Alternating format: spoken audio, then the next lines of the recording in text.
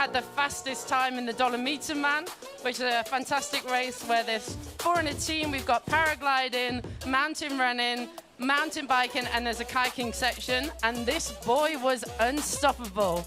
How was the race for you? Yeah, it was crazy. I paddled like hell, and yeah, now I'm trying something different. Let's see how it works out.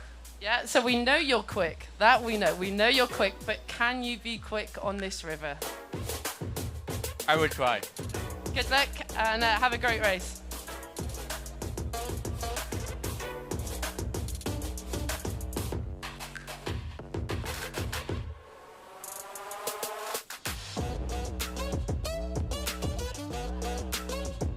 Right, and we're going over to one of our main sponsors, as David Bain with NRS. David, you haven't been racing for the last couple of years. What have you been up to? Well, we've been training really hard for 4 years now, coming back to UTZ. Yeah, so trying to go kayaking here. Okay, and how many NRS athletes have you got competing this year? I think we've got about 14 or 15 here today, so a pretty strong contingent of NRS paddlers, and most of those guys came through to the finals today as well. So yeah, it's going to be a hot final. So you can't put your money on yourself, but if you had to put your money on one member of your team, who's it going to be? Well, it's going to be tight. We've got Andy Brunner, that's obviously had some incredible races this year so far. We've got Kaylin that pulled an incredible run yesterday, and obviously the Voorhees brothers are pretty strong too from their Norfolk Championships racing as well. So I wouldn't be able to say who's going to take the win, but I think we've got a good chance of having some NRS paddlers in the medal table. Okay, well, good luck to you and all of your team.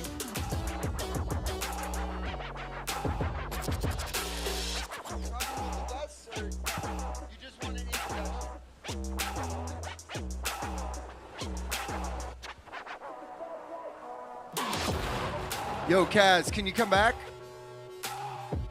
All right, you ready? I was just trying to find some of the women athletes that seem to be disappeared.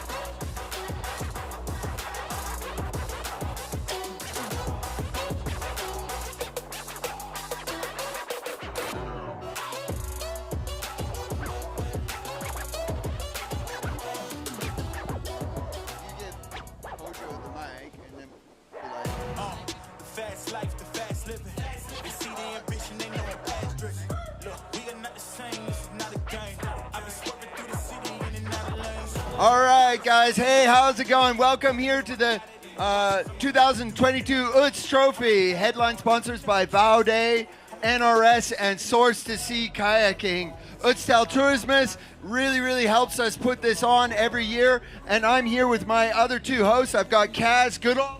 Hi, welcome everybody. I'll be going out around talking to some of the athletes as well. I've been around already this morning and they are super hyped and raring to go. So it's going to be a great race today.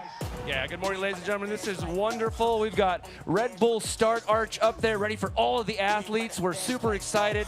Several guests are rolling in right now to watch from the shore. This is going to be a great race. It's the second year of the OETZ Trophy here in the beautiful OETZ Valley in Austria. So guys, stay tuned with us all day long. We're going to be off and on. The schedule will be coming up on the screen. You will find us first running through the top 80 athletes that qualified yesterday. They're going to make a time trial down the Wellebrooker Rapid here. It's going to be good, it's going to be hard, and it's going to be nasty. And after that, we will be shifting to some head-to-head races where we're going to have the top 12 women and the top 30 men going head-to-head, one after the other, down this rapid. Those top qualifiers will then move on to the finals, where we'll have a final time trial to take it all away here in the OETZ today. All right, over to you, Kaz. Okay, at 10 o'clock, we're starting off with the men's semi-final, and we have got an all-star cast of 81 athletes who are going to be trying to lay down the fastest time. This is just counting their first one run and the time, and whoever, the top 30 are going to go through into the final. And what a lineup we have got. We've got from all different countries, not just from Europe, we've got from all over the world. We've got 26 nations. Can't wait, can't wait. And there's some amazing kayakers out there, both in the men and the women's category. It's going to be spectacular to see. We got a couple people. We got guys from Chile. We got guys from Venezuela, Colombia, We have Norway. We have, we're on Spain. Of course, we've got some top athletes coming out of the USA. Yeah, we got North and South America athletes all the way from down as far as Patagonia and Argentina. Of course, we have the winner from last year out of North America. And this is going to be great. So stick around. We have the quarterfinals coming up, and then the head-to-head. And the head-to-head is a great format. It's very unique to this race, where the two paddlers race against each other, and then they'll take the top out of there. It doesn't matter how fast they go. Time-wise, it's just who beats who. And then we'll take the 3 lucky losers. So if you get stuck up against somebody who's really fast, but you still had maybe the fastest time on course, you get to go on to the next round, and that's going to be a great cut. Yes, and then it will be all up to the final run. One run and done. That will be that. Fastest guy takes the prize today. I believe 2,000 euros are up for grabs for top place, and it's going to be really, really exciting. We have coming up also, we'd like to thank our safety team out on the whitewater. We have the local water safety, water rescue guys helping us out. One of the big kayak clubs out of Munich, the AKC, they're also helping us out with some specific kayak safety there. It's going to be a safe, fun day today, and we hope you will join us today on the live stream. We will get going here in about 7 minutes. So when we go onto the live stream, if you are unfortunate enough not to be with us today, well, the crowds are coming in, but if you are watching us from home, don't forget to click and donate. The live streaming is one of the bigger costs here at the event, which has been fantastically organised by Thought to See. So if you are watching at home in the comfort of your sofa, don't forget to donate so that things like this, the live streaming, can go ahead each year. Awesome. So stick around, ladies and gentlemen. We are on our way here. We are almost 5, maybe 6 minutes away from the start of the 2022 OETZ Trophy.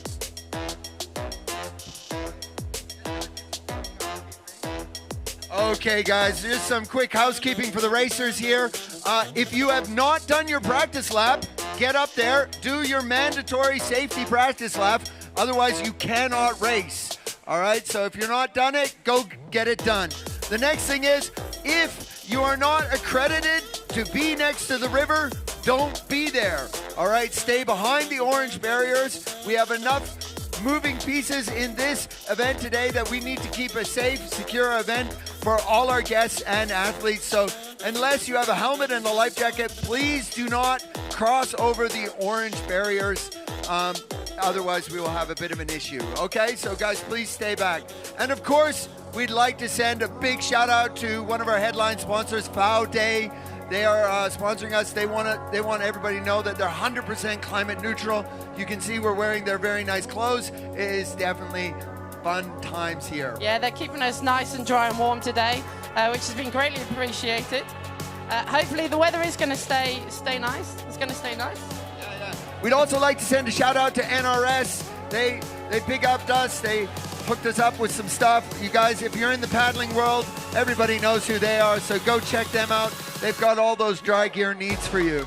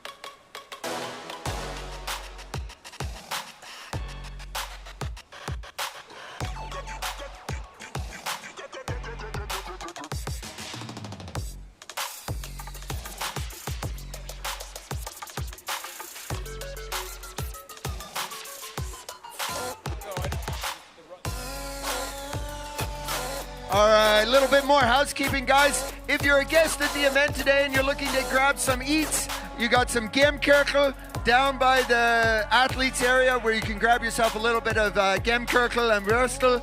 Also there, you're gonna find one of our sponsors, Solch beer brewed with the water of the river. So that's also pretty good. There's also a bunch of Red Bull down there. Athletes, you know where to find your stuff, so go check that all out. are going to start off. So we forgot to mention, actually, Hojo, today we actually have 81 starters happening in the qualifier. That's right. We had a tie for the 80th place. So instead of trying to do some sort of tiebreaker, they just decided to be equitable, be happy, bring the extra racer, and just carry both of them through.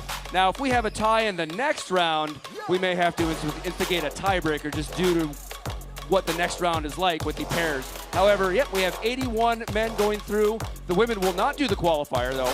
They're going to go straight into their head-to-head. Yes, that's true. The women will just be going straight ahead with the 12 qualified ladies into the head-to-head. But Hojo, let's talk about that tie. That tie is amazing. If you think about how hard this course is, and they tied right down to 100th of a second, it's amazing that somebody managed to actually make a tie. I wouldn't definitely have not bet on that one. Absolutely, and the accuracy of the timing system is very good. They break a beam at the top and they break a beam at the bottom. So this isn't just hand signaling or any sort of tap a rock kind of thing. This is legit, really precise timing.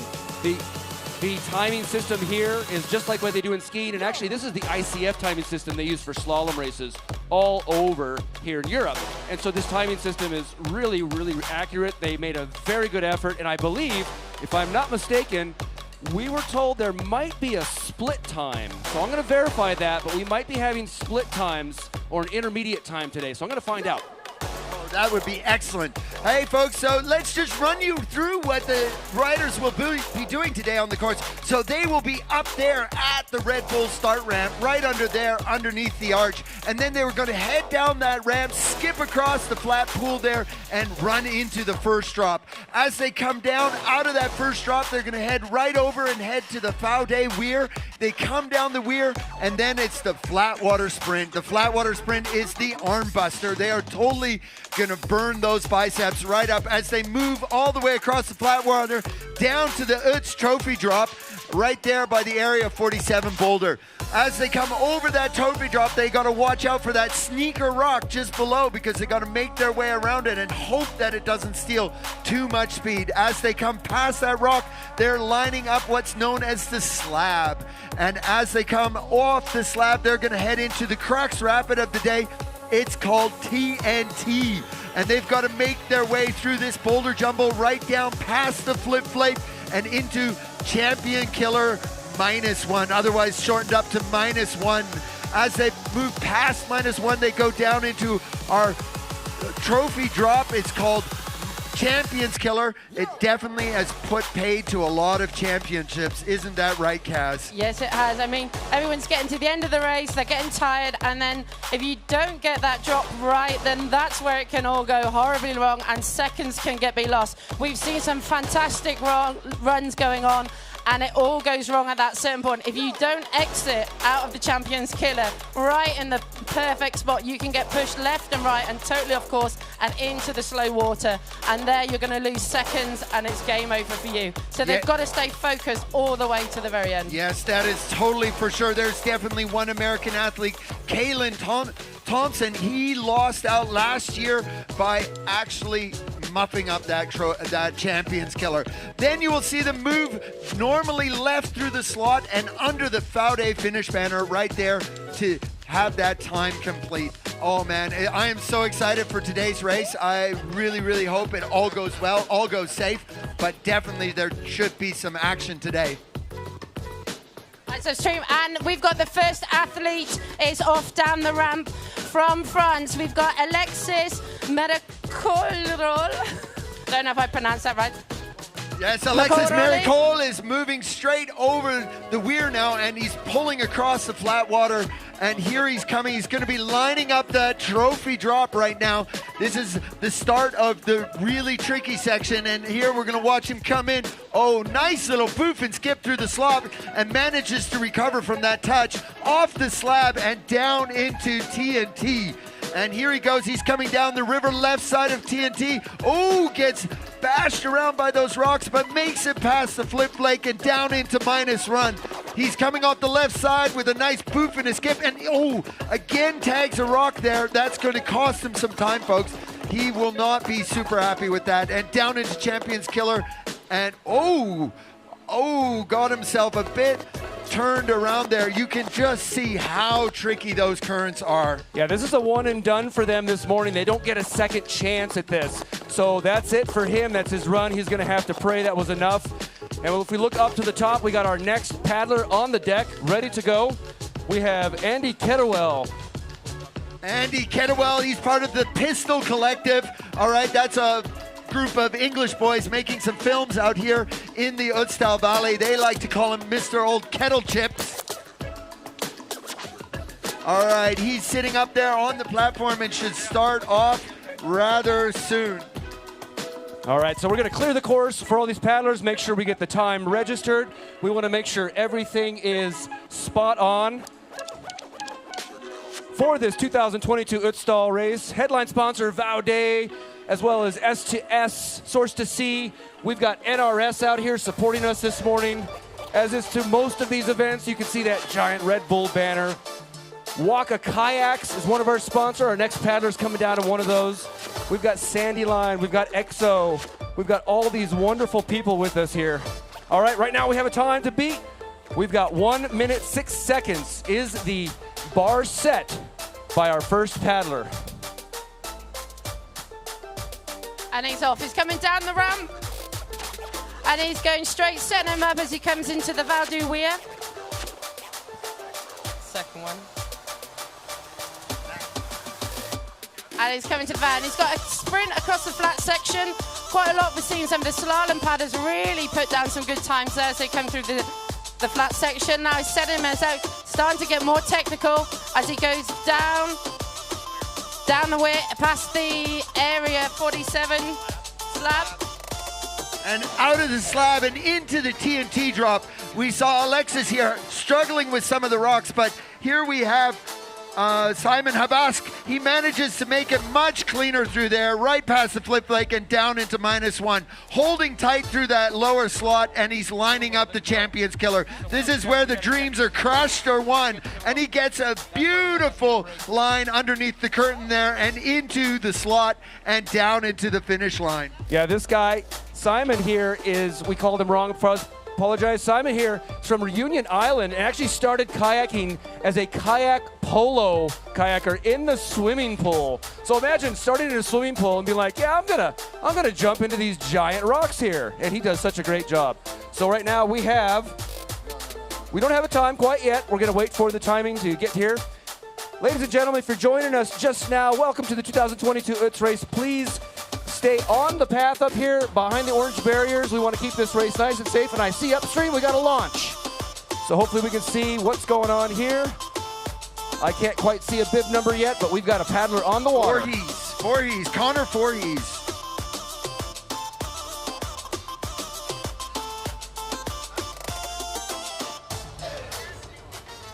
All right, we apologize here. We've got the wrong order on our computer. Now we've got Simon Habask coming down.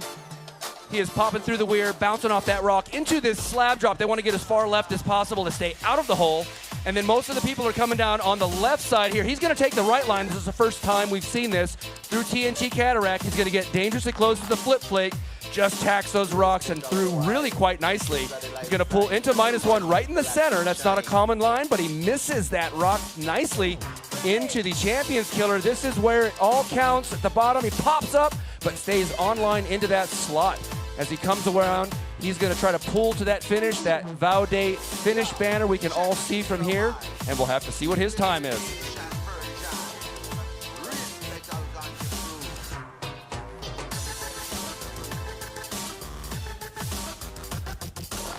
All right.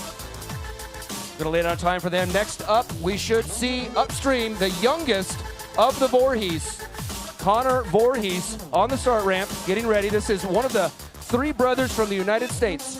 Hey, Luca, can you come and see us here at the moderator desk, please? So Connor Voorhees, 19 years old, out of Boise, Idaho. This is the family that has taken over control of the North Fork Championship. He just failed to qualify this year for the Jakes race, so he is gunning here. Yesterday, he was sitting in around 112th place in his first lap and managed to come back and qualify into this quarterfinal. Here he comes, down through mandatory left into Vaude Weir. Going to pull that stroke off, trying to avoid that rock. Just a slight tap into the slab. Nice move there, and he's probably going to move to the right side. So he's choosing this right line, very far right, tapping a few rocks coming through, and now he's into the TNT cataracts, through that quite nicely, and into Champions Killer -1. He's going to boost stroke over that, trying to avoid that rock, and cannot, unfortunately, gets a little messed up here. He has just a few more moves to make before he comes to this finish line. Into the Champions Killer, pops up. He's going to have to move left and then right through that slot and then burn to the finish. Connor Voorhees of the United States, ladies and gentlemen. All right, we're just, the timing, it's all there. We're just trying to catch it up and get it online. They have a little bit of trouble with their online connection right now, but it's all there. Don't worry, folks. It's coming to us rather quick. So that was Connor Voorhees. And up next, we have Samuel Fruchtad from France. He just launched off the ramp and is coming across that flat water pool at the start, moving down through the first drop and into the Pau de Weir. We will see him slide down the center, boost that slide, and now he's going to pull hard across the flat water. The race definitely might not be won here, but it definitely can be lost if you don't have nice, clean strokes and conserve some of that energy for this lower part of the course. Off the trophy drop, gets pinballed around in the rocks below. That's definitely going to cost him, but he sets up the slab quite nice with a little boof. Looks like he's going to be heading down the center line. This is a new line for us. Not coming from the right, but down the center into TNT and past the flip flake. Little skip there, managed not to touch any of the rocks. As he comes through -1, he's got to really push on now as he sets himself up. And as the lower water is definitely giving some of the athletes some trouble. They're coming out all different angles, but he's looking as making a good run as he pushes on down to the finish line. And it's got a time of 1:08, so they're currently in 5th position. Yes, so we finally got our timing computer updated here. We have Andy Kettlewell right now in first place with a 62.53. 62.53. We will definitely see these boys as they move into the faster riders go under 1 minute. That is for sure. And off we've got Romano Gueret from Switzerland. And he's going to be putting in a fast sprint as he comes across over the flat water. The next one is the trophy drop. Down into the trophy drop. He's going to be lining that up. There's sneaky rocks down underneath. They definitely cause the riders to pinball, but not for Samuel. Yeah, in the lower Romano. water. It's been the lower water's making the course super technical, and it's really pushing the athletes to get a really decent, good, clean line without getting slowed down by any of the rocks. But he's making a fantastic job as he comes through. -1, just skips off through the rocks. Yes, and as he goes down into Champions Killer, Romano last night drove all the way back to Switzerland to get his diploma in engineering and then drove back again. That is dedication, folks. That man graduated, qualified, then graduated, and now is racing. And now he's just put down a great time of 1:03, taking him into 2nd place. Excellent job from you, Romano. There we go. And up next from Italy, I believe. Daniel Haller. He's a boy coming out of Murano, old man on the racing scene. He's been around at these races for quite a few years here. I don't think he's that old. As he's going, Daniel's a great guy as he's coming down to the Val du Weir, which will take him onto the flat section. He comes out nicely out of the Weir, setting himself up. Now he's going to start to get technical. Yes, he's going to line up here into that trophy drop, folks. There's a lot of seconds to be lost right here underneath the trophy drop as you come through that slot, taking a big hit off the rock, but getting that slab nice and clean. Fighting back over to the right for the right-hand setup on TNT Rapid. Great line through the entrance, but getting pushed wide and hitting the flip flake and managing to keep that in control. That's Zion Creek right there from the EXO, one of our sponsors. A great boat, obviously. Yeah, it's a great boat, and I think it saved him a bit there as he came a slightly different line from some of the others. As he goes through the small slots, as he goes towards the end, will his time be good enough to keep him in the final? And his time of 1:02 takes him into 2nd place. Well done, Daniel. Excellent job, Danny. He's still not comfortable in that seat, that's for sure. Only the top 30 will move through to the head-to-head of 15 races. So he's going to be sitting a little bit hot, I feel. Starting now, we've got Oscar Henry coming down in one of his Prana kayaks. Heading into the Vaude Weir, he's coming off a beautiful center line with a good boof and skip to carry him into the flat water. I hope he doesn't feel that lactic acid burn too much. He's still got a complicated set of rapids coming up below. He has, as he comes down the trophy slot, a lot of them are getting bashed around with the box there, but that was beautifully clean, untouchable over the area 47, and he's using the rocks to his advantage. Let's see how he goes as he sets himself up to come through the TNT. Here, there's a couple of lines, but you've got to make sure you get the fastest one to stay in the winning. There he is. We had a split time. He's 2 seconds off the pace at the moment, and is looking like he's going to have to power through hard in this lower section if he wants to bring himself into a qualifying seat.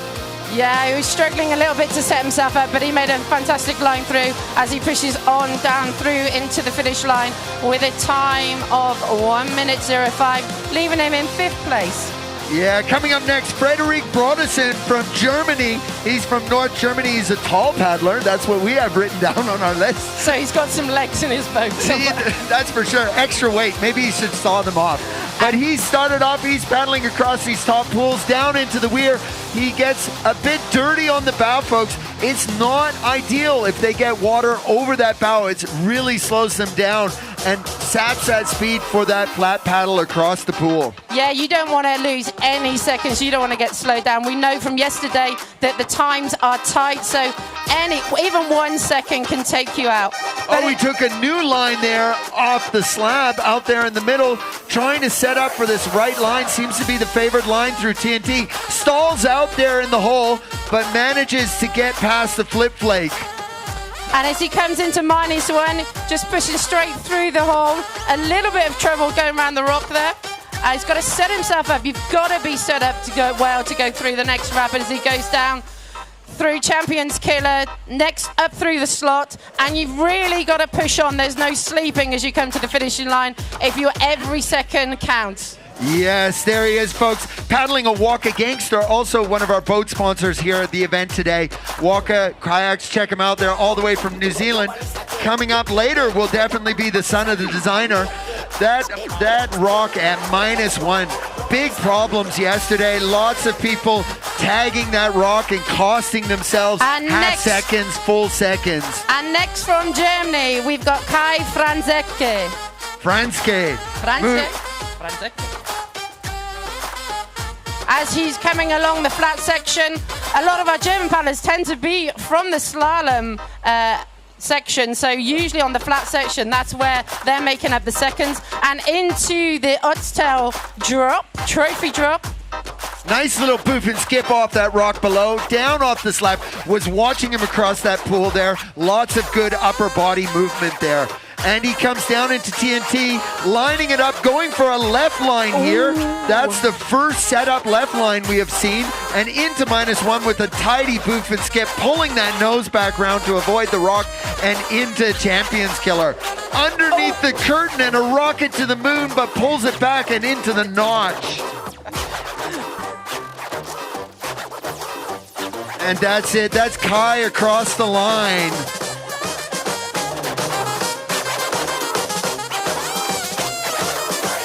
There we go. All right, next up at the start ramp from the United States, we have Mr. Wes Dixon out of Washington.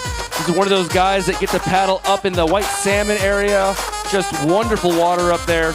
Wes has come to this race a couple of times. He is getting ready to drop. And let's watch him as he comes off of this start ramp. There's a beam just a few meters down. Breaks the beam and his time starts.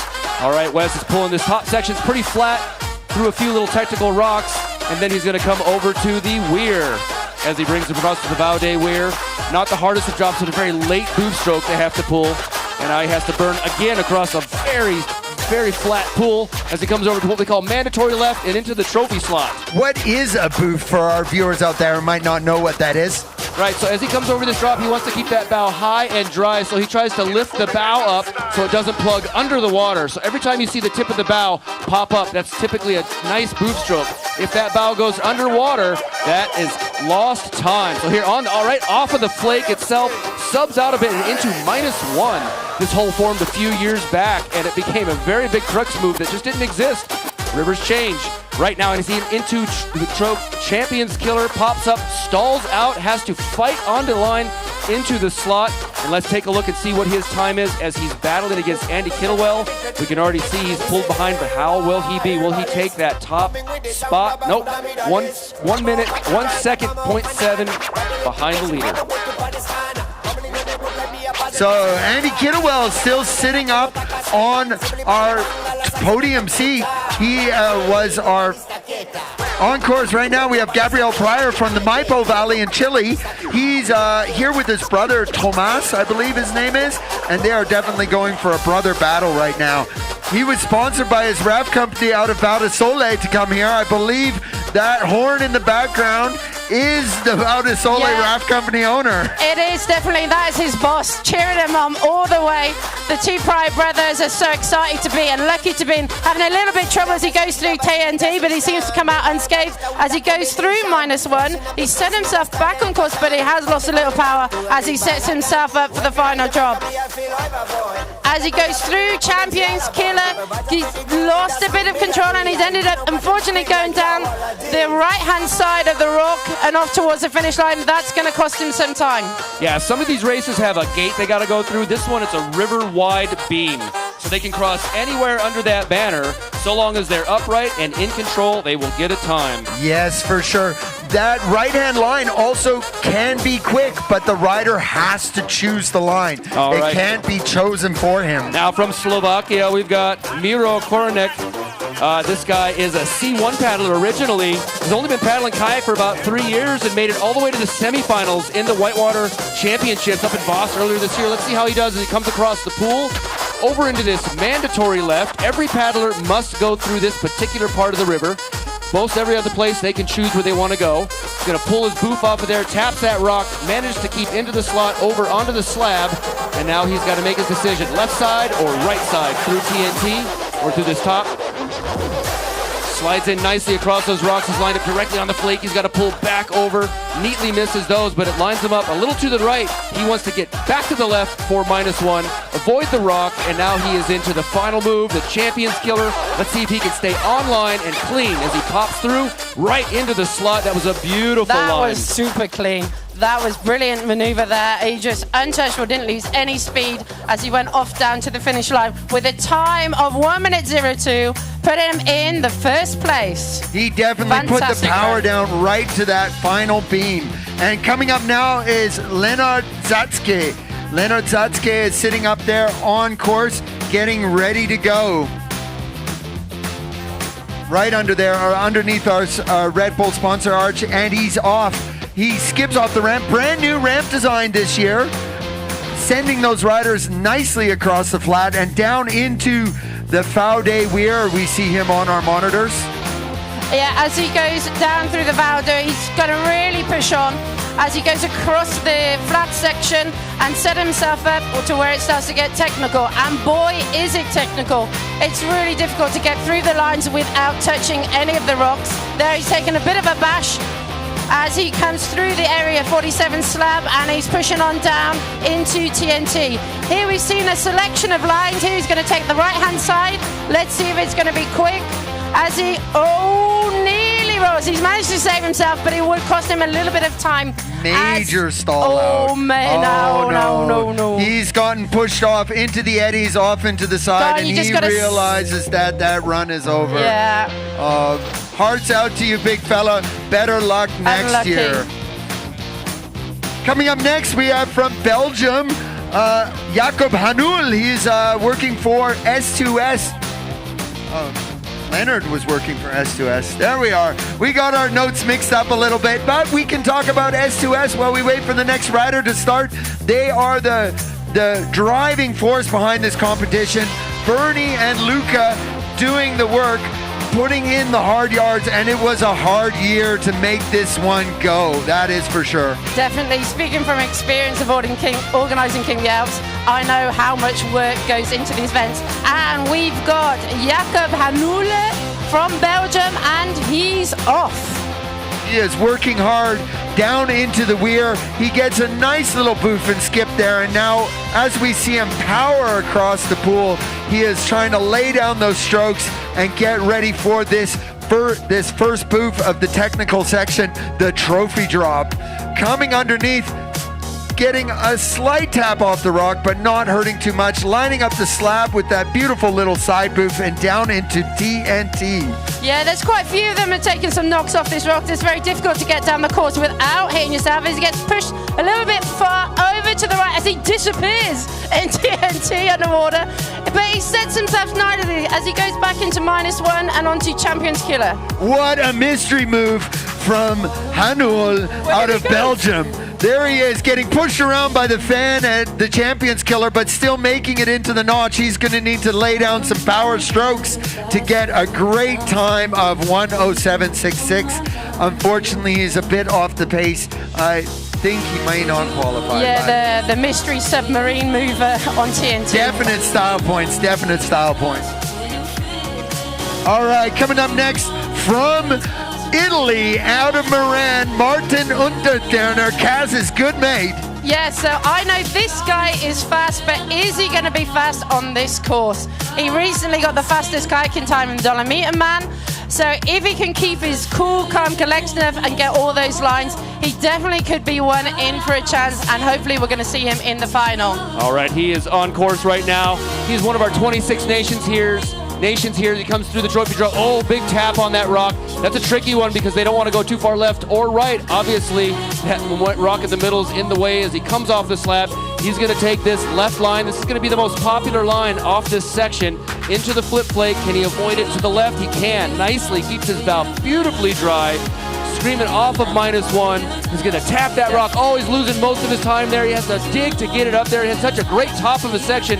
Can he recover in the bottom as he pops up big, getting sideways against the rock? And he's been pushed over, unlucky, over to the right-hand side. He got just a little bit too much air as he came out of the Champions Killer, and he goes over the line. He's got a time of 1:05. Is that going to be enough to keep him to the final? We'll just have to wait and see. I'm not so sure about that. I'm not so sure. But faster teams, everybody is seated in reverse orders from the qualifications yesterday. So the fastest paddlers will come last. Coming up next, we have Victor Leggett. He takes away this year the title of Old Man River. Yeah, he is the oldest man on the course. A grand old age of 52, a Czech guy. Originally started off in slalom. We know he was an amazing slalom paddler, and he's been here on the extreme kayaking scene for quite a few years, and he usually puts down a pretty good time. Let's see what he can do today.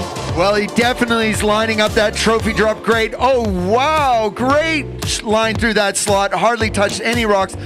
I mean, obviously, he's paddling the boat of his own design as the owner of Zet Kayaks.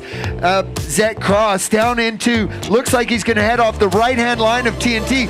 Oh, almost getting rolled and stalling out hard, working hard to bring it back up through -1. Tags the rock below. Yeah, and as he goes down through Champions Killer, we're making for a nice smooth line, and that was a quick line through as he heads through the slot.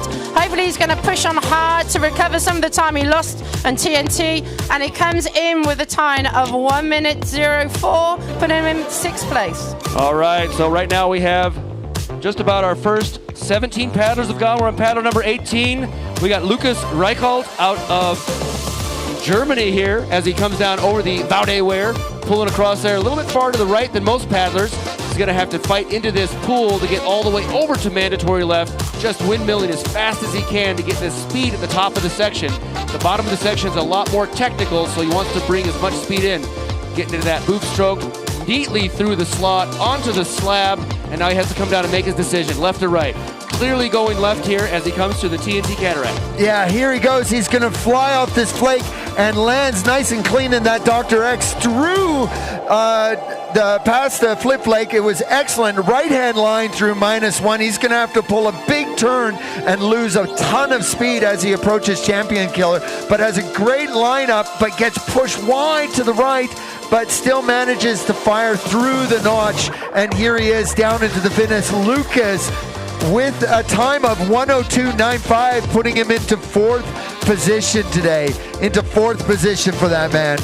All right, we look upstream now. We should be getting ready to see the next paddler, Jakub Stanovsky. While we wait for him, we want to give a big shout out to Red Bull and Vaude as Lucas comes through, or Jakub comes through that Red Bull arch into his start line.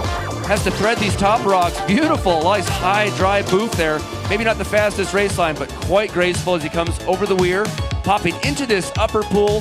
And again, these pools are just so challenging because all you can do is pull as hard as possible. There's no real technicality, and then you have to bring all that anaerobic work into that trophy drop, into the slot, bounces off the rock and onto the slab.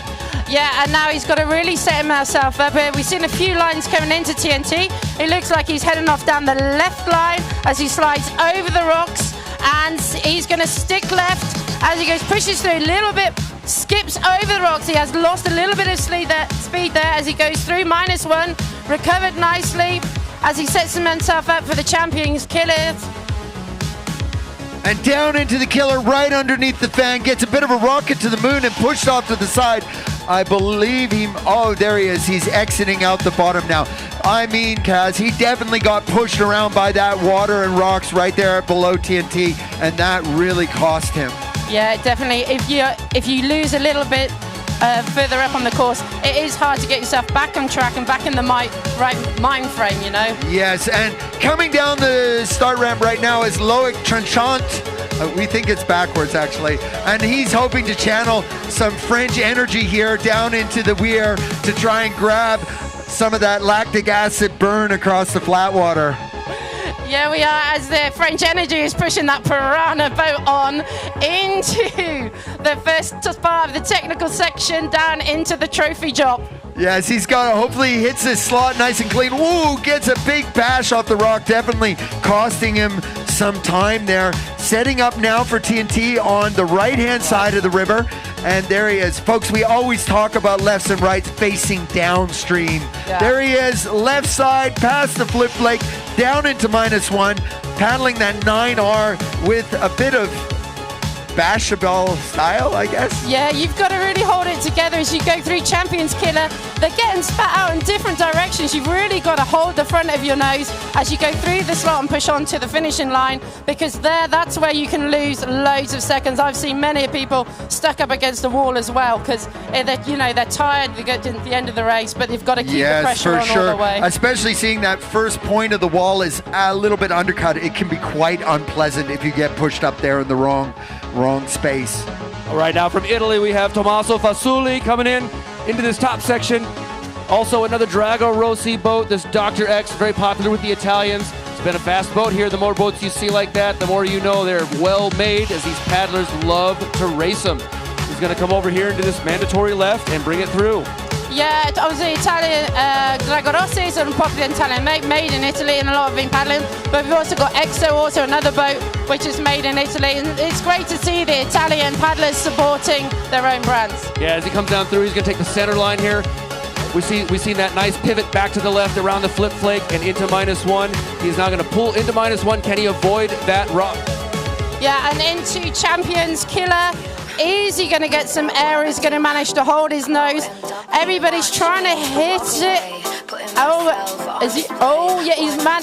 We were just talking about that wall. Yeah, there we go. Up against the wall. There's a lot of flow there, and it's pushing both ways into that eddy. That's not where they want to be.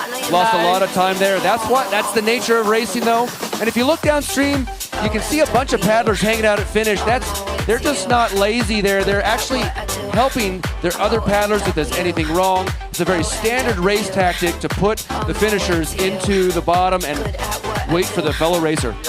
Coming up next, on ramp, starting off is the farmer from the Zillertal. He was out milking his cows this morning, Benny Dorner. He's a man from one of my kayak clubs here in town, Kramsak Kayak Club. Benny, he's pulling his way out of the Faude Weir. He was very, very stoked that he made it into the qualifications today, and he is going to be trying hard up to the trophy drop. Yeah, it's great to see an Austrian paddler here in Austria coming down, making good work of the trophy drop as he comes down the Area 47 slab and moves on, setting himself, taking the right line as he comes down into TNT. Yes, go for it, Benny. There you go. He manages to push himself through there quite nicely past the flip flake and into -1. A boof and a skip in that Spade Royal flush that he gets from a man called Hans Meyer, an Austrian brand. There he is. Oh, taking a big hit and getting pushed into the eddy below Champions Killer. Oh, Benny, that's going to cost you. My heart goes out to you. And since we've mentioned that wall, two paddlers have now hit it. Oh, dear. I hope we didn't put the jinx on, Kaz.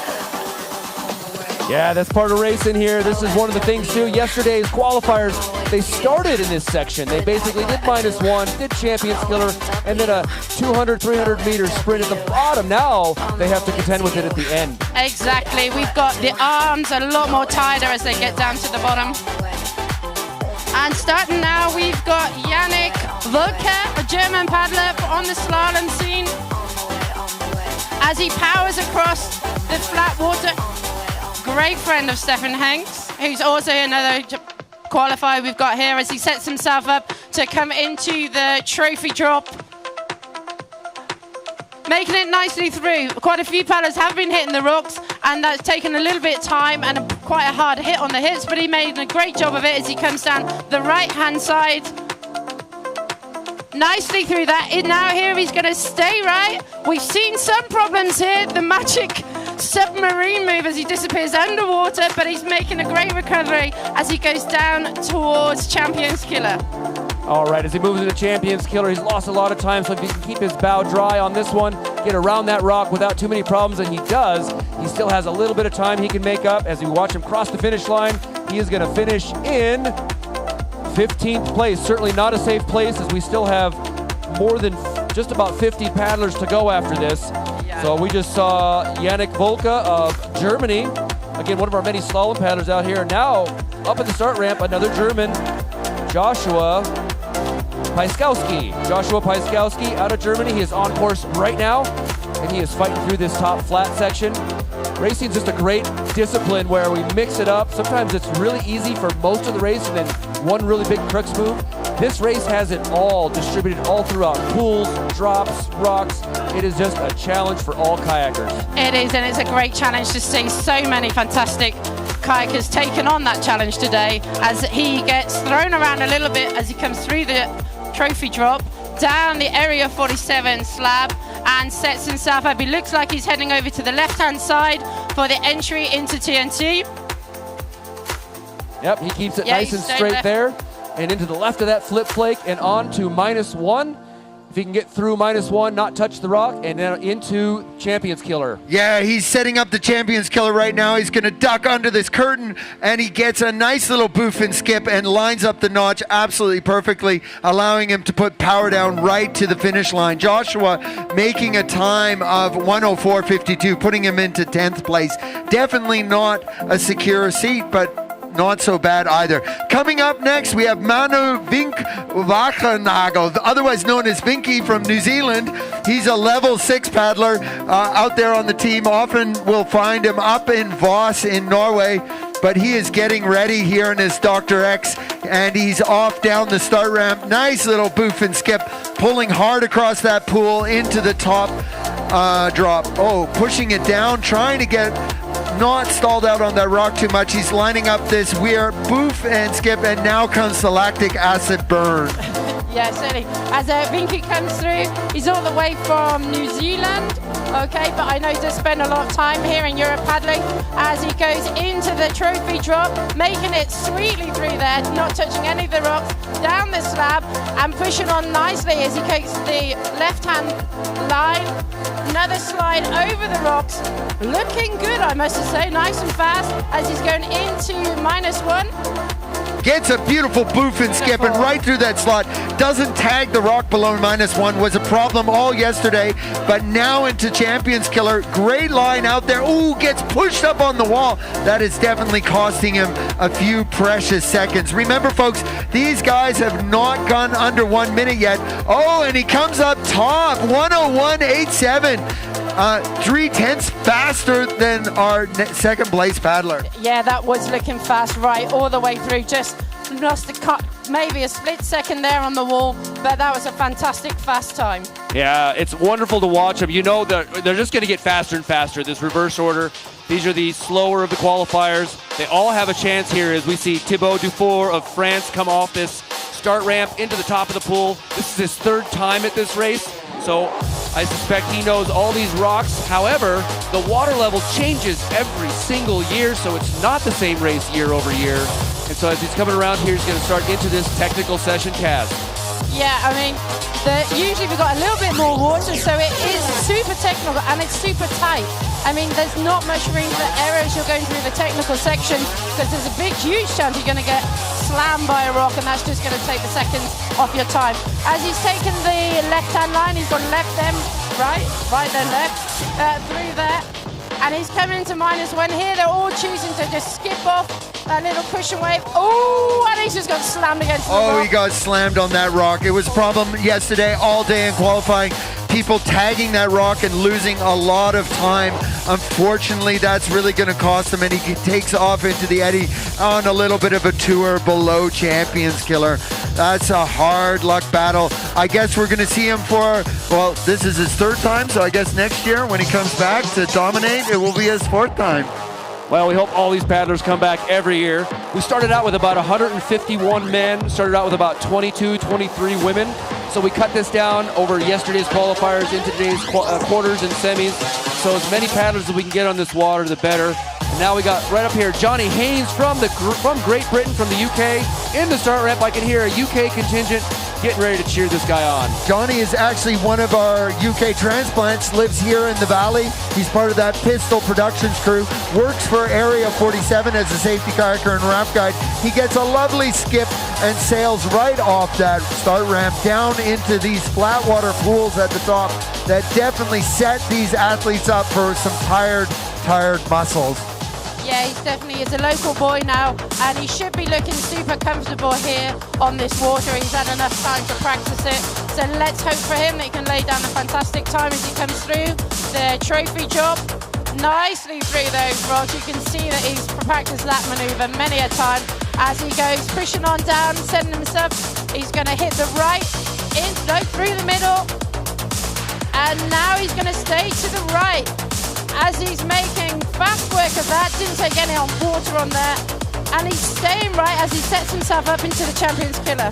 Yeah, into Champions Killer now. He managed to avoid that meltdown there at TNT, bringing it through right neatly into the slot. He's actually on a really good line. He has made very few mistakes despite taking some of the less common lines. So as he crosses the finish line, let's see where he's going to place. Into 7th place. That's a pretty good spot for where he's sitting right now. Yes, I think that's a great spot for him. Definitely showing some home court advantage as he was moving down the river, knowing where those rocks are and how to make those tricky moves. Coming up next on the start ramp, bib number 110, Alessandro Conca from Italy.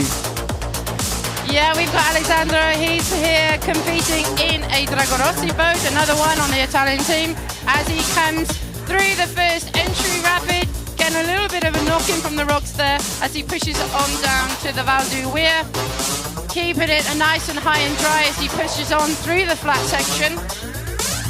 And there he is, burning those biceps across that flat water pool, lining up that trophy drop. He's going to come in and make a nice little boot there.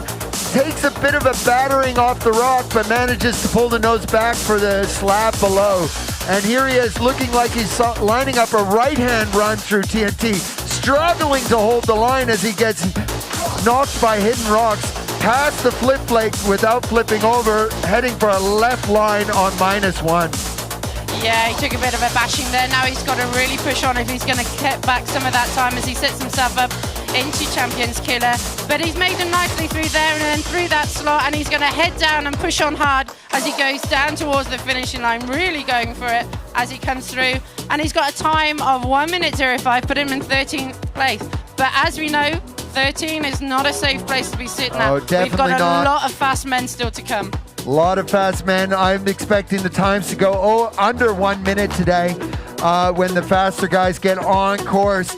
Coming up next, we have one of the guys with the best names out here, Felix Twardukis. Felix Twardukis starting off down the river now. He's coming down here in one of these Exo kayaks. Again, one of our supporters here at this race, along with several other wonderful supporters that bring this race on. Probably the most important that we'd like to highlight is the Utstal Valley here. This is the Uts Trophy here on this Vellebrücker section of the Utstal River. All right, as he comes through the trophy drop, going to squeeze into that slot, banging off the rocks, over to the Area 47 slab. He's going to bring down that slab and then bring it into the TNT cataracts, taking center line here as he comes around to the flip flake. As he comes down through TNT, he's taking the right-hand line, has a little bit of trouble there, nearly knocks him over, and he's going to push on, skips over that between the two rocks, and setting himself up nicely for the Champions Killer. Hopefully he can hold his nose and get a good line. Remember, the exit out of this is super important. There's not much room for error as he makes it look easy as he's going on down to the finishing line. Is his time going to be good enough to keep him in the final? 11th place, as we know, 11th place is not that safe. All right, next up at the start ramp, we have one of our local heroes here, Adrian Mattern.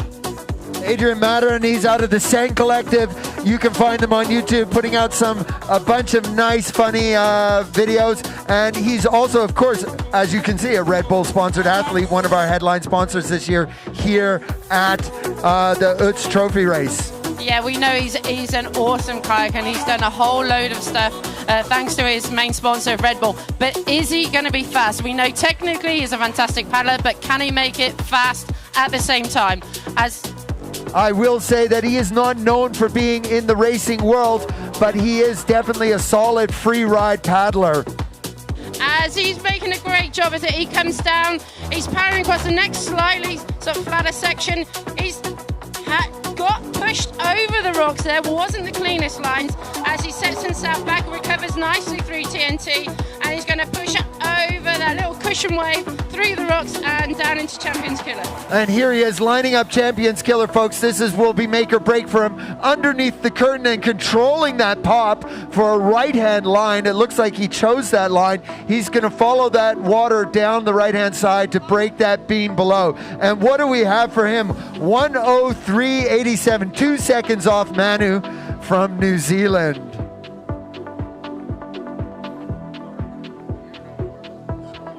All right, on the start ramp now, looking upstream, we've got one of our Spanish paddlers here. Again, we have 26 nations represented here in the full race. It's wonderful. We see Mark Nunez come down into the start. Beautiful start into this top section through these bouncy rocks here and into the Vau de Weir. This isn't the most technical of drops, but it really can mess you up depending on where you land that boat, so they're going to be very careful. Now he can pull as much speed as he wants across this flat pool, and then he's getting into the full-on technical section.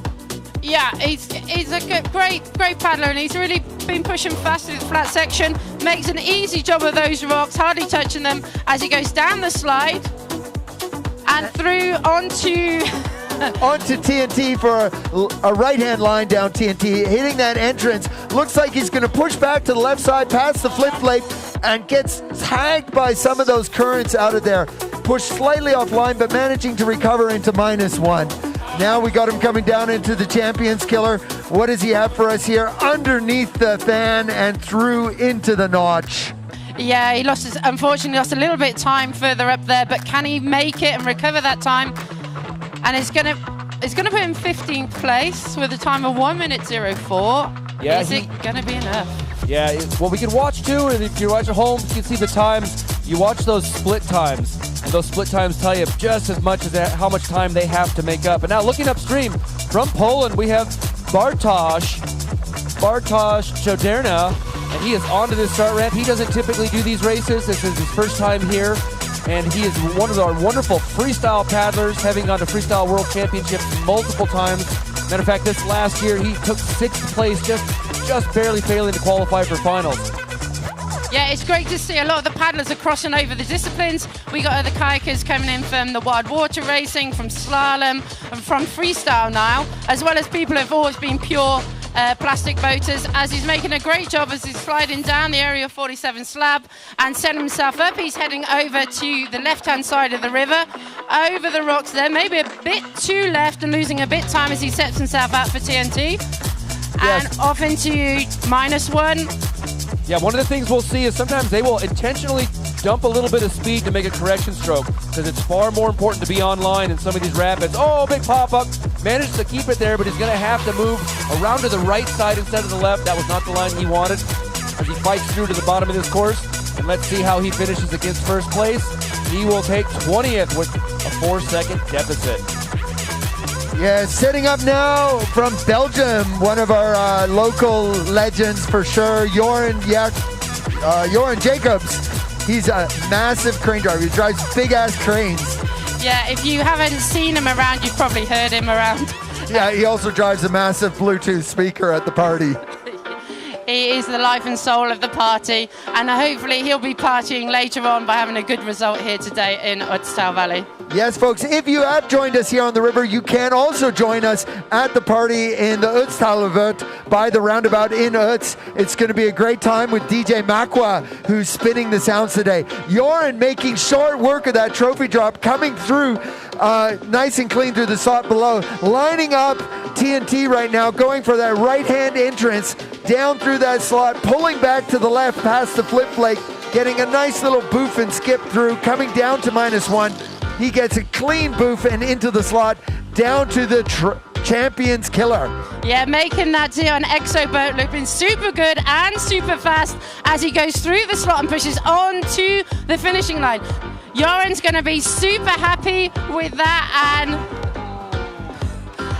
I know his sponsors at Level 6 are going to be happy with that as well. Putting him in first place is Joran Jacobs. And that's what we look for, ladies and gentlemen, as these racers go on. We expect to see more and more times. We haven't broken a minute quite yet. Maybe this Venezuelan paddler, Luis Manuel Erazo, will do that for us as he launches the ramp.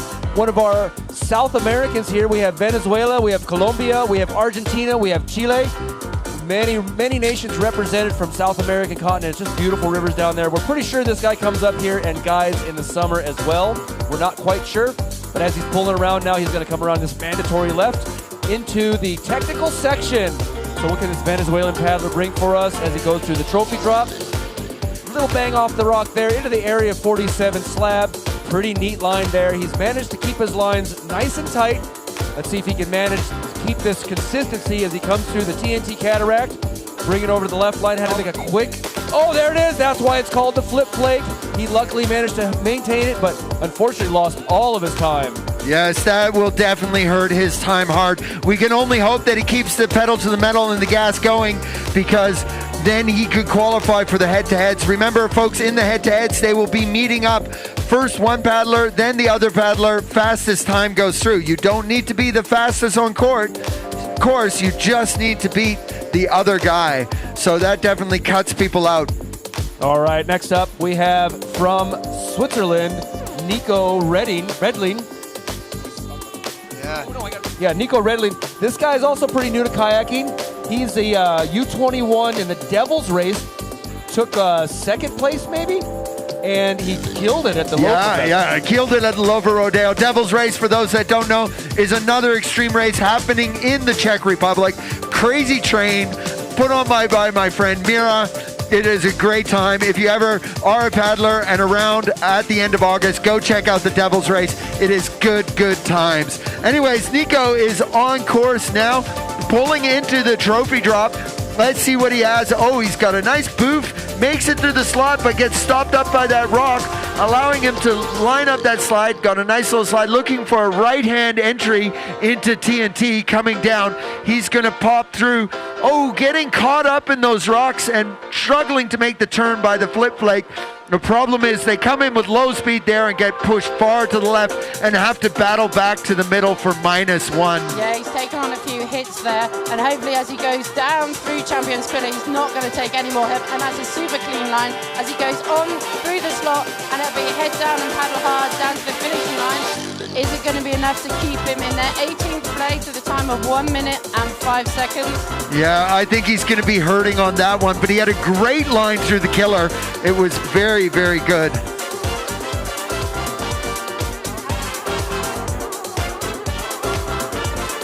Joachim, this is Joachim Fontaine-Masso. Joachim Fontaine-Masso. This guy took first place, world champion 2017 in freestyle kayaking. He made the semifinals this year in World Championships. He's one of our just greatest freestyle kayakers on the circuit. He is now coming out doing these races. He's out of the Sort, Catalonia area. They have just beautiful rivers there. So wonderful big whitewater coming through the trophy drop into the slot. Pretty neat through there, one bang off the rock, but he keeps all the speed into the 47 slab and onto TNT. Yeah, he's got some excellent speed coming then, and this could be giving Jorn a run for his money because we've got a fast time coming through, and he is pushing so hard as he comes through into -1, just pushes off that cushion wave through the rocks and setting himself up nicely for Champions Killer. Yes, paddling that EXO Zion Creek, a new boat out this year from EXO. There he is underneath the curtain, getting a bit of a rocket to the moon there, but managing to hit the notch quite nicely. And Joachim comes under the finish banner at a 1:04.02, putting him in 11th place. He's going to be reasonably happy with that, but he's definitely not going to be comfortable for the next hour or so as the faster riders start to hit the course now. Paolo Ronga from Italy, another Italian paddler, is well represented here today, the Italians, heading down the course in that Piranha Scorch, the new boat this year from Piranha. Yeah, we're seeing a lot of Italians. Most of them coming over from the slalom disciplines, and now they're probably getting into their extreme racing. And so they should be able to put down a great time here today. Let's just see on this top grade water if they can get the lines nice and neat, nice and tight as he goes into the trophy drop. Yes, a sponsored sandy line paddler here, coming up to the Area 47 slab, pops down the slab with a nice little boof and turn down onto a right-hand entry into TNT. Cleans that right-hand line. Oh, big piton on the flip flake. That is really going to cost him. Boy, did I ever see that head move. My ankles felt for that boy. That was definitely... Oh, comes upside down. This is our first major flip we've seen in the Champions Killer. Managed to keep online, but that lost all of his time. And again, this guy is coming up, should be faster as we go along in the day, and he is not going to be happy with that. Definitely not going to make a top slot at 27th place. All right, ladies and gentlemen, we are here at the 2022 Utstal Trophy. Everyone, I hope we're pretty happy here. Take a look around you. We're in the beautiful Alps of Austria. Yes, for sure. Here in the Utstal Valley. Here in the Utstal Valley. As these paddlers coming down, I want to get a big cheer. I want to get this crowd riled up. So let's hear it. How many people here are from Austria? Let's hear it. How many from Austria? How many from Germany? How many from France? How many from Europe in general? How many from Europe? Come on.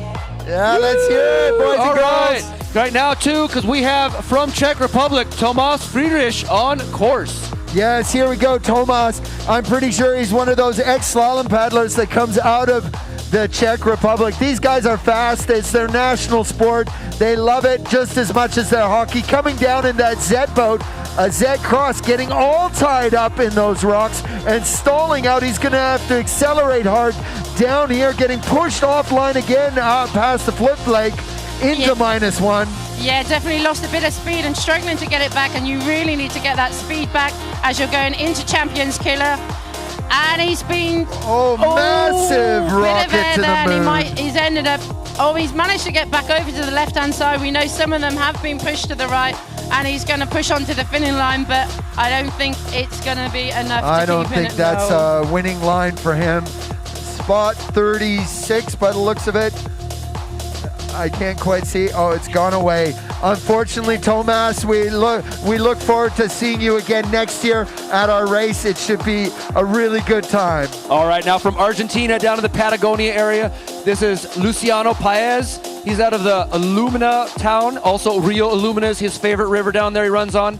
So again, this is one of 2 Argentinians that came today, and this guy managed to make it through to the quarterfinals. Now he's going to pull through this flat section as he comes across into the technical side. We're going to watch him come through this trophy drop. This is one of our sandy line athletes as well. Beautiful skip through there into the 47 slab, making everything look pretty clean, but he is definitely gassed as he's coming down through here into the TNT Cataracts. Over to that left side. Can he manage to maintain this line? Oh, getting stalled out, but lining up the flip flake very nicely. Coming down into -1. Little bit of a boof and a skip, holding tight with that Dagger Phantom and lining up Champions Killer now. Bringing in a Champions Killer, looking for that hard boost stroke, pops it up just a bit, but manages to stay on line. He doesn't have to fight the wall too much if he can get through this slot, and now just windmill to the finish. Can he get into a higher slot? What do we got? 16th place for Luciano Paez of Argentina. Great job, Lucio. Great job. I hope that's enough to keep him in for today. Coming up next, sitting up there on the start ramp, bib number 86, Danny Gallego. I'm really bad with my pronunciation. You got it any better, Kaz?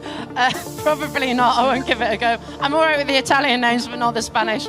As he's coming down the Vado, and he's going to push across the slot. Remember, if you're watching at home, don't forget to donate so we can keep the live stream happening. Share the love, share the joy of the Extreme Kayaking Championships as he comes down through the trophy drop and making a good job of going through those little rocks. We know a lot of paddlers have taken it hard there. He's going to push on hard as he's coming down, setting himself up for the TNT. He's going to go down the left-hand side of the line, controls the front of his bows as he pushes it nicely through. Grant's great line through the lower half of TNT there. Pops a beautiful poof off -1, but tags the rock below. That definitely steals all the boater speed, and they have to fight to accelerate into Champions Killer and making the exit of Champions Killer very tough. Guys, this whole thing, it kind of works like a chain. If you don't get the move before, you can't really hope to get the move after. The pools allow a little bit of recovery, but we are racing, so they have to push hard across those pools, and it's really, really hard work. Yeah, you get a little time to recover, but obviously that's time lost.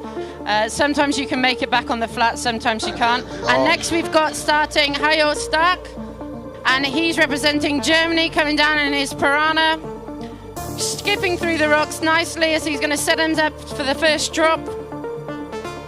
Boom! Off he goes onto the flat section. Here we know this is where we can gain a couple of seconds, especially for the faster, stronger paddlers, as he's coming round into the technical section. All right, coming through the trophy drop. He's going to pop in here, clean the slot nicely into 47 slab. Slides down that with nice precision. He's going to come around the left side here. Let's see as he pulls through these rocks if he can clean right through this flip flake. Gets pushed way to the right. Can he sub it? Can he keep him subbing out? He does. That definitely was an intentional line right. Oh, but doesn't quite clean through -1.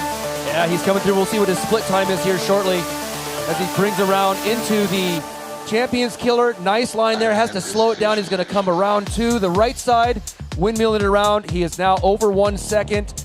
Let's see where he can finish up with this finish time. 8th place. Not too bad, especially given that I believe he wanted to go left on Champions Killer. Yeah, I think he was trying for left, but that like we were saying, that move before at -1 really messed with his head and lost a lot of speed and put him offline. Sitting up on the platform right now, we have Aaron Kendall from Liverpool. Aaron, he's coming off, gets a beautiful start right there in his Piranha 9R. Probably the most popular boat with our racers today. Not the newest boat, but one of the fastest out there on the market. Coming through the Faude, we are pushing hard across the pool, burning up those biceps down into the trophy drop. Yeah, but just because you got a fast boat doesn't mean you're going to get a fast time. That is true. I mean, Anything if can it worked happen. that way, we'd be out there, Kaz, and not talking on the mic.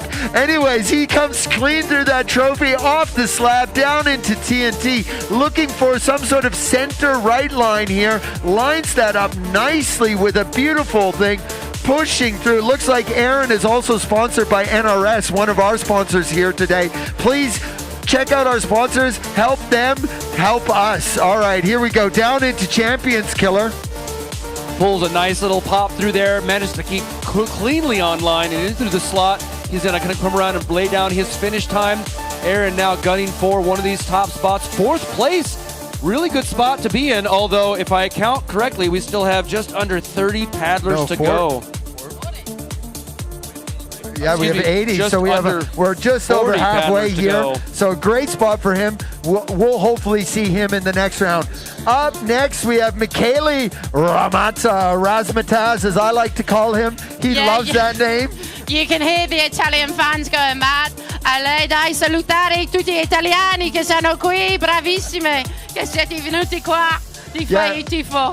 Yeah, Michele is an old man out here on the race circuit. He's the president of the AWP. That's the association that accredits these races. And Michele's been around for a long time on the whitewater racing scene, and he's always there. He's always floating around the podium. Could it be his day today to get another gold? Yes, paddling a boat of his own design through TNT, making that look easy and fast. He's coming down into -1 in that Wave Sport Phoenix. Oh, tags that rock out of -1. Let's see what he has here at Champions Killer. He pushes hard and trains hard, but he gets great line, great skip through the notch. This is definitely a top time coming up here. What do you got for us, Michele? Oh, yeah, go Michele! Taking top spot. Great job, dude. Yeah, there we are. We had the big hands up. Super happy with that. He's going to be super happy with that one. Great job, Michele. Yeah, Every time. he's got a huge amount of experience behind him, this guy. He's been racing for... oh, now we're off. We've got Charlie Nguyen. We got Charlie Wynn of France. Charlie Wynn, again, coming down in that Piranha 9R. Fast boat, fast paddler. He's going to windmill through here. He looks like he may have come out of the slalom scene, just given his form. He's going to just tap that rock before he comes around into mandatory left, into the trophy slot. Can he clean up this slot there? Nicely there. Gets pushed a little to the right and now down into Area 47 Weir. Not the cleanest line there. He's going to have to then clean it up as he comes into the TNT Cataract. And here he comes down that left line on the TNT, gets it nice and clean. Those French guys, they have a great club system. A lot of them end up doing a lot of slalom in their younger years, and it's showing through as he goes through -1 with a great skip and lining up the killer. That booth, gets the rocket to the moon and pushed off into the right-hand line. Definitely not a choice line there. Yeah, he was actually really, really on fire right to that moment, so he's going to lose a lot of time, unfortunately, due to that mistake. And that's why they call it Champions Killer. So that was Charlie Wynn of France. Next up, we will be seeing Jiří Vesina of Czech Republic. Another one of these Czech powerhouses coming online here. We can see him lining up on the ramp, and he's off in, of course, the Czech uniform of the Z boat and Galasport paddles. He's coming down through those top pools, building up that lactic acid in those biceps, because that is really hard work. I cannot stress it enough. It does not set you up nicely for this technical section below, because your muscles are just all spent. Absolutely. These Czech paddlers, almost all of them come out of the slalom discipline, so they're very technical in each of their paddle strokes. They can maneuver that boat as well with their hips and feet quite strongly. He's going to come through the center of this. We haven't been seeing this line quite as much. It does put you off to the side, which is this giant melter. Can he keep his bow dry? He does, but unfortunately at the cost of going up and over that rock. Yes, for sure. Down into -1. You'll notice that he makes very, very deliberate strokes. It's not windmilling like some of the paddlers through here. Oh, big squirt out of the bottom there and into the notch, and he's going to push hard now into the finish. What does Yuri have for us today?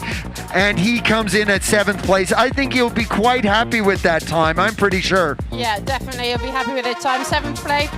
It's it's starting to look a bit safer, 7th place. Yeah, half the paddlers approximately are now off the list, so 7th is looking pretty good now. Top 30 will advance to those top rounds. And Guillermo Soto is on course right now.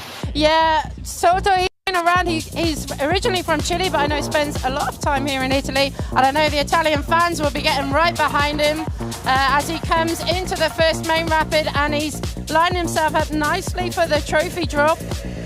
All right, into the trophy drop. Nice clean slot there. Little tap on the rock. Over to this slab. He's going to slide off and set up for this left side here. This has been the most popular side we've seen through the cataracts. Let's see if he can pull left. Pivot back around. Gets pushed way to the right. That may have been on purpose. Up onto the rock. Keeps dry. Pretty clean, generally speaking, if he wanted that side. Over that -1 and now into the Champions Killer. Yeah, setting up Champions Killer and that EXO T-Rex. I'm standing here with Tommaso, the owner of EXO. He's loving watching one of his butters head down the road down there. Great line through Champions Killer. Sitting now in the bottom pool. What does he have for us? 11th place. 103.19. Great job in that T-Rex. Not the fastest boat out there, folks, but definitely, obviously, a good one for him. Yeah, we've got Michele Ramato who's put down such a good time. We're going to start to see, is it going to be beatable? We've got another Italian coming onto the course. We've got Marco Guidi. He's pushing on down. He's another one. He's been on the racing scene for a long time, and he's hoping for a good run today. Hopefully the crowds are going to get below him as he comes onto the flat section. Here you've got to push hard, make up all those seconds as you can, but not too hard, because you still got to have your energy as you hit the technical section. Yes, this technical section right off the trophy drop. Through that slot, nice and clean with some speed onto the Area 47 slab in that Dr. X. He's coming down, setting up for a right-hand entry into TNT, and oh boy, those Italians are getting behind him. Ciao bello, and he says ciao bye-bye to TNT and down into -1. And he's making a fantastic job of that, and he's looking serious. He caught the rock a little bit there as he sets him into Champions Killer. Is he going to kill it, or is it going to kill him? Oh, and he's pushed him straight onto the rock. He would have lost a little bit of time there as he pushes it onto the finish line. It should still get 13th place. He's sitting there on the uncomfy sofa. These are the times now where, you know, as the paddlers start to wean down, you're like, ooh, if I'm not up in the top 5, top 10, it's going to be rough. Yeah, but check out that time. That was a great time from him. Had he not got killed on Champions Killer, he would have definitely been top 10. All right, up we got now one of our... is David Bain from NRS. Yeah, one of our athletes from NRS here representing one of our main sponsors. David Bain has been a paddler around for quite some time. Coming to this river quite a lot of time, but he is just newly married. Oh yes, newly married. Lucky lady out there for sure. He pulls it down into the trophy drop. What does he have here? A boof and a skip. Hits that slot fairly clean. Not the best, but not the worst. Great line off the slab. What has he got for us in TNT? A right-hand line. This is a tough line to hit, but he makes it look butter. Down past the flip flake and into -1. All right, pulling through -1 into that just beside the boof. Gets pushed a little too far to the left. He managed to miss the rock and avoid the pool. Has to make a big correction stroke as he comes into Champions Killer. Keeps a neat line there right at the rock. They want to be just to the left of the rock, just to the right of the slot. Beautiful clean line at the bottom. He should have a pretty decent time. Didn't make too many mistakes. Shows 3rd place for Mr. Bain. Yeah, I spoke to him earlier. He's going to be happy with that, I know for sure. Definitely, you got to be happy. One of those NRS paddlers out there. As we're over halfway through now, don't forget, if you're getting thirsty, make sure you go and get yourself something to drink. Down on the stands, we've got Schloss Beer, local brewery, who's supplying us, keeping us hydrated throughout the event. Also Red Bull, so off we go. We've got Julien Turin from France, making a great job as he comes through the Val du Weir, and he's one of the level 6 paddlers as he's pushing through the flat section, round, keeping the corner tight as he sets himself up into the trophy drop. Yeah, there he goes. He lines up the Area 47 slab. Ben, I was drinking with the rep of level 6. He was telling me some great stories about his paddle team. Anyways, down on the left-hand side of TNT, he comes out nice and clean, is lining up the -1 with a big boof and skip. manages to miss the rock below and down into the killer. What do we got here? He slows it down and gets the pop and the rocket to the moon, but holds the line for the slot. He's going to have to put the gas down if he wants to beat Mr. Ramatsa's time. He doesn't have it, but he does have it for 12th place, 103.13. I think he's going to be pretty happy with that, bringing him in hopefully to the next round of top 30s. All right, next we have Ian Salva Cuevas from Spain, one of our Waka paddlers. See that yellow Waka boat up there? Waka helps support this event as well as many other manufacturers. There he is, pop off that start ramp. That start ramp is brand new this year. Used to just launch off the rock with a little bit of a wooden kicker. And they said, now we're going to make something high class, and all the paddlers just love it. They're through the bow weir, and that's one of the spots where, if you watch on the camera, the paddlers have picked pretty much the same spot. They vary very little margins on that one as he comes through the trophy drop. Yeah, the lines are pretty tight. Occasional rapids, you can go a slightly alternative route, and one might be a bit longer, one shorter, but it's very difficult to tell. As he comes through, he's got on the left-hand side, skipping through the rocks and pushing off around the corner, making a good job of that as he heads onto -1, using that cushion wave to keep his speed up and his bow dry. Yeah, he was just about 33/10 of a second off the pace right there, so if he can maintain this, he's looking pretty good for a top 10 spot. Into that slot quite neatly, but over into that wall. Can he keep it? Braces out of that. Brace when you almost flip, but to keep upright, and he's going to take 4th spot. Man, he might have been 3rd or 2nd. He had to make a mistake right there. This is how tight the race is. For sure.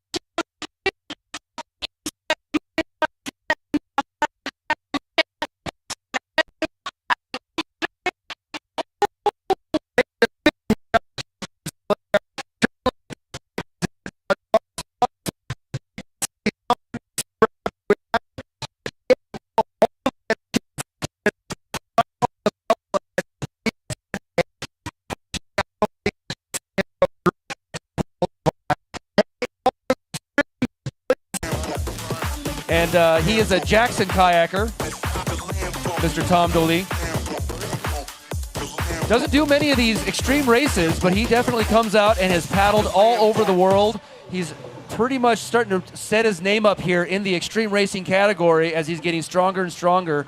He's no longer a junior, although he might look like one. This guy's 22 years old. And here comes Tom Dooley, a friend. Yeah, moving across the pool there below the Pau de Weir. He's lining up the trophy drop. He's trying to, it looks like he's conserving a bit of energy across the top there, but he's coming into this trophy drop. This is a very tricky move to hit that slot clean like he does and down onto the slab. Nice little boof and skip, heading off for a right-hand line down through TNT. Very difficult line to hit. You have only centimeters to make that line, absolutely centimeters. But great up into -1. All right, straightens it out beautifully into -1. Almost into that pool, but luckily skips right into the line, making a quick correction stroke and into this left fan. Keeps his bow nice and clean into the line, taps the rock around the slot, and now a race to the finish. He's doing really good for his time. Can he pull out a top 10 spot? 4th place for Mr. Tom Dooley of France. 1 minute and 0.73. 1 minute 0.73. Great time from Tom Dooley. That is for sure. This is still that 2-second split in the top 5 slots. So we're going to fill that up as we go on. But now we have Jakub Brzezinski from Poland coming off the start ramp. Jakub in a Zet kayak. Yeah, and he's off to a great start as he's come flying down the ramp and he's over to the Val du Weir. Slightly... Oh, having a bit of trouble as he came out. That would have cost him some valuable seconds. He's got to forget about that and just move on to the next section. Hopefully he can make that time back as he comes into the trophy drop. He won't be happy about the first bit there, and he's getting a bit of a bashing off the rock. It's really difficult. If you do have a bit of an unlucky start, you've got to get your head straight to do the rest of the course. Yeah, coming through the middle slot here in TNT. He's going to come right back to the left, corrects that line nicely, skips through. He's going to try to make up some of this time. Let's see what his split looks like. 2 seconds off the pace. Not good for him. He's got a lot of time to make up as he comes down into Champions Killer. Yeah, here he is lining up Champions Killer, pops underneath that fan, controls the spring of the bow and into the notch, clips the wall a little bit, and he's going to lay it down all the way to the finish line with 1:01.82, putting him into 11th place. With approximately 10 paddlers to go, he's going to be feeling pretty good about that spot. Yeah, just as we're waiting for Janos Platner from Germany to start, give a big shout out for all the safety team that have been here since 9 o'clock this morning, stood by the river, supporting our athletes, keeping them nice and safe, sponsored by HF. So a big shout out for the safety team as fireman Janos comes flying in onto the flat session, and he's really pushing it hard, losing and wasting no time as he's heading into the technical section. Yeah, old fireman Jan out of Munich. He's one of the Munich firemen, and there he is off the trophy drop, paddling his Spade kayak. He's also a Spade sponsor boater. There he goes, nice clean line off the slab at area 47. Pops through on a left line through TNT, making it look good with those big long arms, big long monkey arms down into -1. Beautiful poof and skip in that royal flush. What has he got for us at Champions Killer? All right, pulling through. Not quite as far left as some of these paddlers go, but a beautiful flat move through there. Boofed it nicely into the slot. He's going to come up. Let's see what his time is. He is on pace to break this. Let's see where he ends. Third place. Yeah, 3rd place. Janos is going to be absolutely stoked with that. A 59.18 for fireman Jan. Great job, my good buddy Janos from the AKC. Also, some of our HF safety team out there is the AKC club. There's co-president Eric standing down there on the platform. We got Hansa Kolar from Czech Republic. Again, probably one of their many slalom paddlers as he's coming down in this Zet cross over the weir. Really far to the right there, but manages to keep a nice clean line as he skips into this pool and brings as much speed as he can as he comes into mandatory left. Yeah, bringing it in through the mandatory left. Here he lines up the trophy drop with a great boof and a skip. Oh, gets knocked hard by that rock, stealing that speed, forcing a big correction stroke. But he moves down onto the right-hand side of TNT. Very tricky line here to hit, but he hits it beautiful with a great turn to the left, right through, sort of bobbles at the end, but pulls hard to get through to TNT. Oh, big rocket out of -1. Yeah, pops up, almost touches the rock, recovers quite nicely to get back online, over into the fan. Nice flat boof into there and then bring it into the slot, over into the wall, a couple of stern taps. Every little touch takes time away, but he's looking on course to be top 10. So let's take a look here. Oh no! He just lost all of his speed into 20th place. Ooh, but I think he's looking pretty good. We have approximately 10 paddlers to go. I think he definitely had tired arms by the end of that course. That looked like mistakes that you get when you're tired. So now up next we have Super Mario from Klagenfurt in Austria. He's part of the Austrian slalom team. He works actually for the Bundesheer, otherwise known as the Army. He gets a contract from the Army just to train full-time slalom. My good friend Super Mario. He might be a slalom player, but he is no stranger to the extreme voting. Previously walking away with the title of King of the Alps a few years ago, so it's great to see him here on this course here today, and he'll be wanting to put down a great time to secure his place into the final. And he is looking good so far, and he's looking super fast.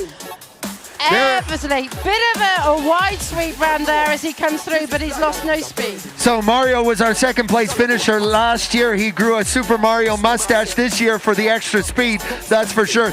He's sponsored by Z Kayaks, paddling that Z5 over the cross. Oh, and he gets smashed in the Champions Killer. Hopefully that has not killed all his chances. Come on, Mario, pedal to the metal. Let's see you finish. What have you got for us? 1:02.47, 17th place. He is not really going to be super happy with that move at the end there, but I think he still may qualify. All right, up at the top, we're in bib number 1 from the United States is Dane Jackson. This is our champion from last year's race. So he was the first champion. He's got his name on the giant cowbell. That's the trophy for this race. So here he comes. This is out of Jackson Kayak. He is sponsored by Red Bull as well, one of our sponsors. Dane pulling off. This is a very fast paddler.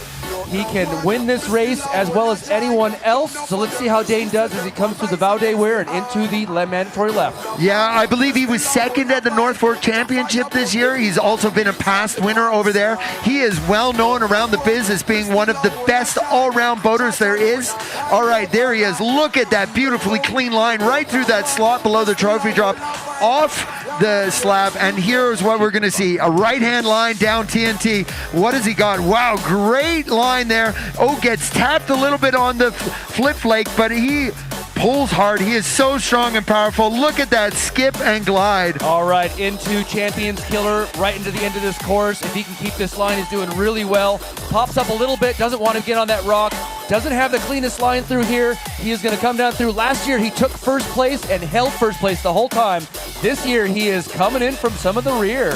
Fifth place, 59.90. Definitely could see the tired arms working down there at the bottom. You could see some of those strokes definitely were working hard. All right. So that was Dane Jackson. Now we got Eric Gill, French paddler. Eric has been a elder statesman of this from France. He paddles all over the world. One of the nicest guys too. This guy just has the biggest smile. You notice though that blue pod, this walkabout requires this pod for the AWP rules so they can paddle with this race. So Eric DeGill coming through into the mandatory left. All right, there goes Eric DeGill. If you guys are wondering why the cable cam isn't operating, we have a few technical difficulties there, but we are working hard to bring as much footage as we can over the live stream. Here we go, pops off the lip into TNT. What a clean little line there, down the right-hand side and back to the left. Eric DeGill making that boat sing underneath his hips. Yeah, he's looking super good in the walkabout there as he's setting himself up to come through Champions Killer.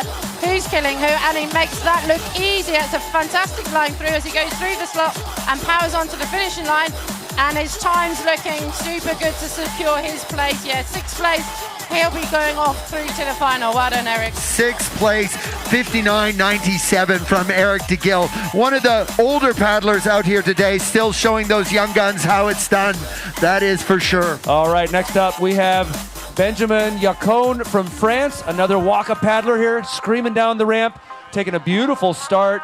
This start section is just a little bony, and so you can really get blown offline just into a pool, so it's not super technical, but man, you still have to work really hard, and he has a very fast line coming down here. He has kept his line nice and clean as he comes into mandatory left. Yeah, he's been keeping it clean. Now he's got to keep it clean all the way through. He's took a little bit of a hit off the rock there as he comes down the slide, using the rocks to the advantage there as he comes on, taking on the left-hand side at the entry rapid to TNT, bouncing over the rock and keeping very close and tight to that boulder. Yeah, he doesn't seem to have lost any speed at all there. This is one of the slalom paddlers out of France. They have wonderful technique as they come through. They work so hard on their paddle strokes, pulling through the fan, keeps it nice and straight, just snakes around the rock. That's a very clean line, and he is coming in to be a pretty hot finish. Can he take over first place? Third place, only 0.6 seconds off of the time, so they're starting to fill in that top 5 time. They are starting to fill in. It's getting tighter and tighter here as the faster paddlers from the qualifying are coming down. Next down the ramp, we've got Mikhail Buchtel, who's one of the trainers from the Czech Republic slalom team. He'll be looking for a good result with it. He's also no stranger to these waters.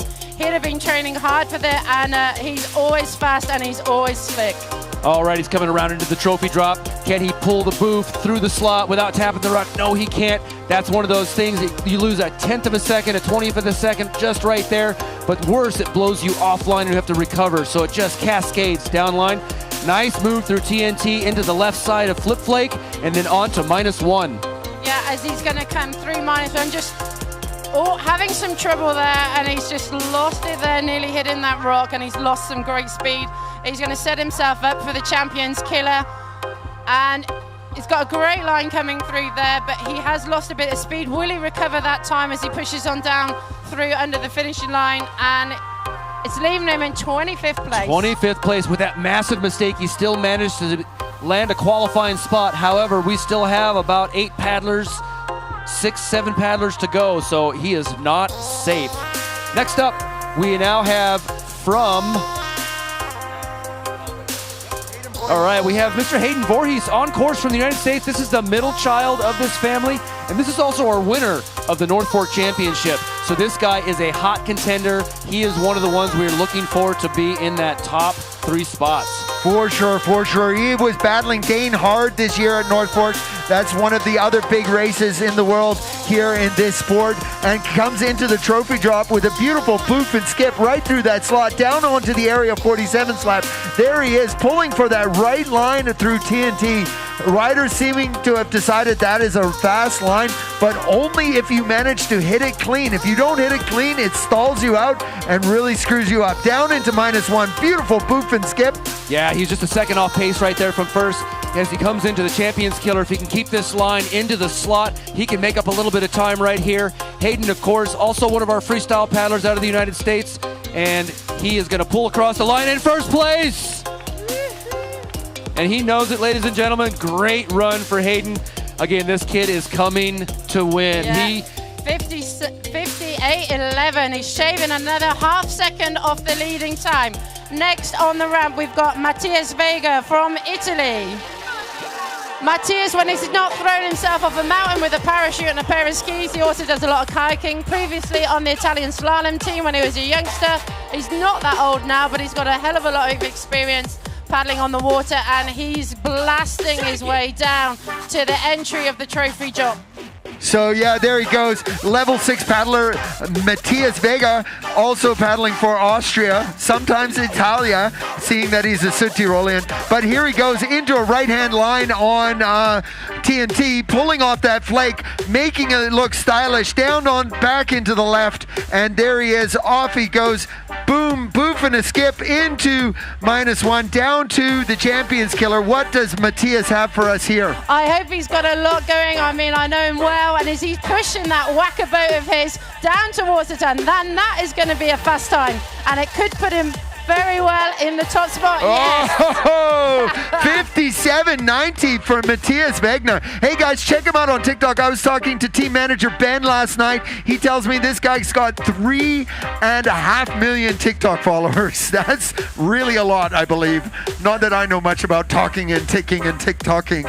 Anyways, coming up next, 3rd place of the AWP ranking right now is Jonas Lemovin from France. He is looking like he is going to pull nice off that Faude weir. There he is. Great burning the biceps across that pool, building up that lactic acid going into the trophy drop. Yeah, he's had some fantastic results. He's had some medals here in this category, so we're looking to have a good round for him. But every round now, the times are getting tighter and tighter, which is going to give us a great final as he's setting himself up. He's got a fantastic line coming into TNT and making it look super easy. Didn't take on any water there as he goes through -1. Stalled out a bit after TNT, but manages to pick it up again for -1 with a great boof and skip. Coming into the champion killer right underneath that fan. Oh, getting pushed hard offline into that left eddy and battling back into the notch. He's going to have to paddle hard if he wants to see a nice time. Coming in at 1:01.99, 19th place. He's at least qualified through into the top 30. Yeah, he's qualified through, and as long as he doesn't make the same mistake again in the final, he's gonna looking for a good run. Next on the ramp, we've got Zach Mutton out of O'Carey Falls in Rota, Vegas, son of legendary designer Kenny Mutton of Waka Kayak. So of course this boy's out there in a Waka Kayak. Took out 8th place last year as he pulls across this pool, pushing a bit of a wake behind him. I believe he's in a Waka Gangster, and here he goes now down into the trophy drop, Kaz.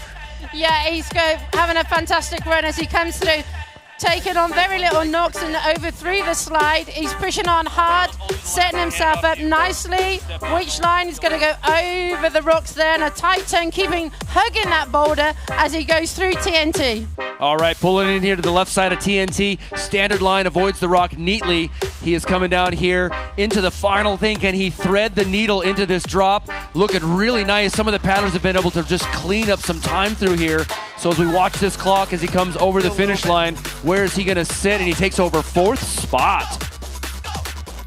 All right, that was great job from Zach Mutton, 58.18. Oh, look at it. It's the local hero from Innsbruck, Andy Piccolo Brunner from the AUT. Let's give it up for the local boy. And here he goes, off down the ramp. Big boof and skip in his Jackson Nirvana. I know his coach is out there. Gregor Beck is watching on with bated breath as he pulls across down into the Fauve weir. And Andy, he's got those bulging biceps. You know all about those, don't you, Kaz? Yeah, the pocket-sized powerhouse is off across the water. I know he's been training hard for this, and he will be so disappointed if this doesn't go well. And he's making it look super good. He's been training hard, probably for the last month, as he's come flying through there. The crowds are all behind him as he's making that look super fast and super easy through TNT. That was largely one of the cleanest TNT slots we've seen so far as he comes down here into the Champions Killer.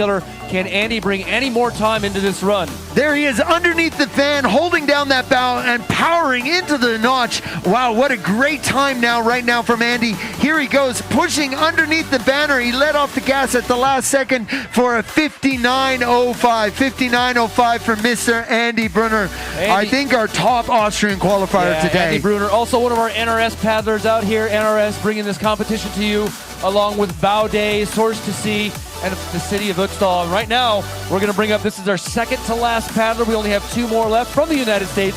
Kaylin Friedensen.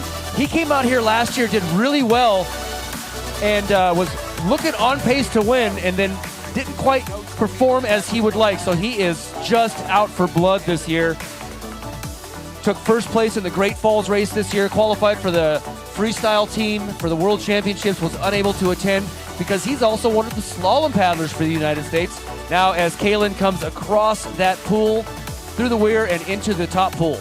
Yeah, he's got a lot of experience. I mean, he did well at Norfolk, so we're expecting some good results from here today as he lines himself up nicely for the trophy drop. Sweet, taking a little bit of a knock there as he comes down the slide and will be pushing on hard, setting himself up as he comes into the entry of the TNT Rapid. He's going off for the left-hand side, keeping close to the rock. High and dry, and just powering straight through that. Another one sponsored by NRS as he comes through the -1 and onto Champions Killer. And here he goes down into Champions Killer. I hope it doesn't kill his hopes. And he has a great line out the bottom and into the slot. I think we may have a top time here, folks. He's pushing hard right to the end. And what does he have for us?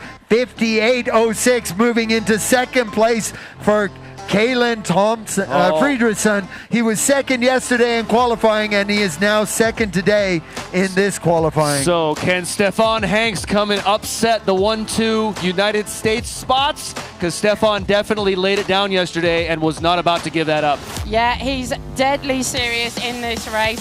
I mean, he's had a great year so far. He came third in the world extreme slalom, and he'll be looking definitely for a good race today. He's super focused, super concentrated, and takes his paddling very seriously. One of the Cobra paddlers. Yeah, moving through that slot below trophy drop, he comes down into the slab at area 47. Boof in a skip, moving over to the right-hand side of the river here. Lines them up quite nicely to miss the flip flake on the left. What does he have for us? Pulling hard back to the left. Oh, nice little skip out of the bottom of TNT, down onto -1. Boof and skip in that Piranha 9R, but tags that rock. That's going to cost him. Yeah, hopefully it's not going to cost him too much, and he's going to have a good exit out of the Champions Killer. Lost a little bit of time, but he's held it well as he powers onto the finishing line. It's not going to put him in top spot, but it's definitely going to put him into the final. All right, ladies and gentlemen, that is our men's quarterfinals. Right now, we are waiting for the results to update. Yeah, and there we go, folks. That was it. We are now done with our quarterfinals. We will now take the top 30 into the semis, which will be a head-to-head race. Fastest paddler out of the two racing against each other will take on to the final round. We would like to take this moment right now to thank Fow Day, one of our headline sponsors, NRS also up there, Source to Sea for providing the engine that drives this whole race. So awesome that they managed to bring it here. It's really good. We would like to let you all know that the top 12 ladies will be coming up with their first head-to-heads at approximately 1 o'clock. So in 1 hour now, we're going to have a little short break. If you would like to get something to eat, you need to head down to the food truck just past the athletes area where you can get some Gemkirkel and some Würstel, some nice little local foods. We'd also like to thank our boat sponsors, Exo Kayaks. Tommaso is right here. Hey, how's it going, Tommaso? I see him out there with his new Zion Creek. You can also talk to his buddy Jacques if you want to take one out on the water. We also have Waka happening around somewhere, so check out their boats. We also have River Days happening down at the Athletes Village. Please go down and talk to them. We have also Solch Beer. If you need to wet that little tipple, you can go down and see those guys. They made it with the OETZ water, the water right out of this river. And we, of course, really want to thank the folks of the OETZ Valley. This event would not be possible without their help and cooperation. All right, excellent. Everybody chill out. The live stream will come back in approximately 1 hour.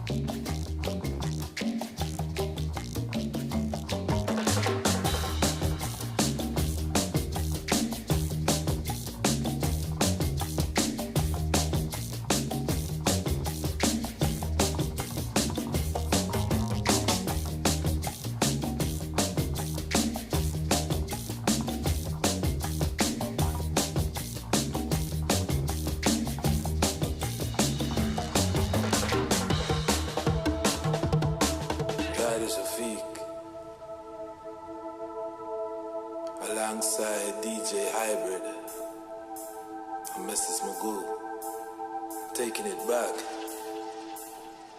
reminiscing on a time, I reminisce,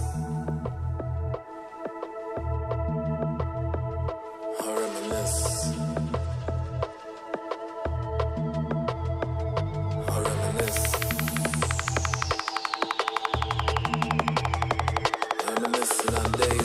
lullaby. Yeah. I reminisce on times, better days, reminiscing on the vibe when the DJ used to play. We love the sound, love the style, no we're never gonna stray. Reminisce and recreate just like we're back in the day. I reminisce on times, better days, reminiscing on the vibe when the DJ used to play. We love the sound, love the style, no we're never gonna stray. Reminisce and recreate just like we're back in the day.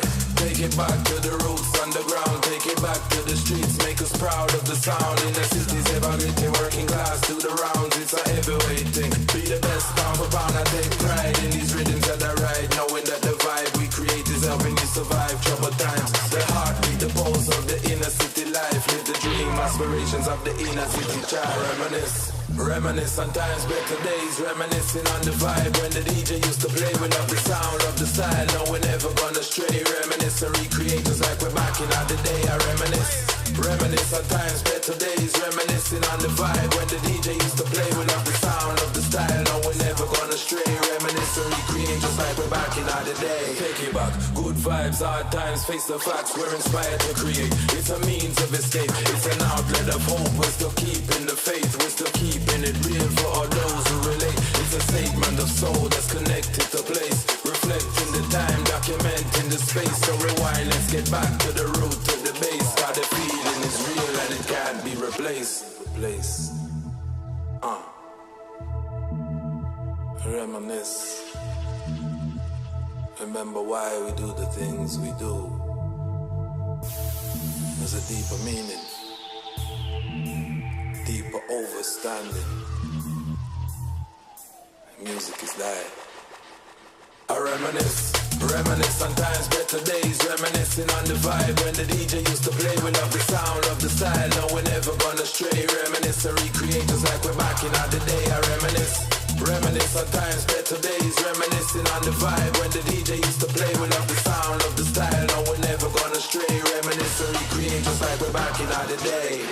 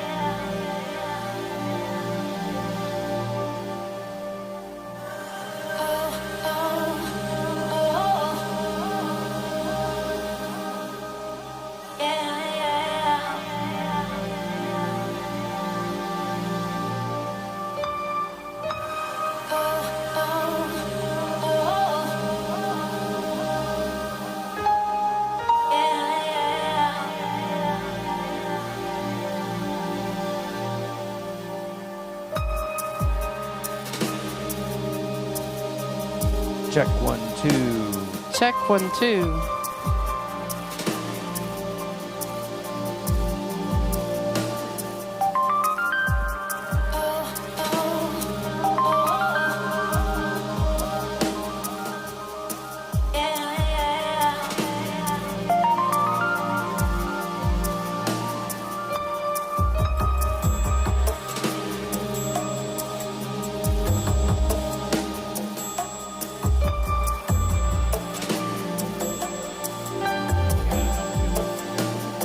We are T-minus 30 minutes. T-minus 30 minutes into the women's head-to-head. If you haven't seen this kind of the competition before, it's pretty cool. It's very unique to this competition. We were unable to do this last year, so it's kind of nice we get to bring it back. This is where the paddlers are split into pairs. We had 12 qualifying women yesterday. 12 women come into this competition, into this round, and we will take first place against 12th place. And they will go in order like that. I believe they go 12th to first. And then the fastest of those two will carry on. And we'll do that for first and 12th. We'll do that for second and 11th, and so on and so forth. Classic bracket format. However, for that 12th place paddler, if they lay down a super fast time, matter of fact, it'll be the fastest of all of the losers, we will take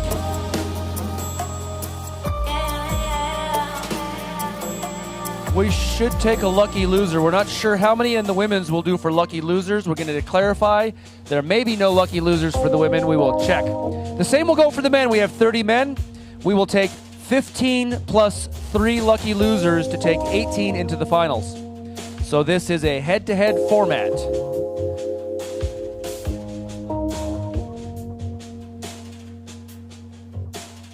Again, we're about 30 minutes away.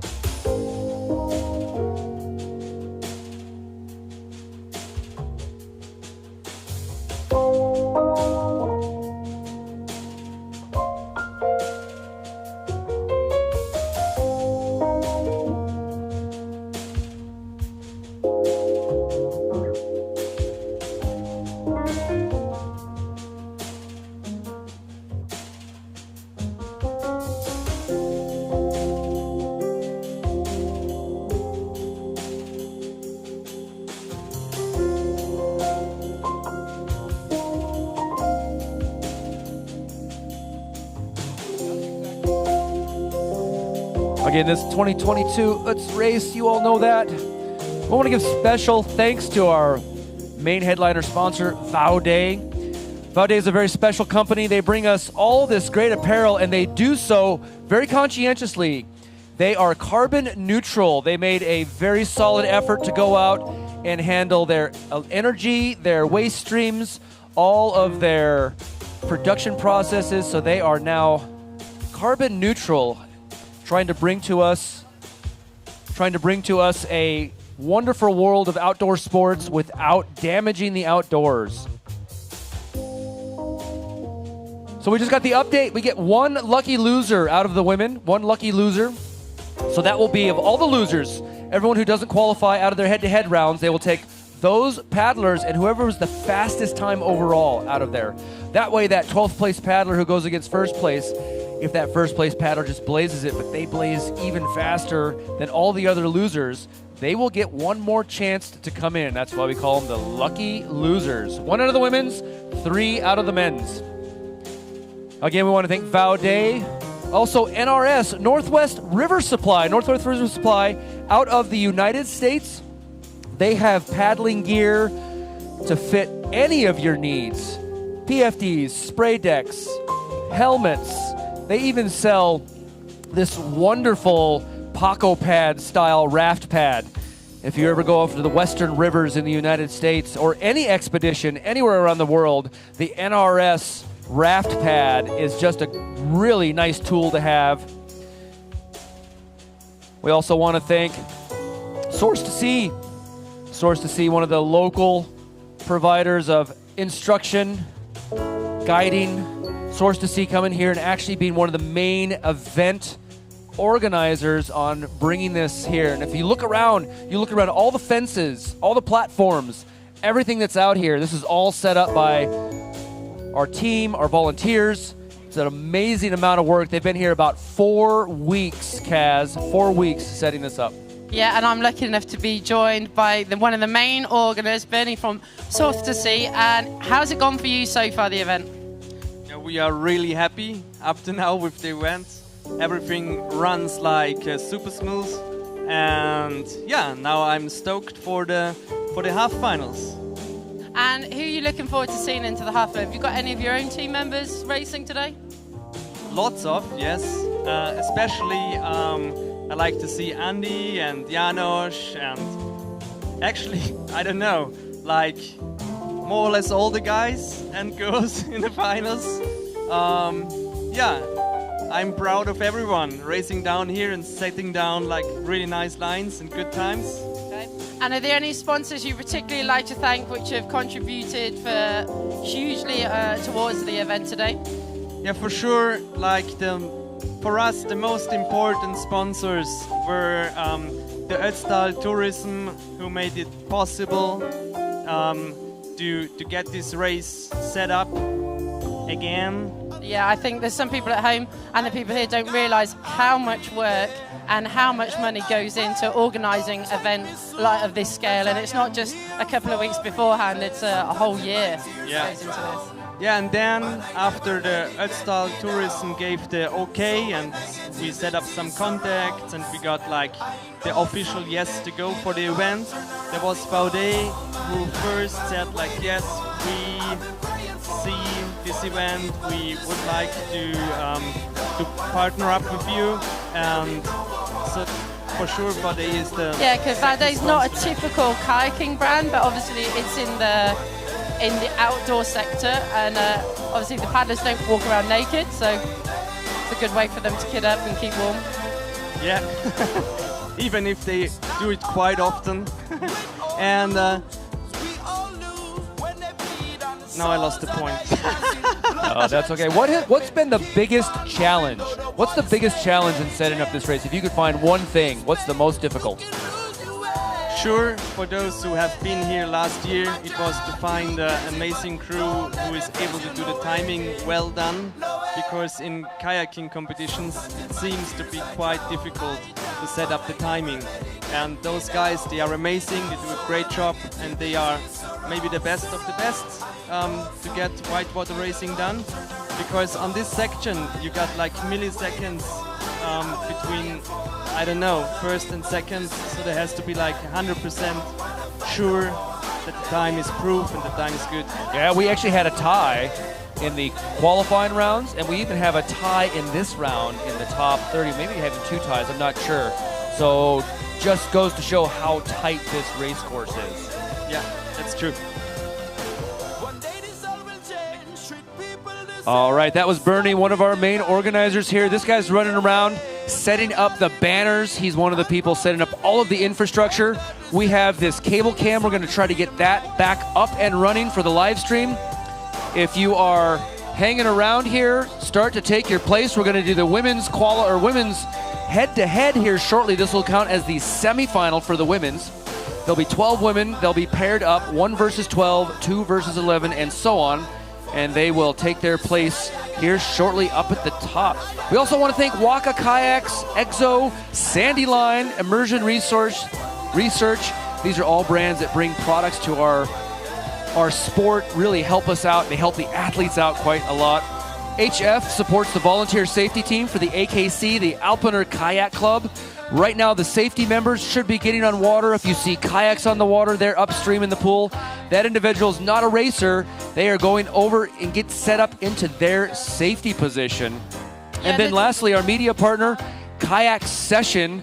We want to thank those guys for coming out. They are providing some of the live stream infrastructure, all of the photos, all of the media that we need to make this event possible. And then we have some of the local partners, if you want to talk about those. Yeah, the local partners, we've got Slush Beer, local brewery here providing with refreshments over the area, and Area 47, who are the local rafting company, who are also providing us. I think there's some of the safety guys, and a lot of the paddlers actually come and work for Area 47 as raft guys, so they're here supporting the river event. Yeah, those guys down at Schloss Beer, you can go check out Flo. He used to be the head brewmaster down there, but he's running the beer stand down there. He's also going to have some punch there this afternoon, so you can, some punch. He said he wanted to make some punch, so we went off, we got him some rum, and now he's going to make some rum punch. Why not? It's always good on a cold day. He doesn't have any glue vine, so he said he needs some punch. So go check him out, go talk to Flo down there, and grab yourself a nice hot punch. These guys want to do, between the semifinal and final, they'll do televised interviews or streamed interviews with some of the people. And the cable cam is now back. We will do, we're going to run quick through the standings. But what we need to know is they're going to talk to me on here. After we finish the welcome, they're going to cut to some sort of YouTube commercial bullshit. So they will say cutting in the ear, cutting in 3, 2, 1 or whatever.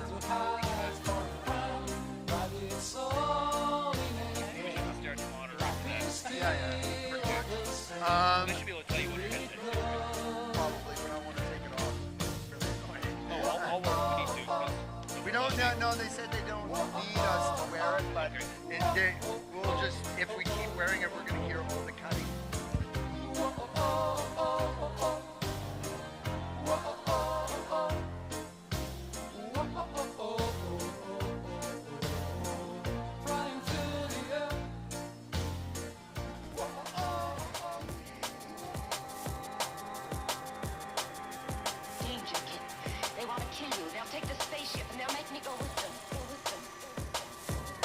Driving them to tempt men in the deadly cave of moon gold, flaming into a wild lust to conquer man and destroy the world.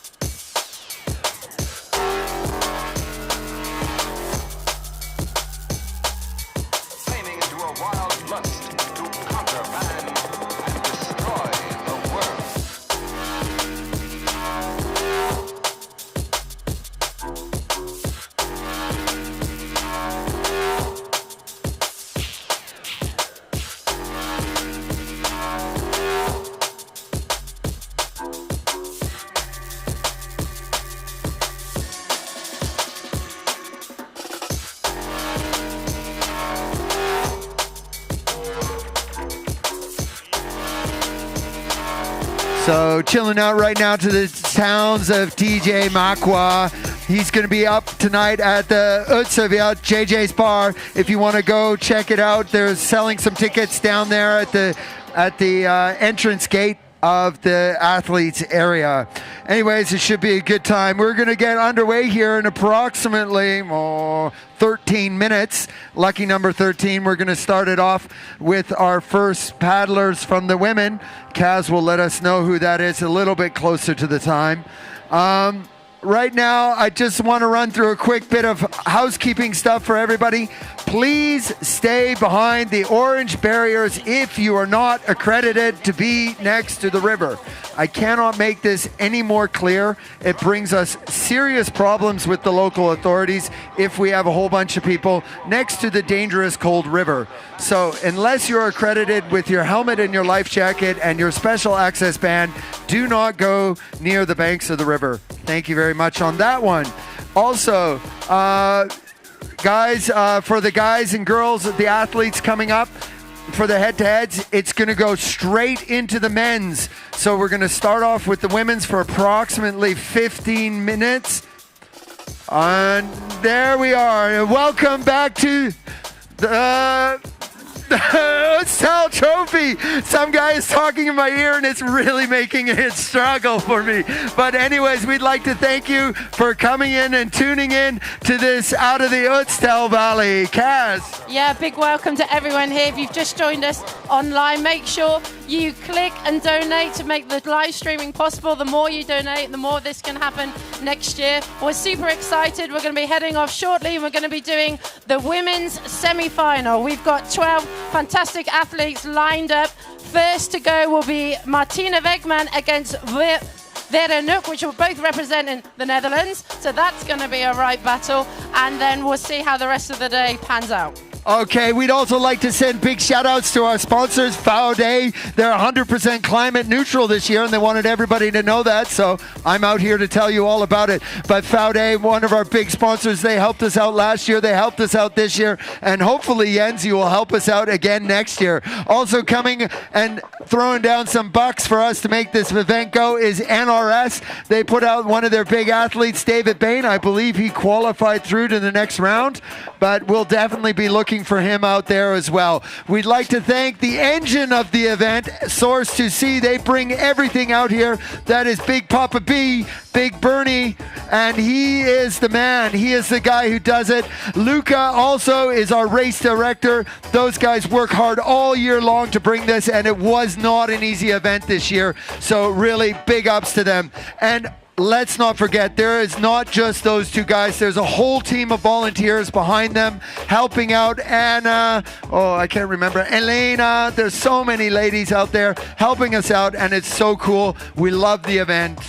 Yeah, we've also got a big up for Utstal Tourismusverein involved in all this event. There's a huge lot of documents, paperwork, official stuff that has to be signed and approved of. And without the help of the Utstal Tourismusverein, that wouldn't be possible. So a huge thank you for that and their donations and that to make this happen as well. We've also got Red Bull keeping us hydrated throughout the day.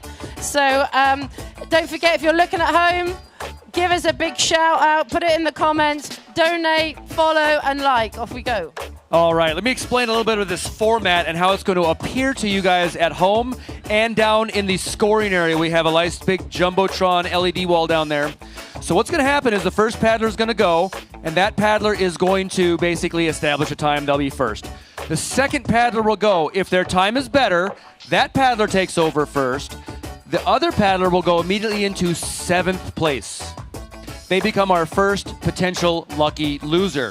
When the next pair goes, that time, if it's the fastest time of the lucky losers, depending on how they come out, they'll take the 7th. Otherwise, they will take either 1st or 2nd. So each pair will slot into a 1st through 6th spot for the winner, and each of those losers will start taking over 7th, 8th, 9th, 10th, 11th.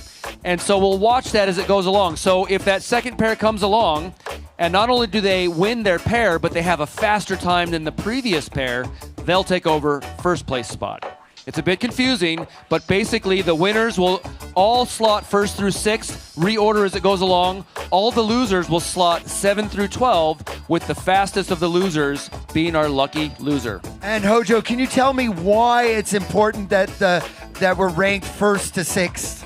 Yeah, because what our ranking will do at the end is that feeds into finals, and the fastest racer gets to go last in finals. And that's really important because they get to see all the times before them. They get to see all of the lines before them. They know where the paddlers made the mistakes, and they know where the paddlers made the fast lines. And that's a benefit we give to these individuals as they move through the lower brackets into finals. But I must say, those guys that show up on the first spot on the podium there, it must get pretty lonely up there on that Red Bull start lamp when you're waiting for that last turn. Lonely and nerves. A lot of paddlers you see, some of them pace, some of them sit down in one spot, do a little yoga. Others kind of run around and cheer on everyone. It's just so whatever they do for their competitive spirit. But yes, we're going to basically go through this head-to-head with the men's or women's, then head-to-head with the men's. We're going to roll right into the men's after that. The men's will be the same format, except it'll be 1 through 15, and then 16, 17, and 18 will be the loser spot. So the first winner will go into first place. The first loser will go immediately into 16th place, and so on. So we'd also like to send out some big shout outs today to our water safety team. They're coming from the Wasserrettung out of Innsbruck and the Ötztal Valley. I mean, big ups to these guys. They got to sit next to the river all day long in their wetsuits and dry suits. It's not the most comfortable position to be in. We'd also like to thank the Kayak Club AKC out of Munich. These guys are a long time, since 1978, I believe, or something like that. And they are helping us with some kayak-specific safety maneuvers out there on the water. HF is our sponsor that supplies all the gear for these people to help them get underway with the throw bags and the kit that they need to help everything go. Yeah, we've been lucky so far. The safety team haven't had much to do, which is good. The first round of the semi-finals went fantastically smooth. There was a couple of knocks, we had one Eskimo, I think, and that's about it. All looking super, super sweet. So let's hope that it remains like that for the rest of the day, and that they don't have much to do. That's the best thing for them, because some of the places I probably wouldn't want to throw myself in the river. I definitely will not want to throw myself in the river. When we were having a setup, we had a bit of an issue where somebody did fall in the river this year, and boy did they come out with one big Charlie horse. Oh my gosh, you can see them limping around still to this day, 3 days later. Anyways, we're gonna move straight away here into a commercial from on our live stream, and we're going to take a little bit of a break and get set up and ready for these ladies to start their run with Martina Wegman and Vera Canuck. It's the Netherlands head-to-head coming down. National pride is going to be on the line. All right, catching you guys real soon.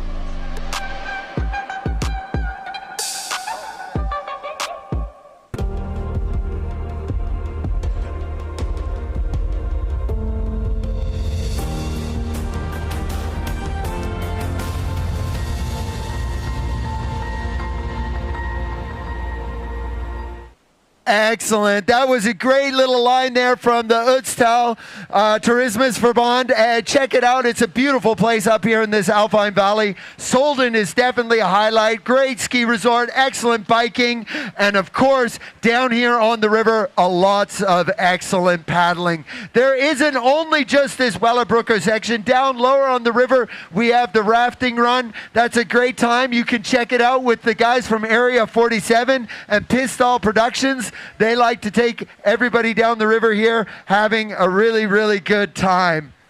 Yeah, we're just waiting. Hang on, technical difficulties from Kaz here. Come on, Kaz, bring it up for us. We've got about 3 minutes before the women are going to start, and we're having a great head-to-head. It's the Battle of the Netherlands with Martina Wegman. Previously, she's mainly known for the slalom. She came 7th in the Olympics in Tokyo.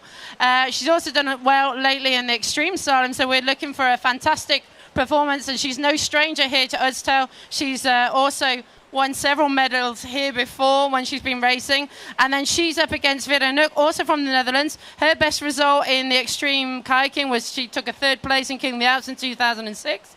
Apart from that, she's a fantastic river activist, and her slogan goes, turning knowledge into action, and that's what she's been working on the whole of the summer. So who do we got coming up next, Kaz, after Vera and Martina go head-to-head for the Pride of the Netherlands? Next up, we're going to have Marlene de Velez. She's from France. She's looking super in form this year. She's had a great year, so I'm looking for a good result from her. And she's up against Anneke Eve. I'm not quite sure how to pronounce that, from Germany. Then afterwards, we've got Anne Burnett. She's new to the racing scene here. She's usually a slalom boater, and she's turned to creek boating only last year. She's been to King, she's been to Loafer, and she came 13th last year, so I know she's looking for a better result. Going on, we've got, representing Great Britain, we've got Heidi Walsh. She's certainly a busy lady, usually seen in a freestyle boat, but she'll be off down with a creek boat. She's got 12th in the world, so I know she's had a good time, and she's also done a lot of triathlon. Yeah, she's going to be going up head-to-head from Marieke Vogt, and this is really an important lady to us. She's running our River Days tent. If you're here up at the site, please head down to the River Days and listen to what they have to say. It's some interesting stuff about hydroelectric projects here in the valley and the region around. It's really important to us, so go check her out. And then she also is working for the Source to Sea, part of the engine that's running this event. Yeah, and then we've got the Battle of Germany. We've got Meike Moist up against Lena Grubb. That's going to be interesting. I wouldn't like to put money on who's going to win out of those two. Oh no, I'm going to bet Princess Lena all the way, every day. That's going to be a Pride of Germany battle right there.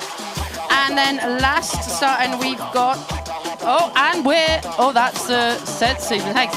We've got Martina Wegman. She's off down the ramp, and she's off to a great start as she comes flying into the Val de Weir. She's gone slightly off, ran to the right, but she's back on track, taking the fast line, and she pushes on hard over the flat section.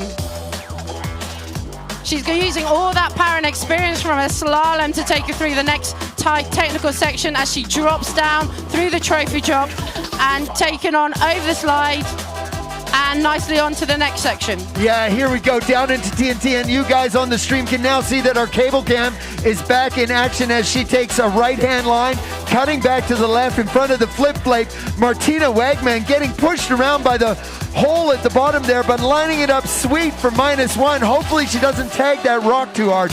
Check out her strong, deliberate strokes. That's really the mark of the slalom paddler right there. She's going into champion killer. She's got a little bit of air on her nose, but she's sorted herself out. She's hanging on there as she goes around the corner and powering onto the finishing line. Let's have a look at the time. We've got a time of 1:07.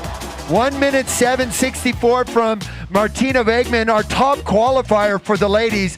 I hope to see her around in the next event. Coming up next, Vera Knook. Nook, there we are. Vera Nook, I'm so sorry, Venera. She was telling me the other day, if you ain't Dutch, you ain't much. And here she goes off the ramp, big skip and a bump for her.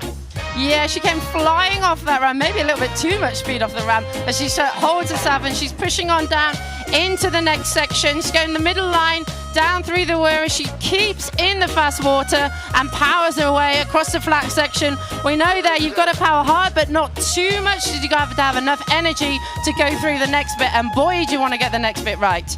As she's going down through the trophy drop, here we've got a bit of a bashing of the rock. We know it's tight through there and quite a few paddlers have hit them.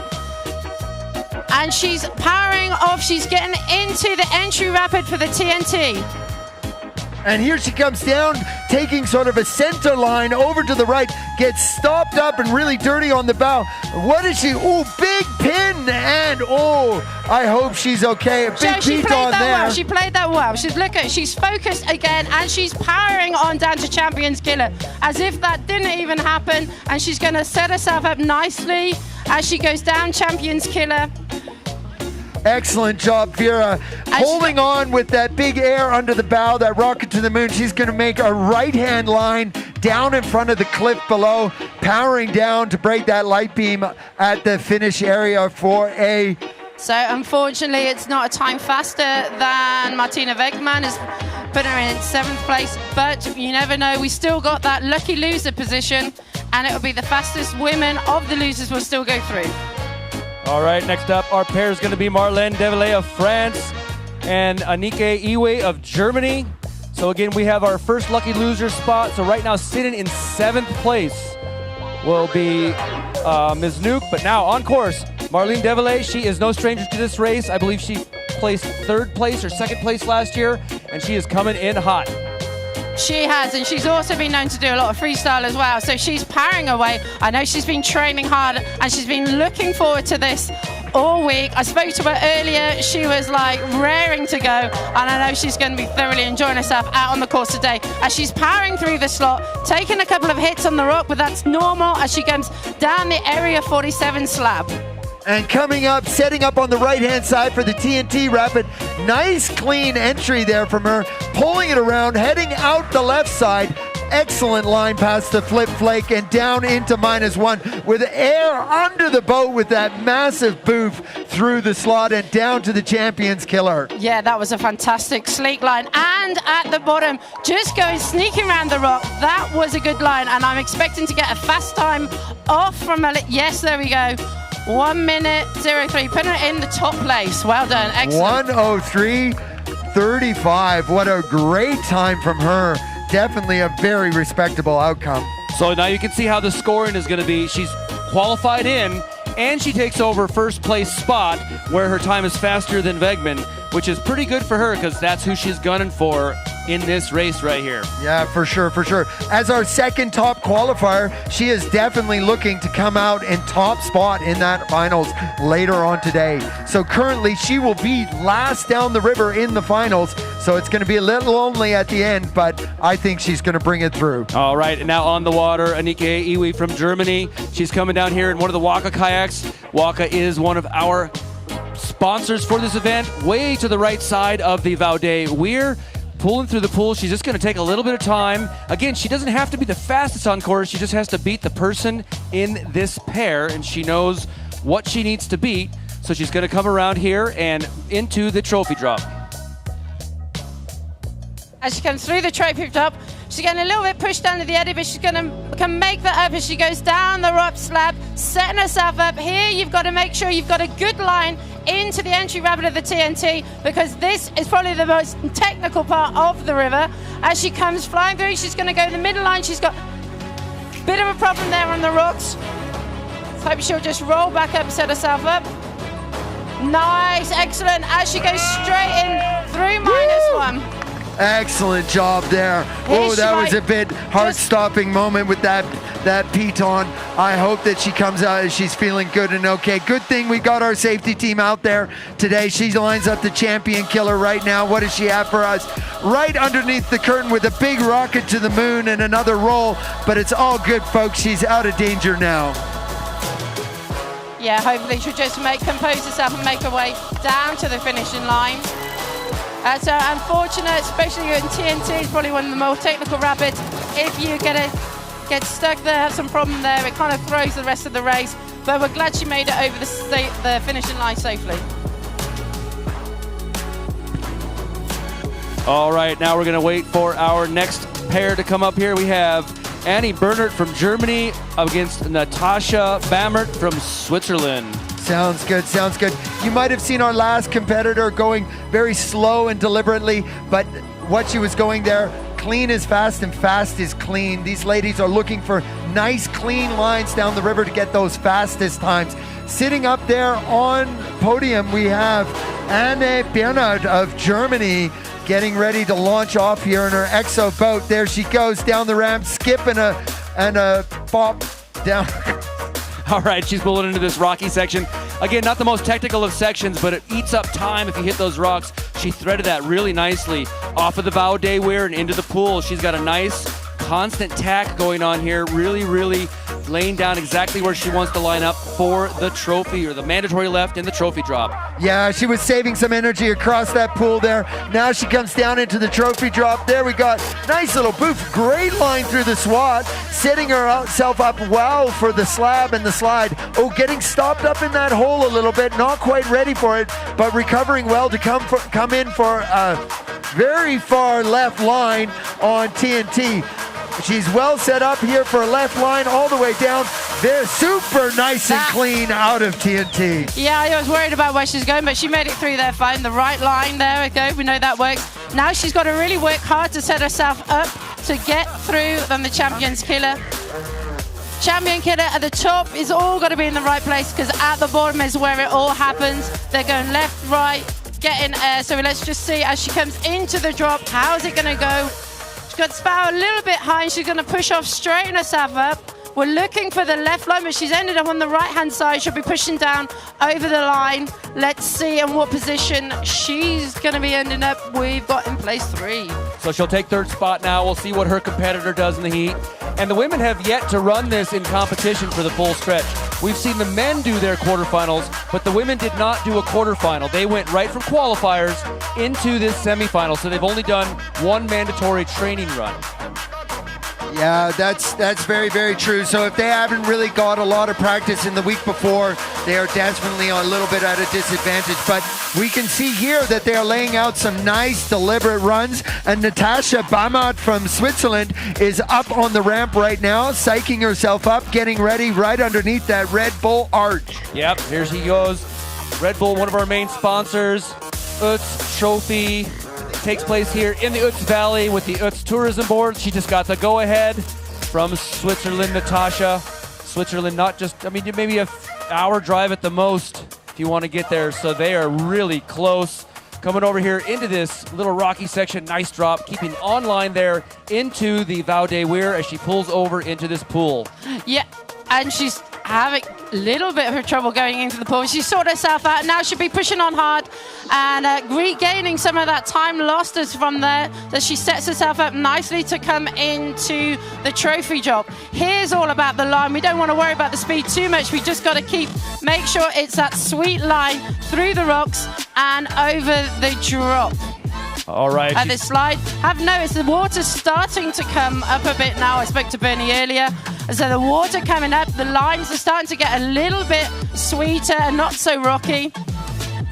We have some bit of encouragement in the crowd. Get her out of that eddy, so she's pushing her on into, that's it. Come on, get the crowd behind you. That's what we want. Yeah, come on, let's go, girl. Coming down for a central line. Great line off that flake in the middle. Back to the left. Oh, takes a big hit on the flip flake. There it is. She's going to have to complete a quick roll in that Piranha Scorch. What has she got for us? Down into -1. Great roll and recovery. Fantastic, yeah, just rolling straight into the next rapid. She handled that super well, and she's going to set herself up nicely, going to Champion's Killer, off down that. Having a little trouble there, but quick roll back up. Hopefully, as long as she stays in the current. Oh, she's got, no, sucked into the eddy. We know it's a tricky one there. Oh, yes, that's a bit of a tricky one. She's off to the side. Don't worry, folks. We have a safety team from the AKC right down there. That's you boys, Mo Angels and Eric the Viking down there. The AKC presidents, they were organizing some of that. That's some of that Kayak Pacific safety that we have going on. So we're moving back up here, back onto the Red Bull Arch with... All right, we got Heidi Walsh from the UK. Heidi is she's a wonderful competitor. She does the rafting competition. She does triathlon competitions. In kayaking, she's also on their national team for freestyle competitions. In just 2 weeks, she will go back to the USA and compete in the World Cup for freestyle kayaking, ICF World Cup. Wow, man, that is one busy lady there, out all the time out there. We're just having a little bit of a course hold right now, guys, while we just clear out the last of the boats and stuff happening here from our last thing. So we're gonna have Heidi Walsh, and she will be going up against Marika Buch, one of our organizers here today, running the River Days tent. Please go down there, check it out at the Athletes Billet. Definitely interesting information on hydroelectro projects in the region, and well worth a look there. So you might also notice, if you're here at the event, we have a lot of people hanging around just past the finish. That's part of our safety strategy. We have this often, all the time. And boys, if you qualified in the top 30, please start heading up. Your runs will start immediately after the women's, and we want you not to miss a run, and we want to stay on time for this event today. All right, looks like they have cleared that pool. This is great. We're just going to get this competition back underway. This is a part of kayaking here. We bump into rocks, we flip upside down, and sometimes we make mistakes, but we are a community that helps each other. If you want to learn how to do this, check out Source to see if you're in this area. They have wonderful kayak instruction. They're just a great organization. They help set up this race. If you need any kind of gear, go down and check out all of that Vow Day gear. This is a carbon neutral place that helps us out. But now we have on course Heidi Walsh from Great Britain. She takes this start ramp and is pulling through. She has laid down some great practice runs this year. She's put them all on her Instagram account like they all do as she's coming into this Vow Day weir. Yeah, she's been super focused and super concentrating on the training all in the last week, and she's powering away across the flat water. We know here we've got to keep the time, you've got to keep a bit of energy left as you come through into the trophy drop, and she's looking to have some fantastic line. Little of a hit off the rock there, she's pushed her out a little bit, but she's fighting hard and she's bringing it back online as she drops down, slides down the area 47 drop and setting herself up nicely. Heading middle to, we're going to go over to the right now. As she heads into TNT, she's going to take the right-hand line. Getting a big roll there, and she recovers quick. She's a freestyle partner. Excellent job, Heidi Walsh. She pushes over the wave and through the middle of the rocks. Exactly, super fast roll from the freestyle, and heading over to the champion's killer as she comes flying down that. She's gonna have to take the right. It's been pushed away, but we had some of the men going over to the right as well, and they're still qualifying to go into the final. And she's going to be working hard as she goes over to the finishing line. And with a time of 1 minute 18.11 puts her in third place. So she's going to take third place, but all she has to do is beat this next woman, who is Marike Voch. That is who she's competed against. However, the better time she has, the better it'll place her. And we see she is placed in third right now. Yes, for sure. And this ain't no gimme in the pairing. Marika Volt is a fierce competitor. We saw her having a bit of a whoopsie on her first qualifying run yesterday, but definitely bringing it back hard and qualifying, I think, top 4, I believe she did in the end. And here we are off on, there she goes, heading down to the Vow Day weir. She's gonna come off that center slab with a nice boof and skip, very clean across the bow, and definitely laying down some strokes here to power herself down to the trophy drop. Yeah, she's no stranger to these water, member of the Source to Sea team, and also organisation with Wetcherol. So she's been here a lot. She practically lives it. She's been training hard lately over the last week. So it's going to be great to see her come down, powering down here. Nice line coming down the left-hand side. She's probably going to... Yeah, here she comes through TNT. She's on pace for the first place, but whoa, takes a big hit at the flip flake. What has she got for us? Great roll, but she's going backwards, folks, into -1. Corrects, gets a great boof in that Zion Creek, the new boat from EXO. Now she's lining up Champion's Killer. Will it kill her chances? Down underneath the fan with big air under the bow. Let's go.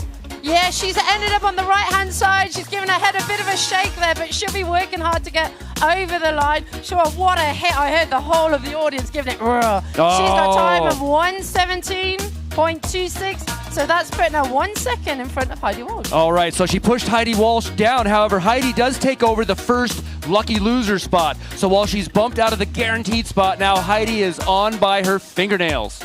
Yes, yes, sitting on the bubble now, that is for sure. Coming up, we have Pride of Germany fight to the death with Princess Lena and Micah Most. Micah Most is going to be first under the Red Bull arch, and she's dropping now off the ramp with a big skip and a slide. There she goes, powering down to this first little drop, getting a nice little boost, carrying the speed well into the Val de Weir. Nice center line with a great boost. Right across the top. She's definitely keeping the speed up across the pool as she approaches the trophy drop. Yeah, it's her third time competing here. She's a member also of the AKC. I know she used to be the president, organizer. Oh, that's Lena. We're on Micah. Beautiful thread through the trophy drop off of the Area 47 slab. Going to line up this left side on TNT, or center on TNT, bringing it around. She's going to take this far right. It's a melter, but she can hold on to it. She'll come upright.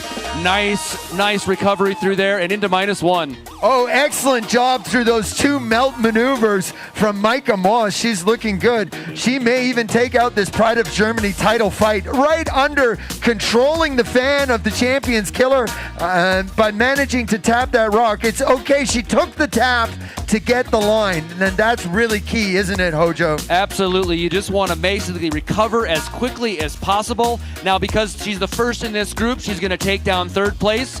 It will all matter now what Lena does in this pairing. So right now, Micah Most has the third fastest time of the winners. And now we're going to see if Lena can bump her into the lucky loser spot, or if Lena gets to take that lower bracket. Yeah, so up next is Princess Lena, otherwise known as Lena Group, ex-president of the AKC. She is definitely one of my good friends out there. We see her often around my hometown of Lofa, where the Salak River is, and here she goes across the pool, lining up that first drop in her pre-on cocaine. She is a fast lady. She trains hard, actually. She's a bit of a secret dark horse.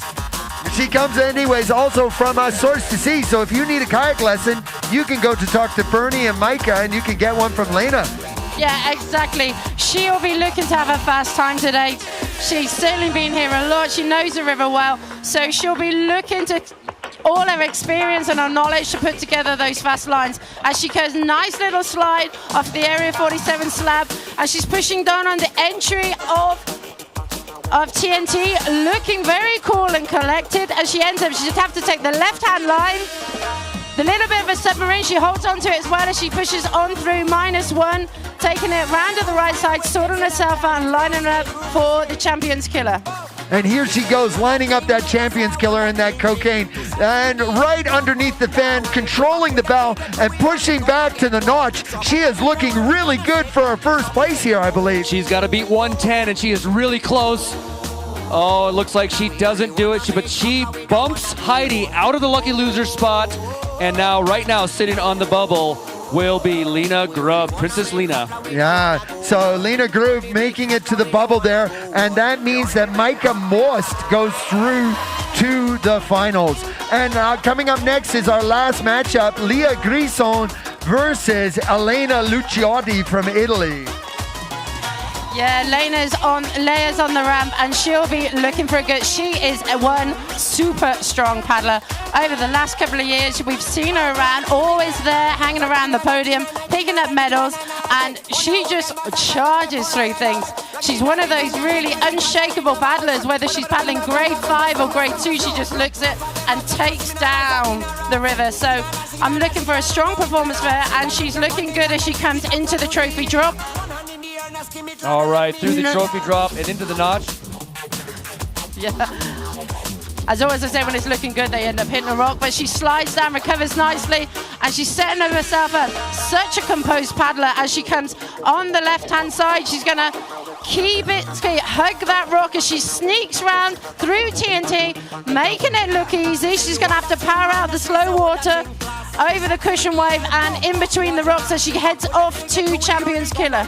Getting caught by that rock below -1, but making it work down into Champions Killer, pulling underneath the fan, gets a big rocket to the moon, but controls it in the eddy to push hard into the slot. And she's fighting hard, folks. And there she goes right through the slot. She's going to give gas right down to the finish line where she breaks the line at 1:21.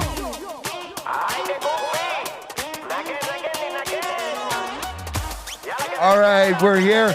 And coming up last, we have Elena Lucciotti. Elena Lucciotti. All right.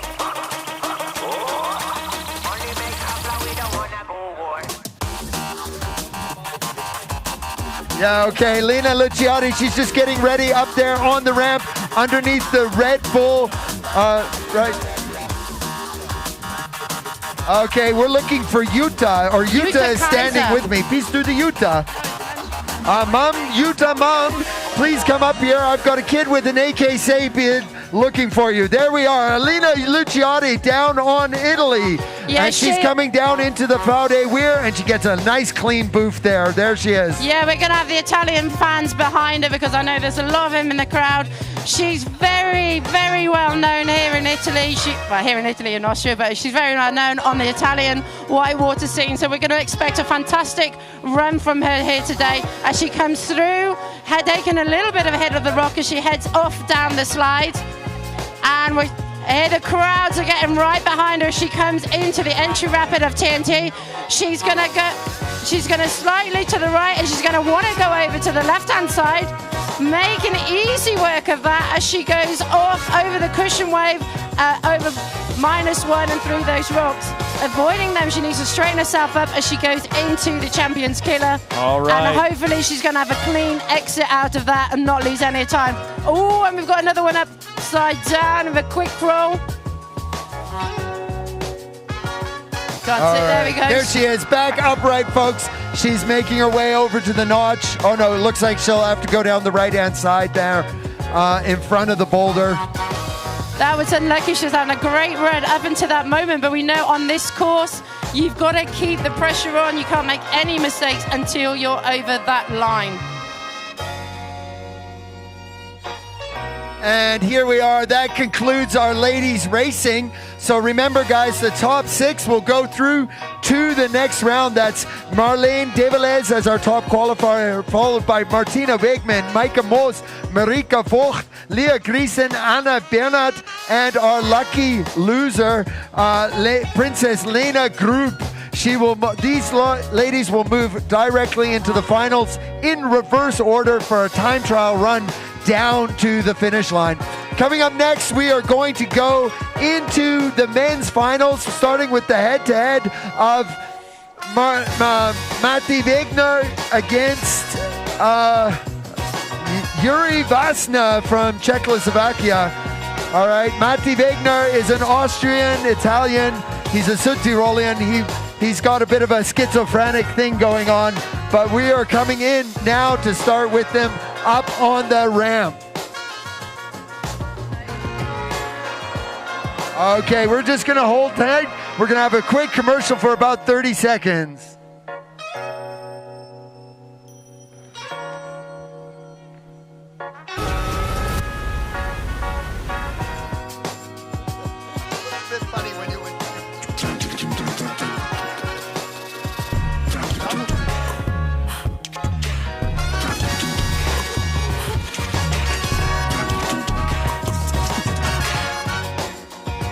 Less CO2, more climate protection.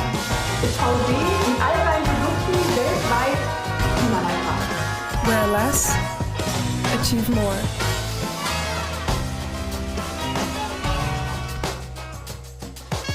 And here we are, we're back to you from our sponsors there. That was Faude and S2S. These guys are the engines of the event, and without them, it would not be a possible thing. Also, it's not a possible thing without you, so remember to click that live streaming button, give us a donation, and let us bring this great event back to you next year. Sitting up right now on the Red Bull ramp is Matthias Wigman, and here I've got Hojo, my friend. He's going to tell you all about it. Yeah, we're going to see the same format as this last round, although we're going to take the top 18 paddlers. We're going to take the top 18.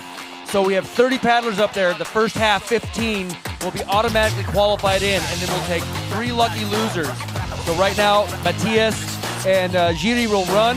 Matthias is just waiting to get that signal to go, and he will lay down the first time. And from there, we roll in pair after pair after pair, and then we will know exactly who's going to finals. And as we said before, they will run in reverse order. So this is very important that they not only beat their pair, but they also go as fast as they possibly can and get as high as they can. Yeah, the format is a little tricky to figure out, but it is basically the guy who wins the pair gets to go through. And that's the important thing here. They're racing against them and racing against the clock because they want to be that last guy on the platform. It is a lonely spot, but it's the top spot.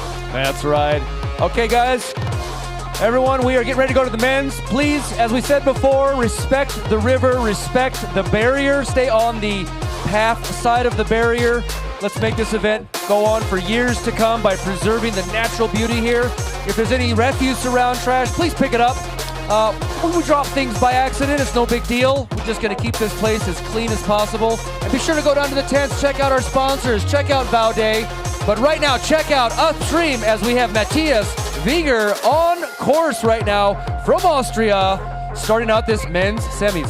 Yeah, this guy, he's a big TikTok influencer, 3.5 million followers, paddling for the level 6 team. And look at that wake coming off the back of his boat as he powers across the ISET burner flat water. There he is, coming into the trophy drop.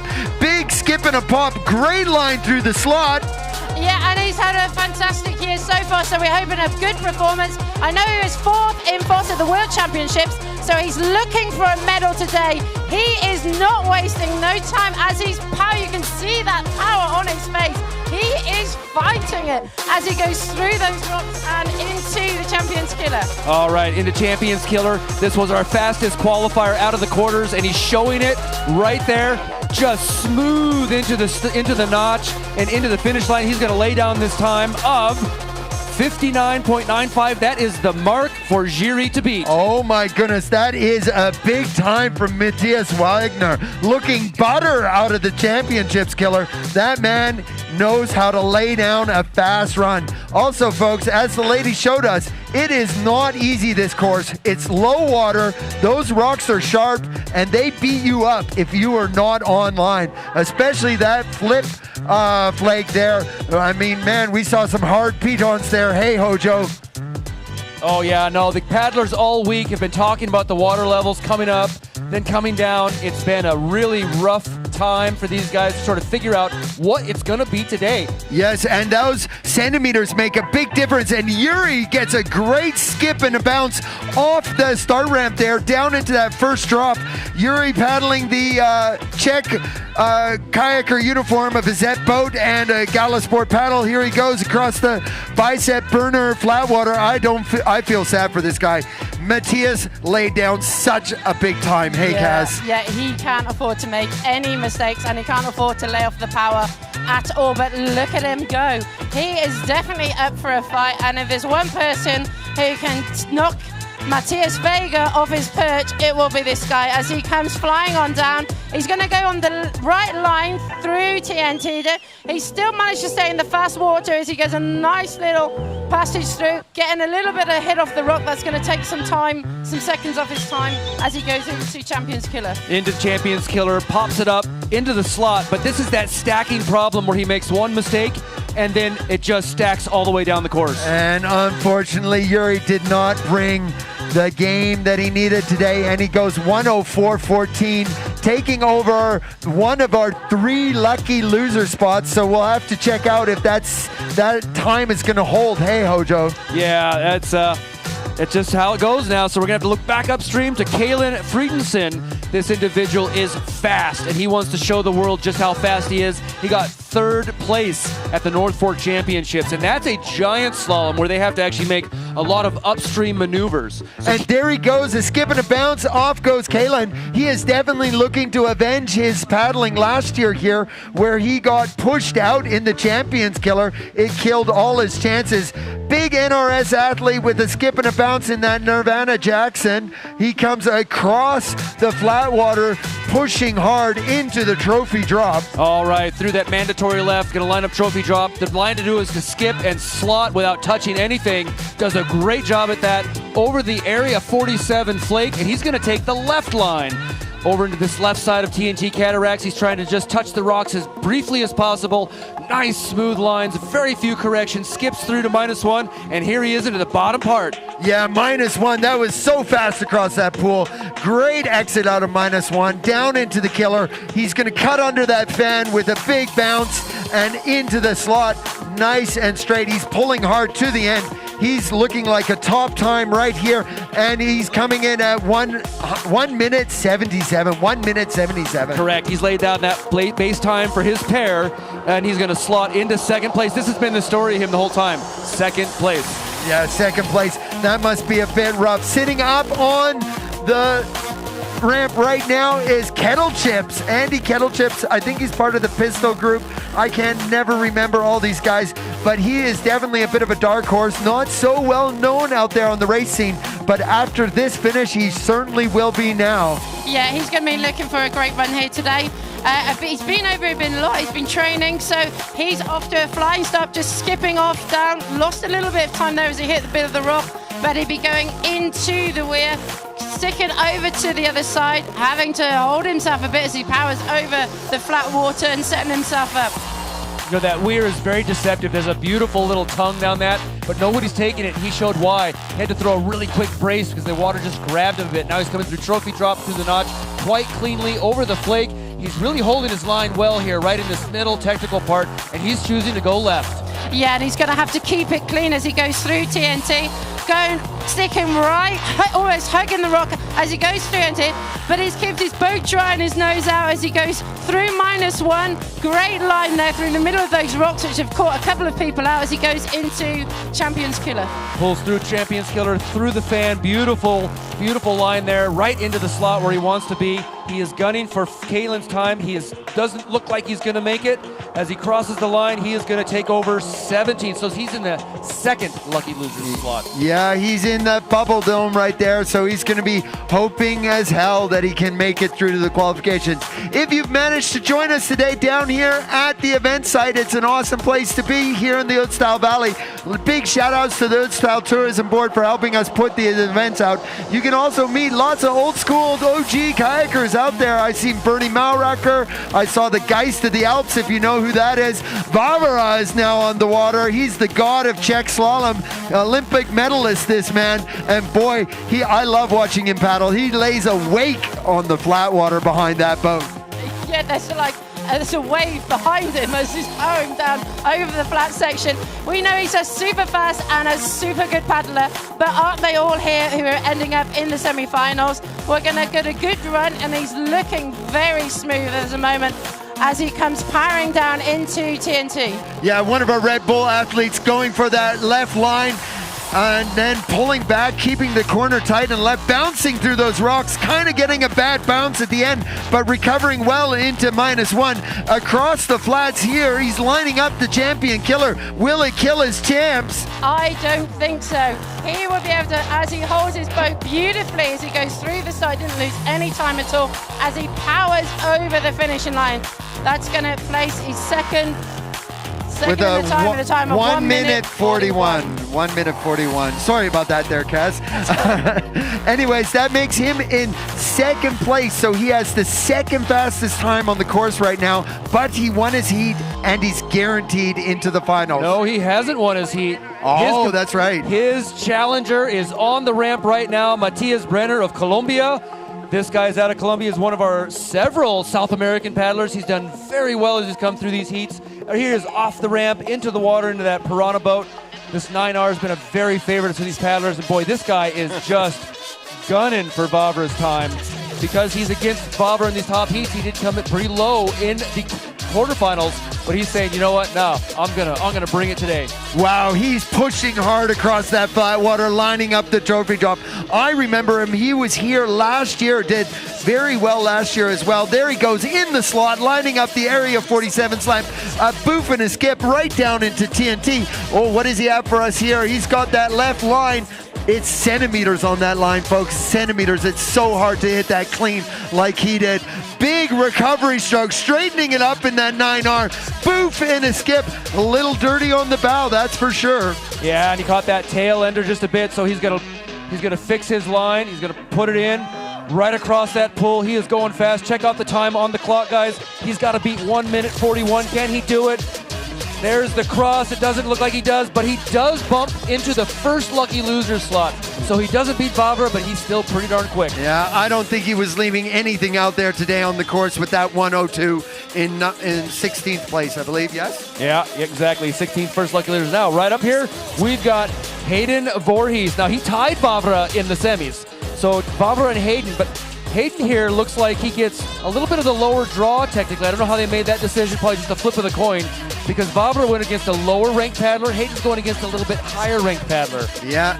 Super Mario, that would be Mario Leitner here from Austria, our second place finisher last year. Hayden Voorhees with a big skip out of the start ramp down into the thing. This is a matchup for the ages right here. Two top chances going head to head across the Fau de Vier. Here he goes across the bicep burning. The lactic acid is definitely starting to build now. Absolutely. Now Hayden also lives up at a higher altitude, so he's used to these mountain climates. He can come in here and paddle really well at these altitudes. Skipped right through the hole. Oh, that's an unfortunate tap. That's not what he wanted. That took a good 0.2 of a second off of his time.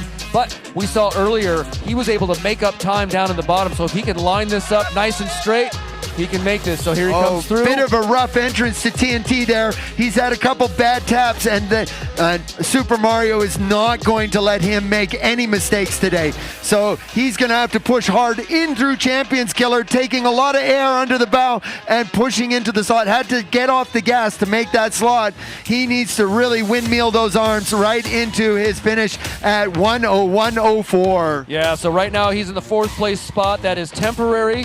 Unless he has his way, then it'll be permanent. But he is sitting right now in that spot. But Super Mario up next. Yeah, Mario Leitner from Klagenfurt, a local boy. He works for the Bundesheer, all right, racing all the time on the slalom circuit. I mean, this guy, 101 is definitely well in his grasp. Exactly. There we go. Exactly. He'll be looking to secure his place into the final. I know he's been here training all week, so he'll be pushing on hard. He'll be using all his experience from the slalom to take that to advantage as he goes through the technical, and he's powering through. Great little brief over there as he comes onto the flat section. Really, we can see that wave pulling behind his boat as he sets him up nicely into the trophy slot. Yeah, we're going to see he's a slalom butter. We're going to see some very deliberate, clean paddle strokes. Gets a great move through the slot, much better than Hayden had, and off that Area 47 slab in a good way. He's coming down the left side. Wow, great line through TNT, pulling it back to the left, missing that flip flake, but getting pushed offline a little bit. He's pushing hard into -1. Big boof and a skip in that Z5.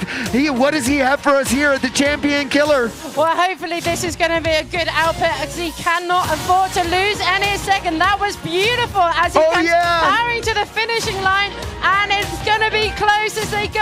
Oh my goodness, Super Mario laying that down with a 1:37, snatching it from Hayden Voorhees, the NFC champ. It does push Hayden Voorhees into the first lucky loser spot. So right now, sitting in the bubble, Hayden, Matthias, and Jiri, all in the lucky losers positions. That is still absolutely possibly temporary. However, confirmed right now, Matthias, Mario, Vavrik, and Kalen. So we'll see with this next matchup, Zach Button and Aaron Kendall.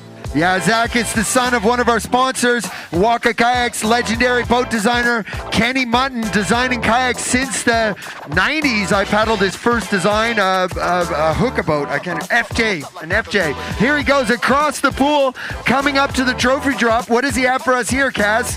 Wow, if it's going like as in the training and in his first lap, he had a good round, so he'll be having a solid performance here. and is making that look nice and clean and quick as he comes into TNT, and he's flying through there. Nice little skip and over TNT. Beautiful. Yeah, those boys train at the Kaituna every morning. They have lots of secret morning races where they go head to head. You know, he's a protege of Sam Sutton. There he goes into the slot.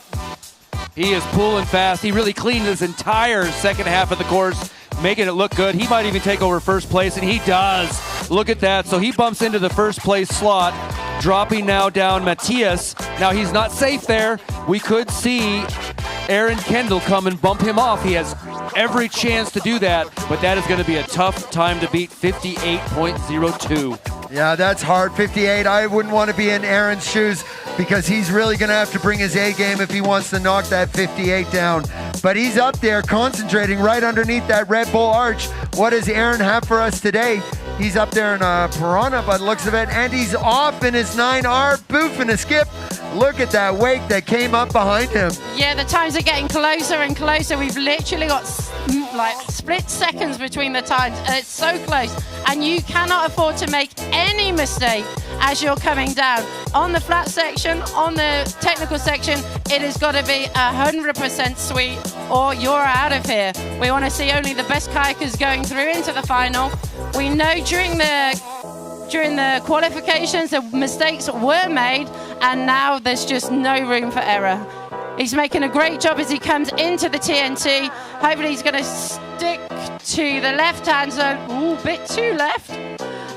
And he's making it through, but he's lost a lot of time there in the slack water. Yeah, I tell you what, if he's gunning for Sutton's time, or Mutton's time, he is not going to make it. However, now he is just on par to see if he can knock off 16, 17, or 18 as he's coming around. So he's already exceeded the time there. Now it's just a slog to the right. That is not an ideal line. It's pretty clear now that the left lines are the faster lines in this lower water. Yeah, for sure. But like Kaz said, this water is low, the rocks are sharp and hard, and if you take a couple knocks and bashes, that really cuts into that time. All right, next up we got Nico Casanel of France and Marinus Bauer from Germany. This will be the next pair, so we look upstream to that Red Bull arch here at the 2022 OETZ race, brought to you by Vaudet, by NRS, by Source to Sea. And if you guys are watching at home, please mash that donate button. You are going to help us fund this race for years to come. Don't forget to like and subscribe, I believe they always like to say. But really, what we really prefer is a little quick donation. Help us put this event on next year. You know, to make an event like this costs money, and we need our help. Nico Casanel on course right now, trying to lay down a fat time for his first run. Yeah, this is what I love about Nicholas. He's a really stylish paddler, and he'll be looking for a great time as he comes powering through there. And I know before he's been here and he's made some mistakes, so he don't want to do that today. And he's looking good as he comes down the trophy spot, easily through the rocks, didn't even touch them, and down the slide. That's looking fast. That move through that slot is so difficult. Coming down for the right-hand line in TNT, setting up back into the left, past the flip flake with a beautiful boof and skip down into -1. What does he have for us here? Oh, wow, major nose correction there, but great lineup here for Champions Killer. Yeah, Champions Killer didn't even touch him. Look at that as he goes through, powering to the finish line. Hopefully this is definitely going to be a good time, and hopefully it'll be good enough to keep him. Yeah, 59.10. Wow, great job from Nico there. That's putting him up into second place on the timing list, just behind Zach Mutton. That is a very tough time to beat. That's right. We are pushing fast times. What's interesting is Zach Mutton's time in this round would have been second place in the qualifiers. So we're starting to see these times just get up. So it looks like 58 seconds, a little shy of 57 is going to be this course speed when we get into the finals here. But now, looking up to the top, we've got Nico's challenger, Marius Bauer from Germany. Yeah, coming off with a great skip there in the Prion Cocaine. Obviously a Prion boater here Here he pulls hard across the flat waters and down into the Faude Weir with another great boof and skip. What does he have on this flat water? I mean, that just builds the lactic acid before you go into the tough technical section below. We cannot stress this enough. The top may look pretty easy, but the bottom certainly is not. He's got to give it gas here because he's got a really good time to try and beat to secure his place into the final. And he's given it a fantastic effort as he comes down through TNT, looking very smooth as he goes. A little bit pushed off to the left. He would have lost half a second there, but making a great recovery as he sorts himself out and pushes on to the Champions Killer. Yeah, he took a bit too much of that flip flake as he goes under the curtain of Champions Killer. Looks like he gets pushed off to the right-hand side. I'm not sure if that was an intentional move, but he's got to make as much as he can out of it. There he is with a 101.68. What a great time for a lucky loser, I have to say that. Yeah, he pushes into the 17th spot. That still leaves Hayden safe for right now. So right now the lucky losers are Hayden, now Marinus, and Matias of Colombia. Oh, wow. That must be a hot, hot seat that those boys are on. I mean, sitting on that bubble, just praying and hoping that you get a chance for that final run in the reverse seating order. All right, next up, our next pair, Benjamin Jacon of France and Miro Korinek of Slovakia. And here we go. Benjamin is on course. In his Waka Steez. My goodness, that boat is a heavy boat. You might notice they have a little bit of a pod there on the back. They had to put that in to make the boat comply with regulations, but it does add substantial weight to the boat, and they have to work even harder across these flat waters up into the trophy drop. Yeah, well, we maybe might lose it on the flat water. Hopefully he'll make it up on the technical section as he comes flying through there, looking super focused and concentrated as he comes into the entry of the TNT. Lovely, beautiful off the rock there as he comes flying through the TNT and off towards -1. All right, through -1 on that left side, pretty standard, right around the rock, into the Champions Killer. Right now, he is just setting down his own time. He is only battling his next partner, nobody else at this time. Taps that wall, gets way to the left. Not the most ideal line, but still doesn't have to take too many correction strokes as he puts down a time of 59.91. Third place overall. That's a pretty good thing. But right now, Miro Korinek has to beat that time. So he has to get into the top 3 overall right now. And we've seen the top 5 paddlers already go from this morning. Yeah, he's really got to go some. That's going to be a tough time to beat. Obviously, there's still place for the lucky losers. We know, as we're seeing all the athletes of it, it's getting closer and closer. So although it's a tough time to beat, it's not impossible. And we're just seeing faster and faster times here compared to the qualifying run. They are just getting faster. Yeah, they're really tightening up here, and we got him on course now, up in the top part, coming over the weir. The Vaude Weir, cleaning that really nicely, just powering through this pool. This is the spot where he has to build as much speed as possible because once he gets into the top, it's the speed he has that he's going to carry through. And this is what we're seeing. Can he get through here without tapping? He cannot. Blows his bow off. The pattern we're seeing is boof, clean. And if you can do that, you're doing really well. Yeah, the water's coming up slightly, so it's starting to be a little bit kinder, just covering over some of those rocks which the athletes are getting hit on. And he made that look super easy as he comes into -1 and powers through, having a little bit of a tap on the side of that rock as he sets himself up for Champion Killer. Nice exit and off down to the slot. Didn't lose any time there, but is it going to be good enough? No. Unfortunately, that 103.60 means that Miro will have to visit us again next year to make it into the finals. All right, let's look upstream. We've got one of our local legends here, Andy Brunner versus Jonas Limouveron of France. What do you tell us about Andy? Andy is a source to sea boater, one of the engines that drives this event, and that boy has some biceps that drive him down the river, as Kaz likes to point out frequently. Anyways, we all know him around here as Piccolo, Andy. That's okay, Tom heard me, he's just standing over there. Anyways, Andy's off and he's across the bottom. Look at him go. He is definitely going to be going all out. I know that Andy has been training all year long to win this race. He really wants this. His coach, Gregor Beck, is out there watching, an old school legend in the Austrian scene. And there he is across the flat waters into the trophy drop. Yeah, Andy's whole life is training, let alone just for this. He's always training. He's made a little bit of a mistake there as he comes down through the slide. He'll be upset about there, and he's heading off down to the left-hand side of TNTT and then back. And just lost it. Actually lost his paddle there for a little second. One grip on one hand, but he made a good recovery. He's heading on down to Champions Killer. He's run it 1,000 times. Is this one going to be good for him as well? Yeah, there he Yes, goes. it Nice is. out of Champions Killer into the slot. He's looking to lay down a really fast time. What does he have for us? Andy Brunner finishing out with a 59.64, third place in the timing ranks. And boy, is that a top time tough to beat. I don't know if you noticed that, but I think he's racing with a breakdown paddle. No, that's actually a paddle of his own design. Is that now? Yeah. So is it a breakdown though? No, you can break it down, but it's because the blades are molded into the shaft. So to join it. He's just kissed his paddle down at the bottom. There we go. And now he's playing guitar with his paddle for us.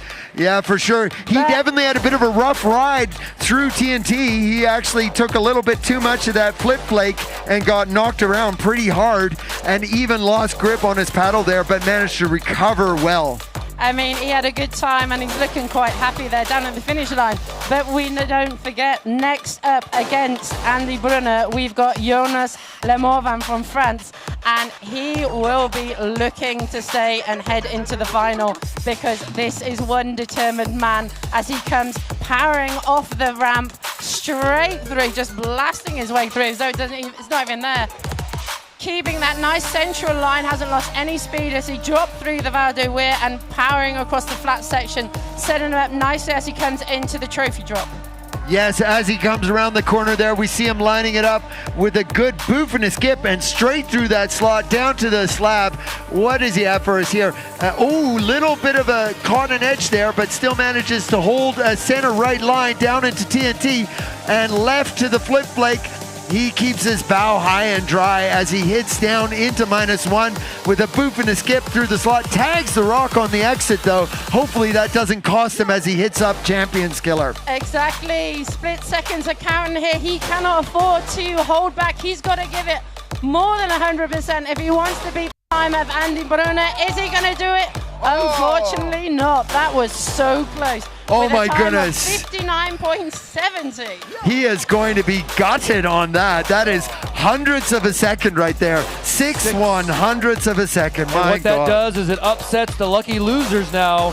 Hayden is now in 17th behind Jonas there, and Marinus Bauer is now in the hottest of seats. So I just have a quick bit of housekeeping. If Luca or Bernie could visit us at the moderator stand, we have a couple questions for you. All right, next up, we've got Janos Platner versus Manu Vink. You say it. Manu Vink Bakernagel there we go. From New Zealand. But right Fireman now- Yan is on course from the AKC. He's good friends with Princess Lena. That much I know. Also good buddies with Fireman Dan, all members of the AKC, that new generation right now. He's coming across the flats and into the UTZ trophy drop. He is capable of laying down a great time. I've seen him do wonderful moves down this river, but sometimes he struggles. But here he is. He is not struggling today. That's it. Fireman Yan in his spade royal flush, pulling well right through. The safety team is cheering him on. That's his clubmates. Wow, what a great boof and skip. Oh, beautiful, beautiful. He's cleaned everything up to this point. He can lay down this great time. He threatens here, pops up right into the slot, just to the right of the rock, just to the left of the slot, and he is powering through. He has a fast time to beat. Can he do it? Into the finish. Oh, 8th place for 1 minute and 46 seconds.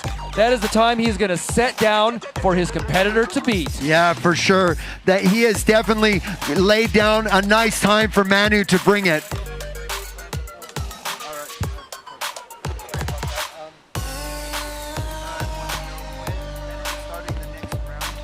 So up on the ramp now, we've got Manu Vink Vakernagel. That's a great name. We're just calling Manu for short.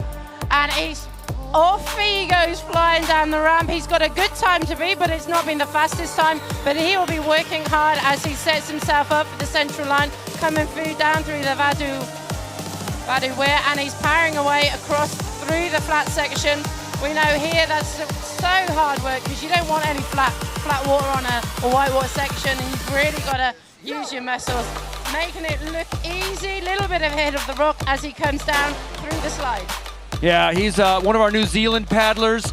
There's such good paddlers out of that region. They make good boats, they make good paddlers. This guy, though, is sitting in his Drago Rossi coming down here, almost cleaning that section, gets a little sideways, but recovers quickly into -1 around the rock.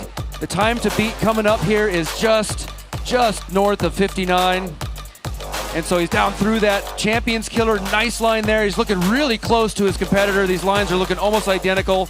What do we can get for him? 101, 146. Oh, he's not going to make it, nor does he even make a lucky loser's slot. Oh, Manu's a friend of mine from New Zealand. We call him the Dirty Hippies from the top of the South Island, and he is going to be a little bit gutted with that.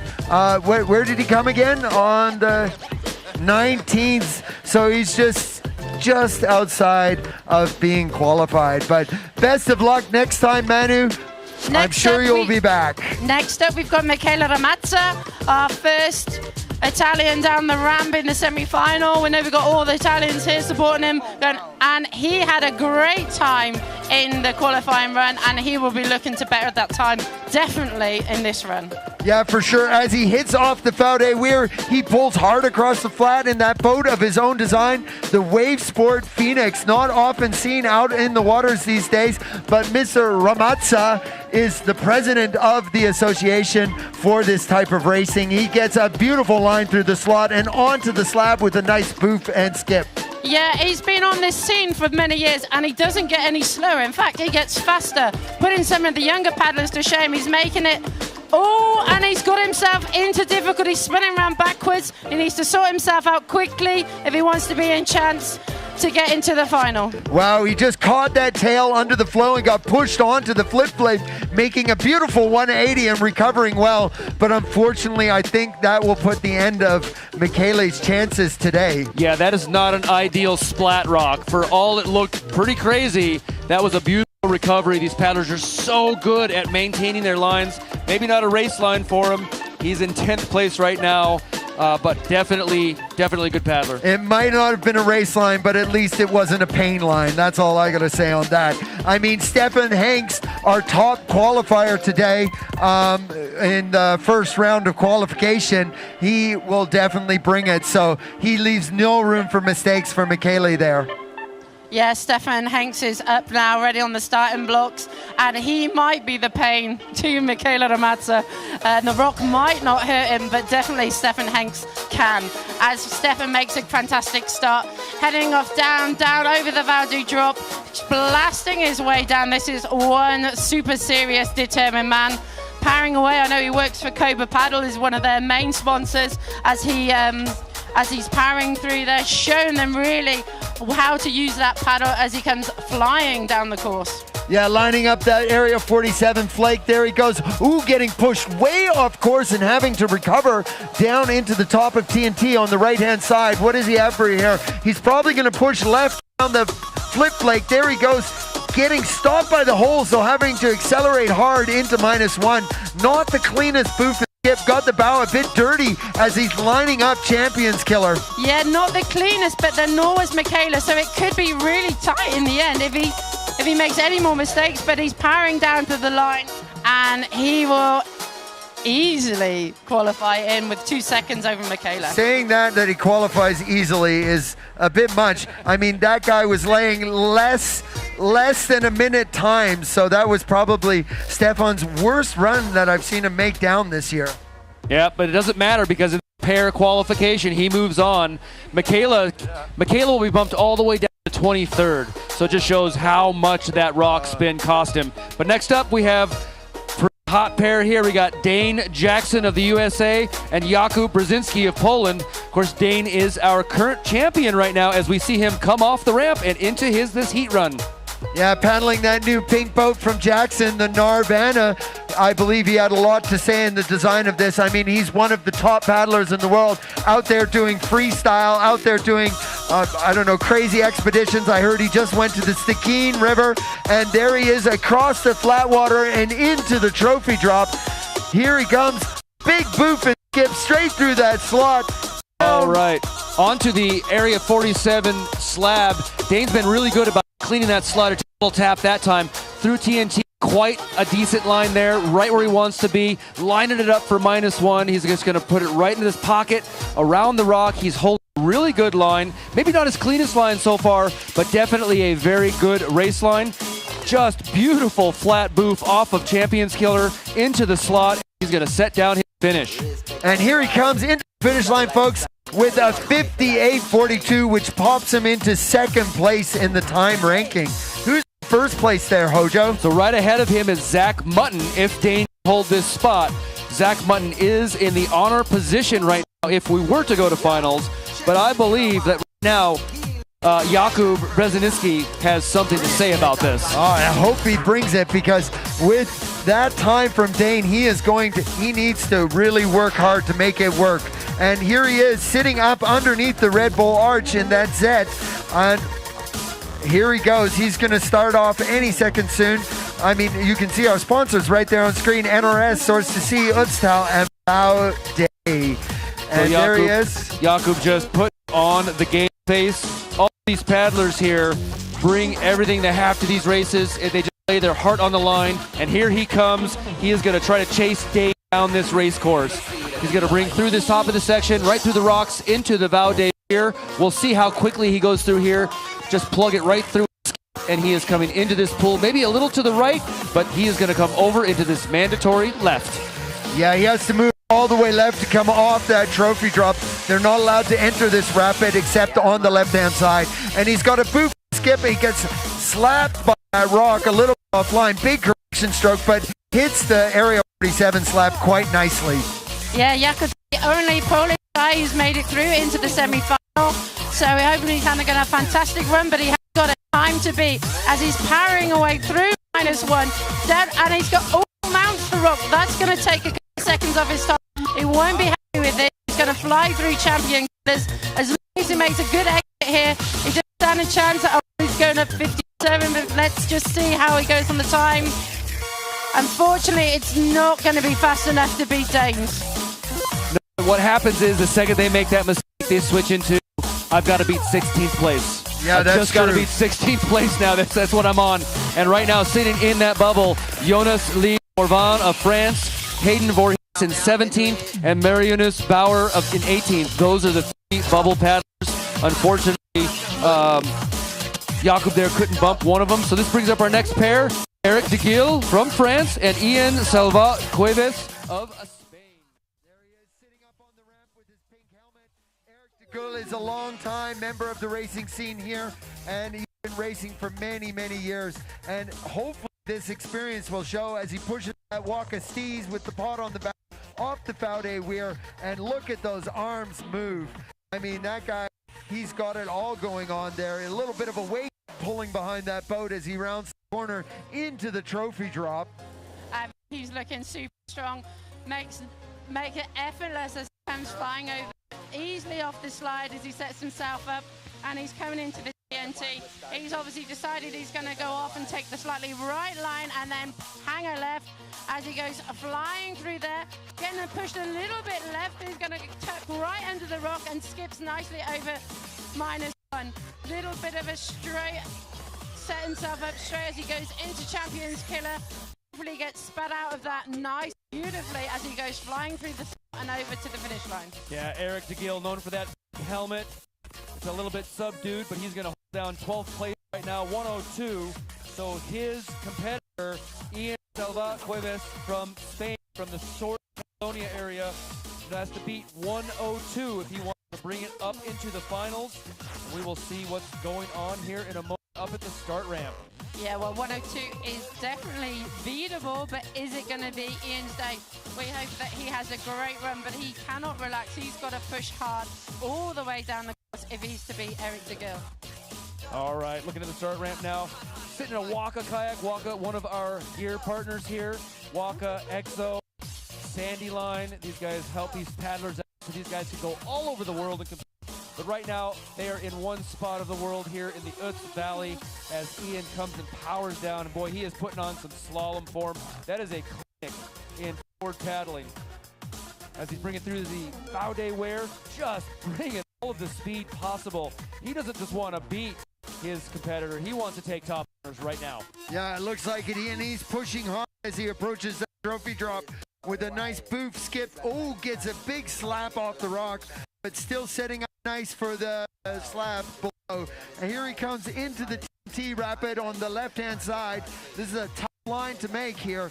Staying left all the way through is very, very tricky. And down into -1 with the boof. Oh, gets stalled out a little bit. So right now he's actually beating the pace. We have that split timer you can see on your screen. So he just has to maintain this pace to come through. No more mistakes. And a beautiful line, maybe a little high of a skip, but he's coming through. He's on pace right now to Eric off. Can he do it? Oh, he does not, but by 1/10 of a second. And he drops into 21st place. Another heart crusher right there, Ian. Oh my goodness. Oh, I mean, that's not the first time we've seen that today, though. And I have to say, those rocks are sharp and they catch you out. That's for sure. All right, next up, we've got, yeah, folks, so please help spread the word. Share this link around. Please give it to your friends. Share it on all the social media. And we have a donate button. If you hit that and donate some money to us, this is right into the race. This helps everything you see here on the screen. You should be able to see safety people, banners, equipment all over the place, and most importantly, the live stream bringing it to you at your home, wherever you may be. You will help this race for years to come. But right now, Tom Dole of France on course. Yeah, I believe he's one of our freestyle athletes out of France. He's been paddling a few races this year. Definitely done some great times in the heat in the qualifying runs before. And here he goes across the top of the pool and leading into the trophy drop. Folks, hit that donate button. We have a lot of cameras out here, and cameras cost money. There he goes, boofing is good. And right into the slab. Nice little boof into the TNT. That is looking smooth as he comes flying into eternity. So he's made no mistakes. He's just hanging on there as he sticks around the left-hand side of TNT and down to -1 off that cushion wave and blasting through the middle of the road. That's a fantastic line, and hopefully this is going to get him a really good spin. I saw his face as he went past us, man. That guy, he's leaving it all out. He looked hard. He's pulling hard right into the finish. Tom Leg coming in with a 1 minute point 3. 1 minute point 3. It's a good time and trying to beat next from.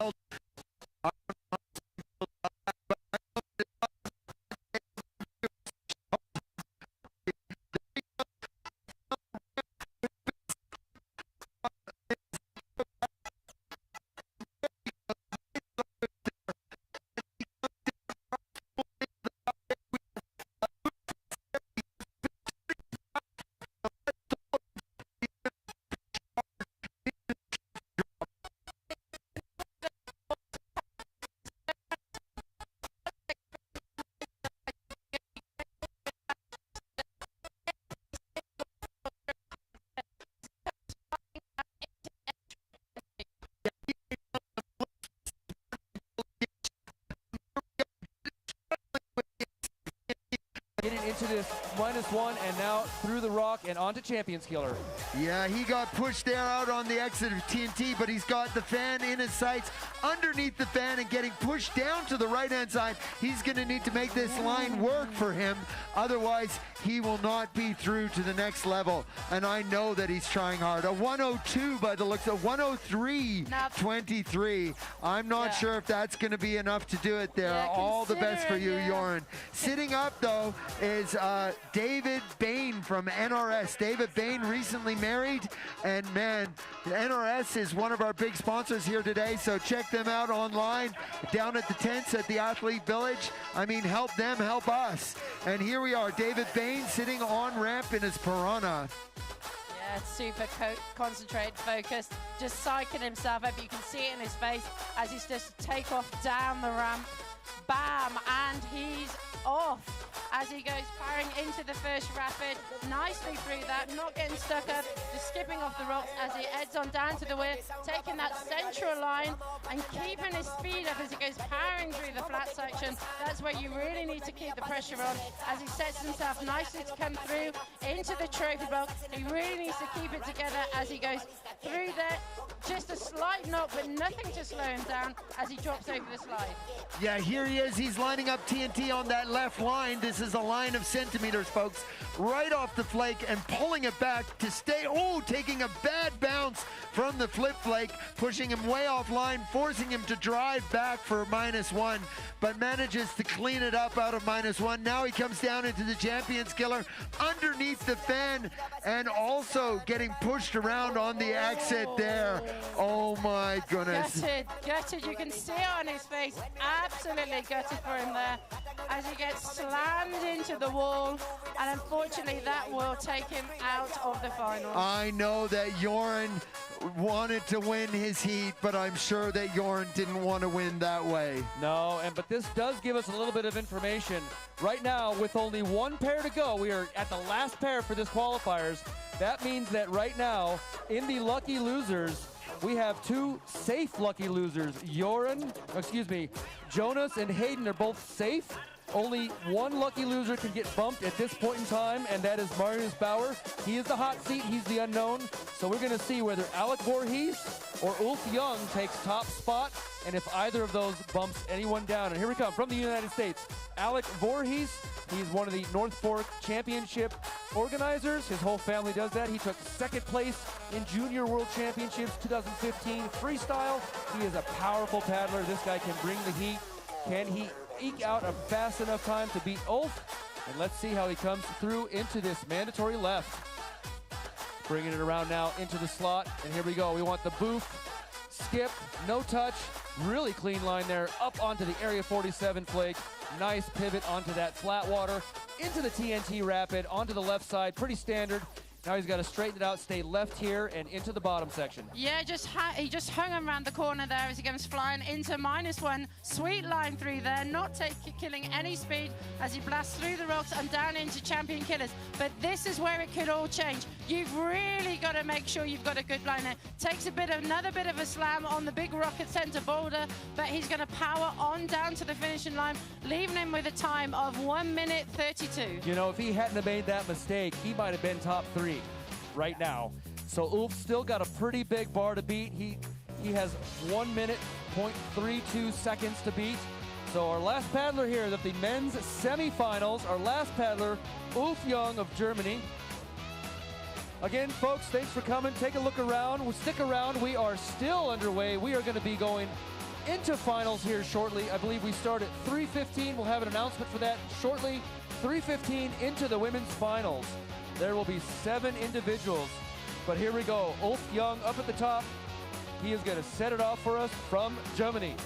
Okay, yeah, he might be the last to set off in the semi-finals, but he's certainly not got the least as he comes literally flying down the course. And he's taking the central line, nice little booth, keeping it in the main flow, so he's not losing any of his speed. You need all the help you can get from the river on that section as he powers on through and around the corner.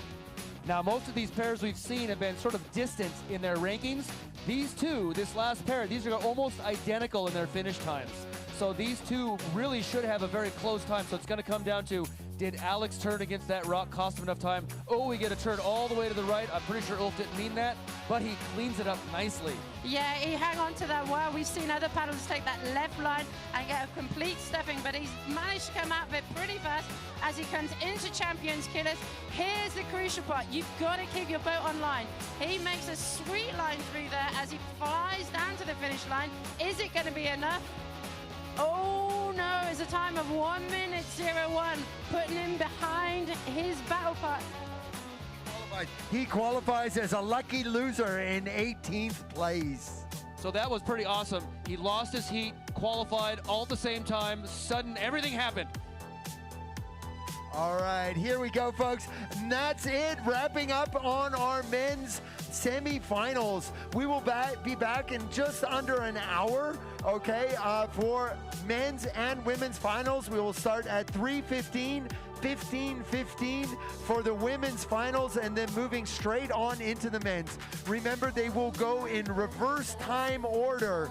All right. We'd also like to take this time to thank our sponsors, Baudet, Source to Sea, NRS, Red Bull, and of course the people of the OETZ Valley, without whom support would this not be possible. Okay, and we will also hopefully in this break have some interviews with the athletes, so stay tuned to the stream. We will be back in about 15-20 minutes with a couple of interviews with Cash. He's going to be out there, our roving reporter, bringing us some of the insights into the minds of the athletes today. Okay, thank you very much. From our sponsors, go check out the Sulch stand. I believe he has some punch and some really good beer made with the water from the river.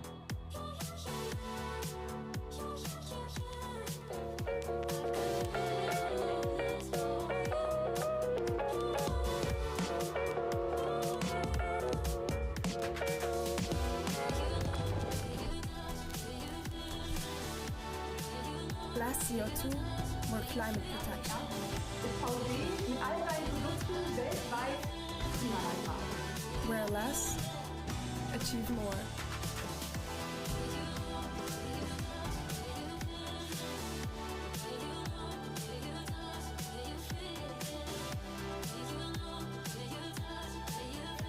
Yes, please.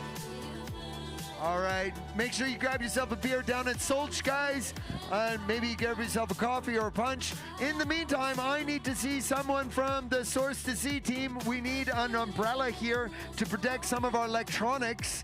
Otherwise, we're going to have a few issues with this rain. So someone from Source to Sea, please bring me an umbrella to the moderator stand so we don't blow up monitors and plugs and timing equipment.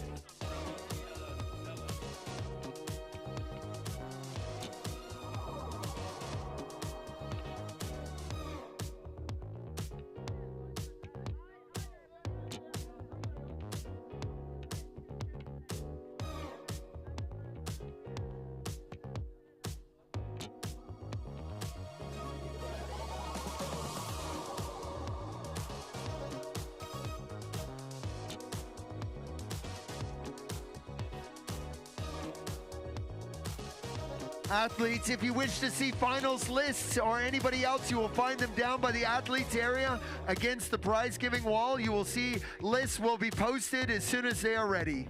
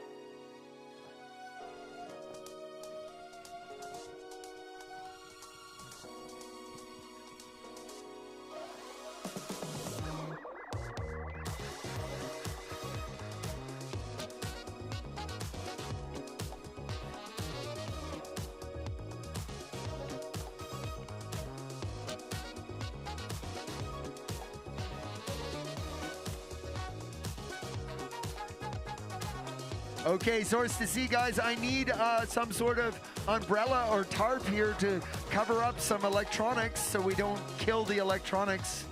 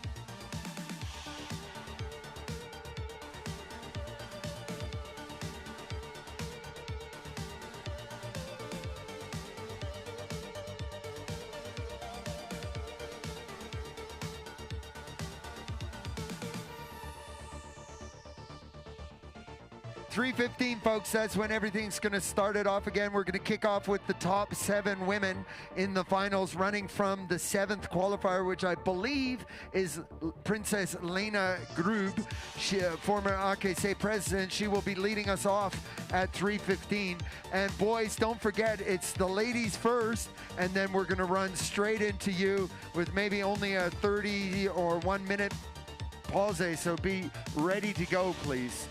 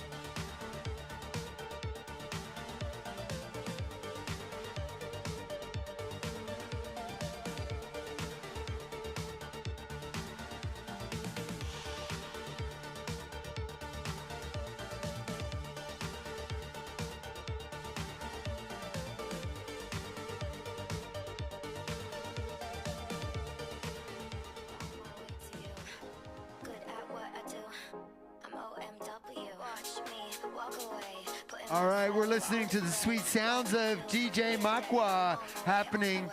Hey, please get out of the way, guys. Get out of the way. They're bringing in some tents for us. Out of the way. Please, off the platform. Everyone off the platform, please. We need to set up some tents. Got to protect our gear. All right, these are the sweet tunes of DJ Makwa carrying us through into the afternoon. He will be also playing tonight at the finishing party in the Utstalevert at JJ's Bar. Definitely going to be an event. There'll be a cash giving. If you don't know what a cash giving is, you need to show up and figure it out. It'll be a super fun event where we're going to watch some big checks exchanged for cash. It'll be a good times. All right, folks, we're looking forward to seeing you back here at 3:15. 3:15.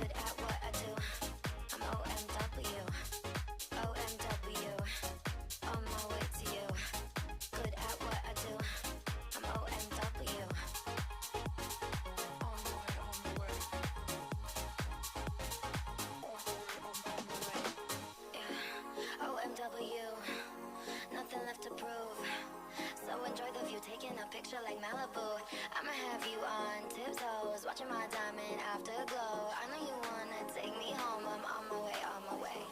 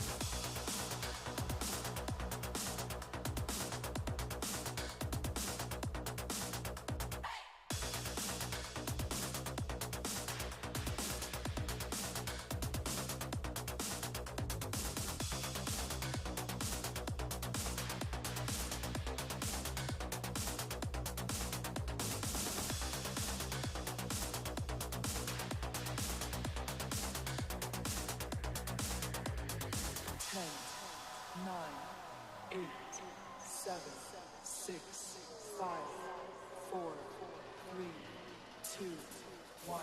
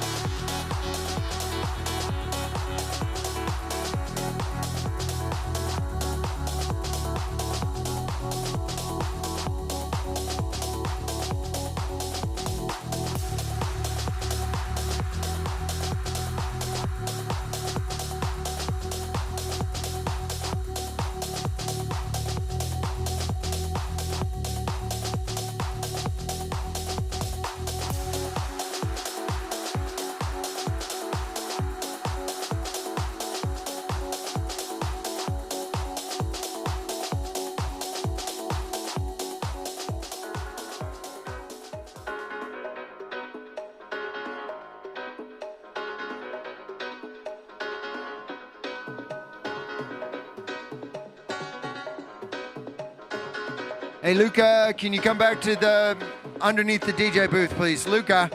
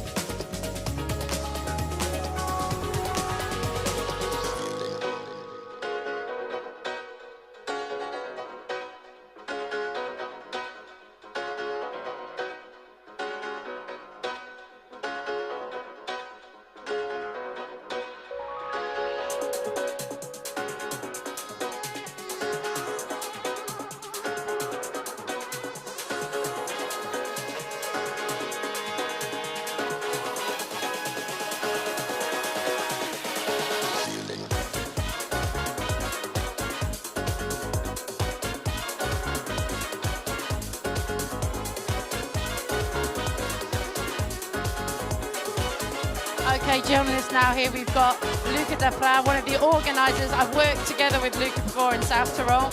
We're now over in the OETZ Valley. Whose idea was it to organise the kayak event? Well, that's our idea as a kayak school.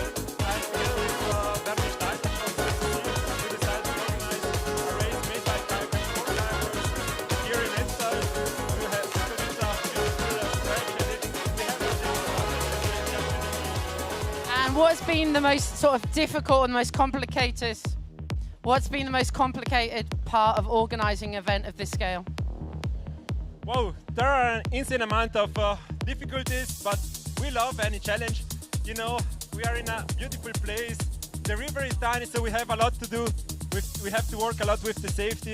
Thanks to the AKC, the Wasserrettung Österreich, the Red Cross, and the mountain rescue from us for helping us with this difficult job. And yeah, that's it. And then we need good weather, and we have it. So it's just liquid sunshine. So it's perfect, I would say. Yeah, there's a huge safety team going on here, and a massive thank. Thankfully, the athletes haven't given them too much to do so far today, and it should stay like that as we go into the finals. For anyone else thinking about organising an event, what are the key things to do and to get right? So first of all, you really need good partners. So not only sponsors for the money part, but also a big team of helpers, because we rely really a lot on volunteers. Luckily, we have a huge community, and so I want to thank you here, all our volunteers and the kayakers out here helping us. That's the most important thing for us. And yes, thank you, Lenny, for running into the shot. Well, we're going to leave Luca now because I know he's a super busy man, and we'll let you get on with running around. Okay, good luck. Thank you.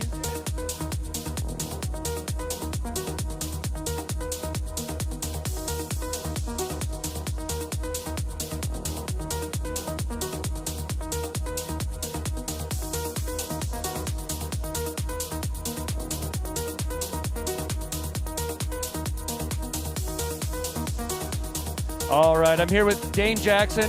Dane, right now, you're the reigning champion of the OETZ Trophy. So you're here, you're in the #1 spot as far as honor started, but right now, what place are you sitting going into finals? Currently sitting in second behind Zach. All right, cool. Now, this race course, it's very, very popular. It's been raced for many years, but it does vary. So what is the water level this year versus any of the last years? Is it more challenging, less challenging? Honestly, the way that TNT shaped these days, I feel like this level is actually, I would say, one of the better levels besides way higher water, because you really got to be in that exact spot. The rocks are really out of the water right now, but if you're in that right spot in that tight line, you can still make it look smooth and good. So I really like this water level. Awesome. And before you get ready for a race like this, is there any particular prep you do? Do you do a little yoga maybe, or do you meditate on it, look at video, or what is your prep routine? My prep is pretty much just run around, get stoked with everyone else, hang out with all the cool people here, just get us fired up, hang out with all the cool people in the area, because if you have a bunch of fun with them, win or lose, it's still going to be a great experience. Oh, that's awesome. That's awesome. We wish the best of luck for you and everyone else. Now, here's the big news. I mean, is it really an advantage to go last because you see everyone, or do the nerves sort of build up?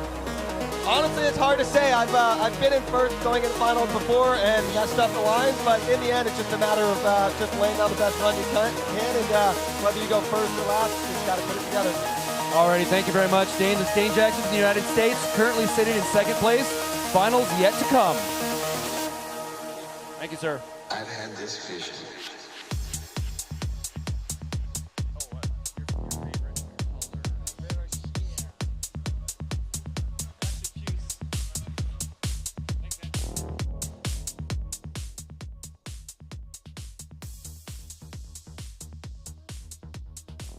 And hello, I'm here with Mo Engels from the AKC safety team. We're just going to talk to him and find a little bit on how the safety works here on the river with our hard-working safety team. You can see Mo is all dressed in his kit and ready to go in case we have some problems today. And I mean, of course, he's carrying his hive.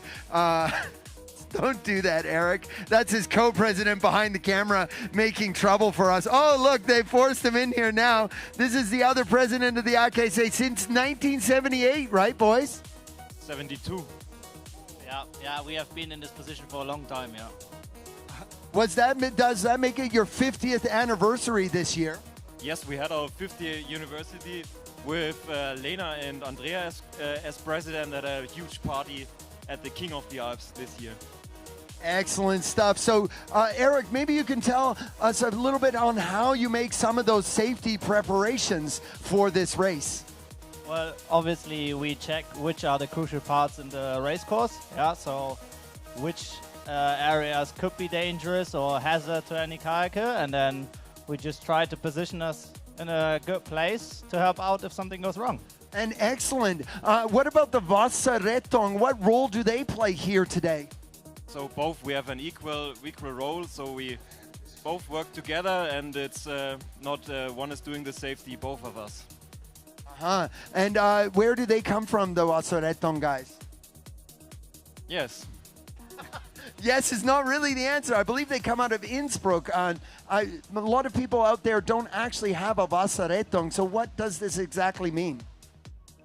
So, yeah, I mean... Well, they are just more specific to water rescue, as the name says it already. All right. Are they not? They're a volunteer organization, if I'm not correct, similar to the mountain rescue systems here in Austria, I believe. Yeah, correct. And to be honest, the difference between them and us is just that they have way more equipment. Yeah, so as you can see, they've set up all the zip lines, and yeah, they just have more possibility to get people out if they are stuck, and we focus more on rescuing from our boats. Excellent. Thanks very much. That's Maura Angels and Eric the Viking here from the AKC Club here today at the Ötztal Trophy. Thank you today, guys.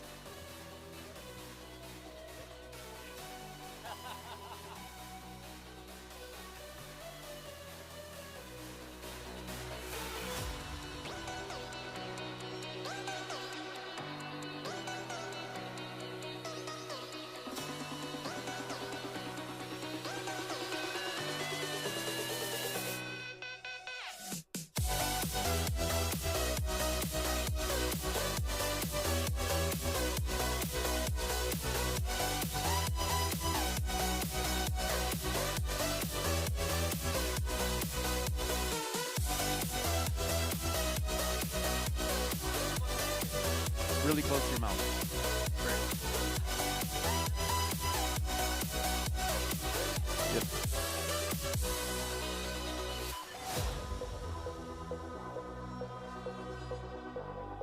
And here we are, I'm back again. I've got one of our photographers here today, Jakub Sevedy from the Czech Republic, also spends a lot of time up in Voss and sometimes even a kayak instructor, I believe.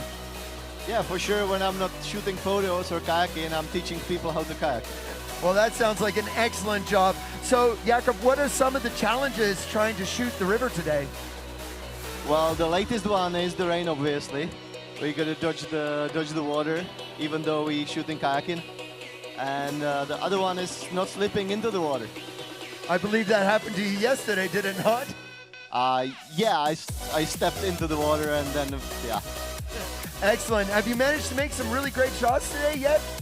Yeah, I really hope so. We have a good team here, so I hope overall in between us we should have some amazing shots. Are you also shooting some video as well as the streaming? Here I'm shooting just photos. And you get right down there, right in the athletes' faces. I've seen you right up there on those rocks a few times. Well, I was trying. A bunch of them are good friends of mine, so it's really fun to shoot here because I know most of the people. That sounds excellent. And Jakub, just before we wrap it up here, is there anybody you'd like to shout out there, out in the land of the internet? Well, to everyone, keep watching, support us, and that's about it. Excellent. Thanks for coming out, and we look forward to seeing some of your pictures later on. Where can we see those? You got to ask the organizers. Okay. We will have some more. I'm pretty sure it will be up on the trophy, the OETZ Trophy website. So if you want to check that out, just search on Google for OETZ Trophy, and you should come right to our website where you can actually register for next year if you think you are ready and willing and tough enough to take on the Wellerbrucker Rapids here in the OETZ Valley. Thanks very much, guys. We will be coming back to you in approximately 15 minutes with the start of the women's final. We're going to start off with Lena Group from the AKC, and she will be bringing us into the first final run of this OETZ trophy. Thank you very much.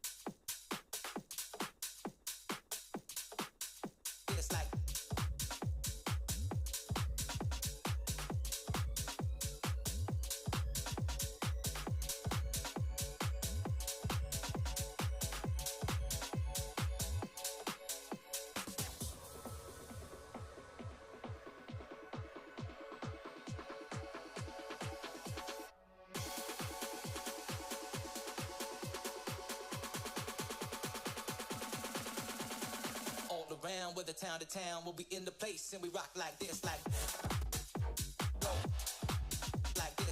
Moving to the sound, moving to the sound of the, moving to the sound. That's right. Like this, moving to the sound, moving to the sound of the, moving to the sound. That's right. Go like this, moving to the sound, moving to the sound of the, moving to the sound. That's right. Like this, moving to the sound, moving to the sound of the. Moving to the sound. That's right.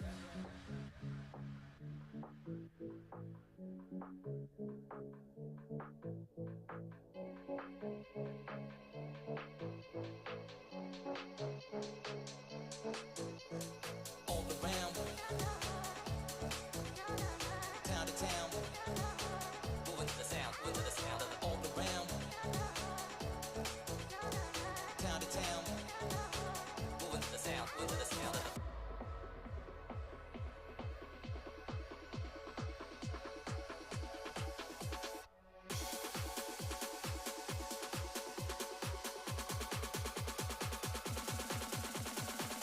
Around with the town to town, we'll be in the place and we rock like this, like go like this, moving to the sound, moving to the sound of the, moving to the sound.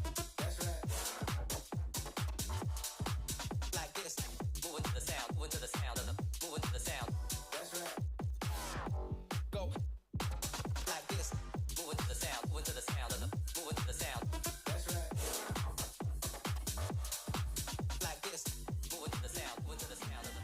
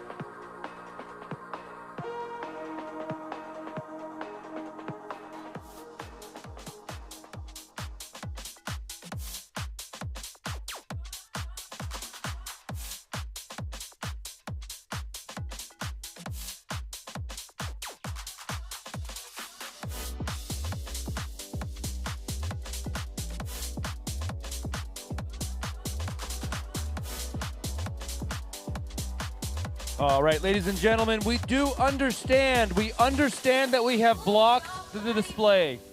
Unfortunately, due to the sensitive equipment up here, we have to put some shelter over this in order to proceed with this event. We know we blocked the display. We are going to make every effort to bring to you results. You can go online and try to get live results on your phone if you have coverage in here. However, we will try very hard to let you know exactly where all of the athletes stand. Okay, and we're going to have the prize giving, so we're going to start off with the finals pretty soon here. Right after the finals finish, within 10-15 minutes, I believe, we will have the prize giving down at the athletes area where we can hand out the big cowbells. So go, head down there after the race finishes to see the prize giving. And in 10 minutes, we're going to be heading off into the finals. We've got the women starting first. We've got a lineup of 7 very talented women paddlers who are going to be kicking off the finals very shortly.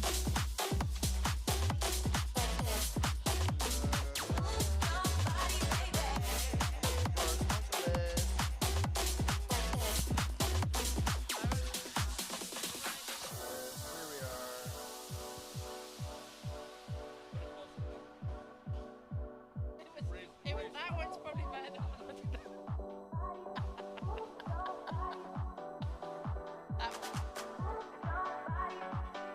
Live stream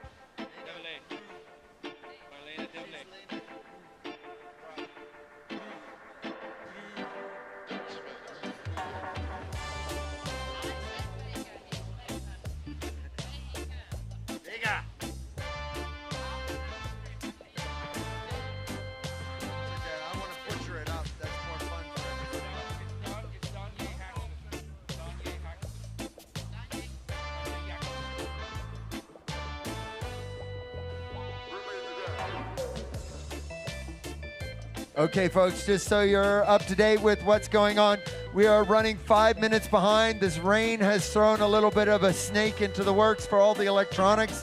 So they're just trying to make sure everything's tested and sorted out for all the live streams and stuff like that.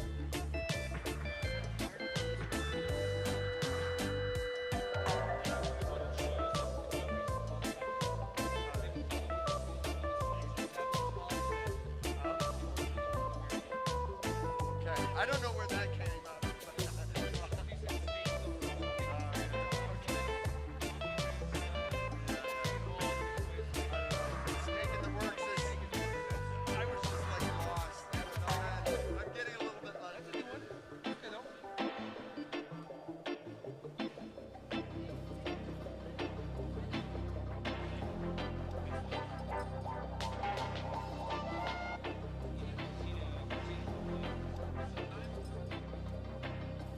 Uh, 15.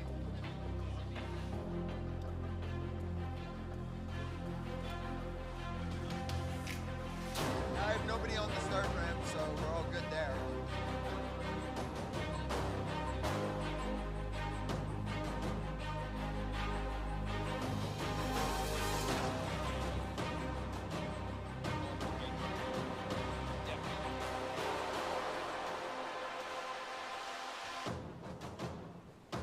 Okay, quick bit of housekeeping for all our guests here at the race site. Guys, stay behind the orange barriers unless you're accredited to go down to the riverbank. It's now all wet and slippery on those rocks, and it's a good place to hurt yourself. So just stay away from it, up behind the fences, and that will keep everybody happy and chill today.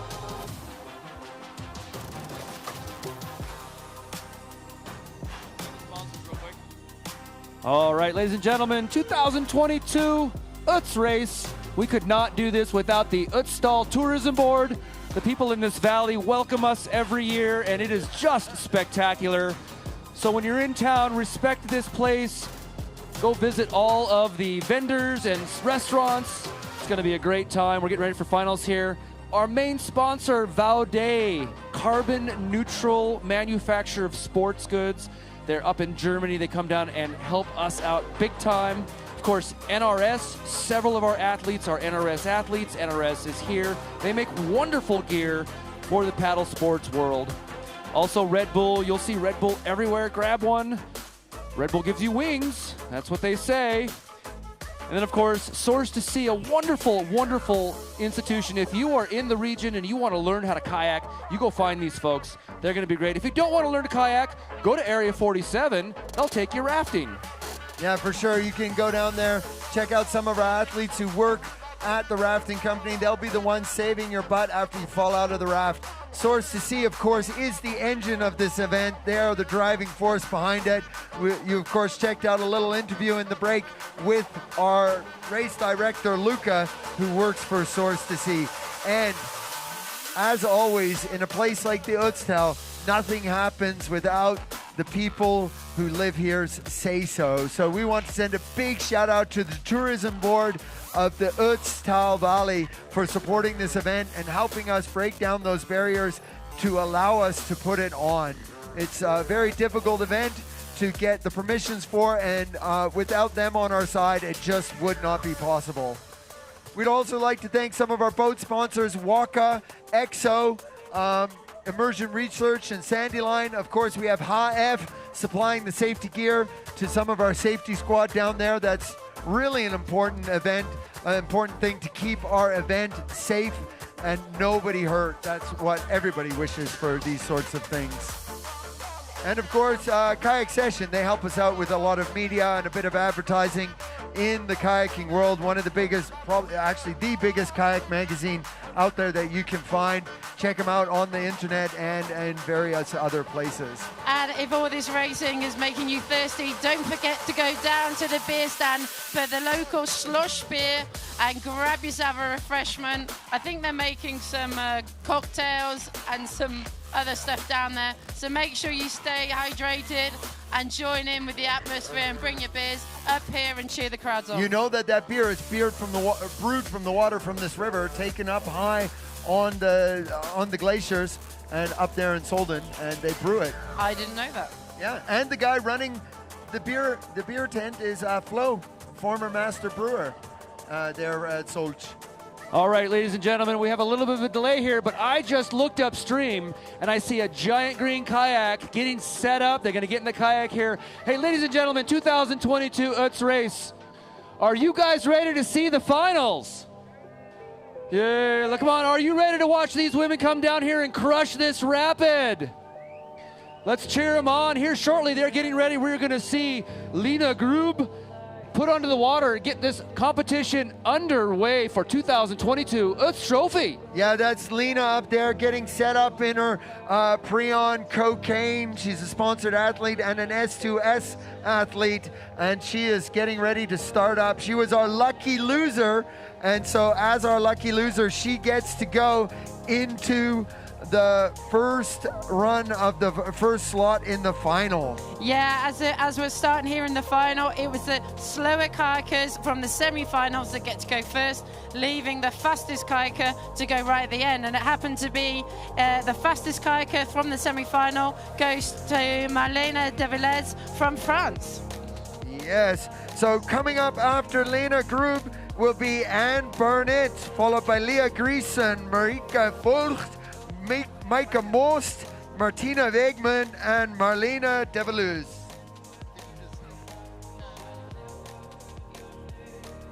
All right, I see this cable cam pushing upstream. That is a good sign, ladies and gentlemen. This is some of our great media pushing up there. Give it a wave as it comes by. Hello, cable cam. I see kayakers getting ready up there under the Red Bull Arch. So we are getting ready here for the start of the women's final. We have 7 women, as you just heard. Now in this time, there is no second chance. There is no head-to-head. It is winner takes all. This is what they've been fighting for all weekend. They are going to bring this to bear, and the fastest winner takes away the giant cowbell for the OETZ Trophy. Yes, for sure. And folks, just so you know who's on the mic today, we got Timmy 9 Lives, Kaz G, and Hojo from Denver. So we're here commentating for you today. We've been at it for a couple days now because we are also here for qualies. And anyways, we're getting all hyped. I see the safety guys from the Wasserrettung in Innsbruck all sitting around the rivers. They're going to be happy there on all their dry gear now because it's raining. Anyways, up on... Rain is just liquid sunshine. Come on. Oh, yeah, there we go. Liquid sunshine. Yeah. We're going to start off with bib number 170, Lena Grub. She's up there in her big green boat. And we know there's a load of German supporters out in the crowd today, so make sure, as she's coming down the course, make sure you shout, holler, cheer, hoot for Lena as she comes down. Don't forget, folks, you will find in the bio below, underneath the stream, a donate button. Please give a click, send us some free beers, and let us put this event on again for next year. All the money from that donate button actually just goes into running the event. Nobody's making any money off this thing. It's just for fun. All right, the rain's kicking up. Safety members in place. We got a little donate button there. You can see at home the little Love the Brown Claw heart. I love that little logo. And looks like we're getting ready to go. She is scooching to the edge. Here we go. The start of the 2022 finals is underway as Lena launches the ramp. Yeah, there she goes. She got a great skip out of the bottom of that ramp and coming into the first drop with a sweet little boof. Very strong measured strokes. She's looking for a clean run because they like to say fast is clean and clean is fast, and she's pulling across, saving some of that energy for the tough technical section that will come below as she works her way towards the trophy drop. Yeah, Lena's looking confident. She had a bit of an unlucky run in the semi-finals, and she'll be hoping to bring that back and show us what she is really capable of. As she comes down, we can hear the crowds starting to cheer. Give her some support as she comes down into the lineup for the TNT. Listen, great lines, just holding on there, sorting herself out as she pushes through TNT. Nice. Oh, excellent recovery from Lena. Give it up for her. That's a big thing. There she is in TNT, burying the bow in -1, but recovering again very, very well. She heads into the Champions Killer. This is a very intimidating rapid, folks. It's not an easy thing to do, and she skips through quite nicely into the slot and through into the finish line. Lena Grub with a 1:12. Yeah, she's definitely going to be pleased with that as she's kicking off into the ladies, and we're all impressed with the round from Lena. Alrighty, so Lena comes through 1:12, the time to beat right now. She will hold down first place. She's going to sit there and see what her next competitor has to offer. Annie Bernert of Germany.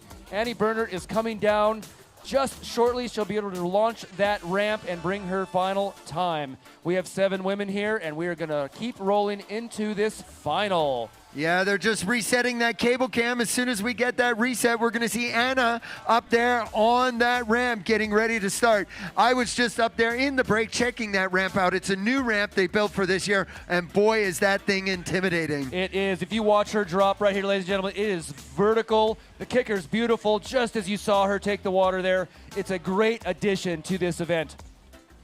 And there she is. She skips off that first little drop and across the pool down into the Faude weir. There she goes, getting a nice clean line out of the weir and pulling across the flat here. She has some stark determination showing in her strokes here, staying fast in the current as she lines up the trophy drop. Yeah, she's coming on in. She's one of the exo paddlers as she's coming on through the slot there, making a good job of it as she heads off down over the Airy 47 slab. Needs to set herself up as she comes into the top of the TNT Rapid, bouncing over the rock. We're lucky we got a little bit of water now. It's kind of smoothed off those rocks, taking the left-hand line. A bit of a submarine move as she then rolls back up and straight into the next hole. But she hasn't lost too much speed, but that rock is going to give her a little bit of problems as she goes to set herself up for the champion killer. Wow, that was a big clutch roll there with a massive sculling motion, but she gets through the champion killer, flipped over again, much cleaner roll, lining up the slot. Oh no, getting pushed off into the eddy. She's going to have to battle back to get to that notch. Yeah, the water is really pushing against her and pushing her away. It's a tough move, that one. Yeah, we've seen certainly a few athletes hit that wall today. This probably won't be the last as she goes over the finishing line with a time of 1 minute 27.63. All right, you can see just how powerful that water was. She had to pull that ferry almost onto the rock to get into the slot. That wall is a magnet, and it just grabs those paddlers. So while the camera resets, right now we have Anna in second place with 87 seconds. Lena still holding down first place with 72 seconds. And still yet we have 5 more paddlers to come. Next up, Leah Griesen of France. In this final, we have Germany, France, and the Netherlands, those 3 nations.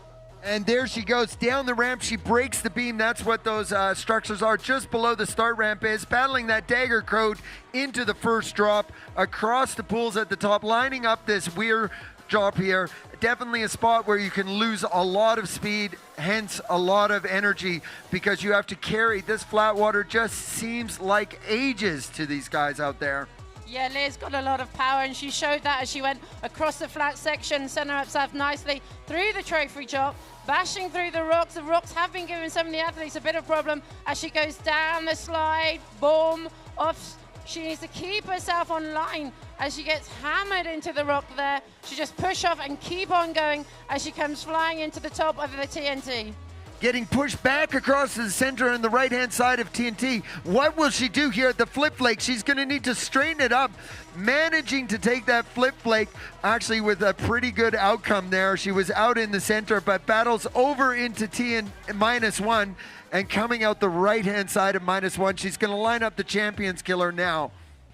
As you see, it's really hard to get it back on course. Once you've got one mistake, it kind of leads to another, but she's held it together well. Unfortunately, she's just been spat out towards that wall. We know it's giving some problems. She just manages to sneak past it and go on to the finishing line. She needs to push hard as she goes under it with a time of 1 minute 29.70. All right, that moves her into third place. So currently we have Lena in first, Anna in second, and Leah, who you just saw, is going to slot into the third place spot. So right now that would be our podium if not for 4 more paddlers. So in this particular round, they're going to stay down there in the water, maybe get out and watch at the athletes area. One of these days we might have a throne they could sit in, or I mean, this is the whole the cowbell thing. They can hold the shepherd's crook or something like that. But currently holding first place, Lena Grubb. And I'm definitely looking forward to the next paddler, Marika Vogt from the Source to Sea Kayak School, one of the engines driving this event here. She has a tent down there at the Athletes Village called River Days. Go check it out. They have a lot of information on the hydroelectric projects in the area. There she is, big, beautiful skip in that EXO right through the center there. There she goes, Marika coming down into the weir. What does she have for us here? Nice little skip. Got a little dirty on the bow with some water over the top, which slowed her down, but she's looking pretty smooth, I would say. Yeah, she's done this river 100 times, but today is the one time it's really going to count. Putting all her knowledge, all her experience to the test as she comes nicely through that. Really well done. We can hear the crowds cheering her on as she lines her up. She's having a great run so far. She's got to keep it together. She goes through TNT, making it look easy, setting herself up as she blasts through that. Little bit pushed to the left, but she can easily get that back as she goes through -1. Definitely looking for that fastest clean run right there. Set herself up beautifully in TNT with that right to left line. And there she is down through the Champion Killer, pushing back. It looks like she's going to go down for a right-hand exit out of Champions Killer there. And she's battling back out into the mainstream over some little holes there and pushing down into the finish line. What does she have for us today? Marika Volks with a 1:15.12, putting her into second place.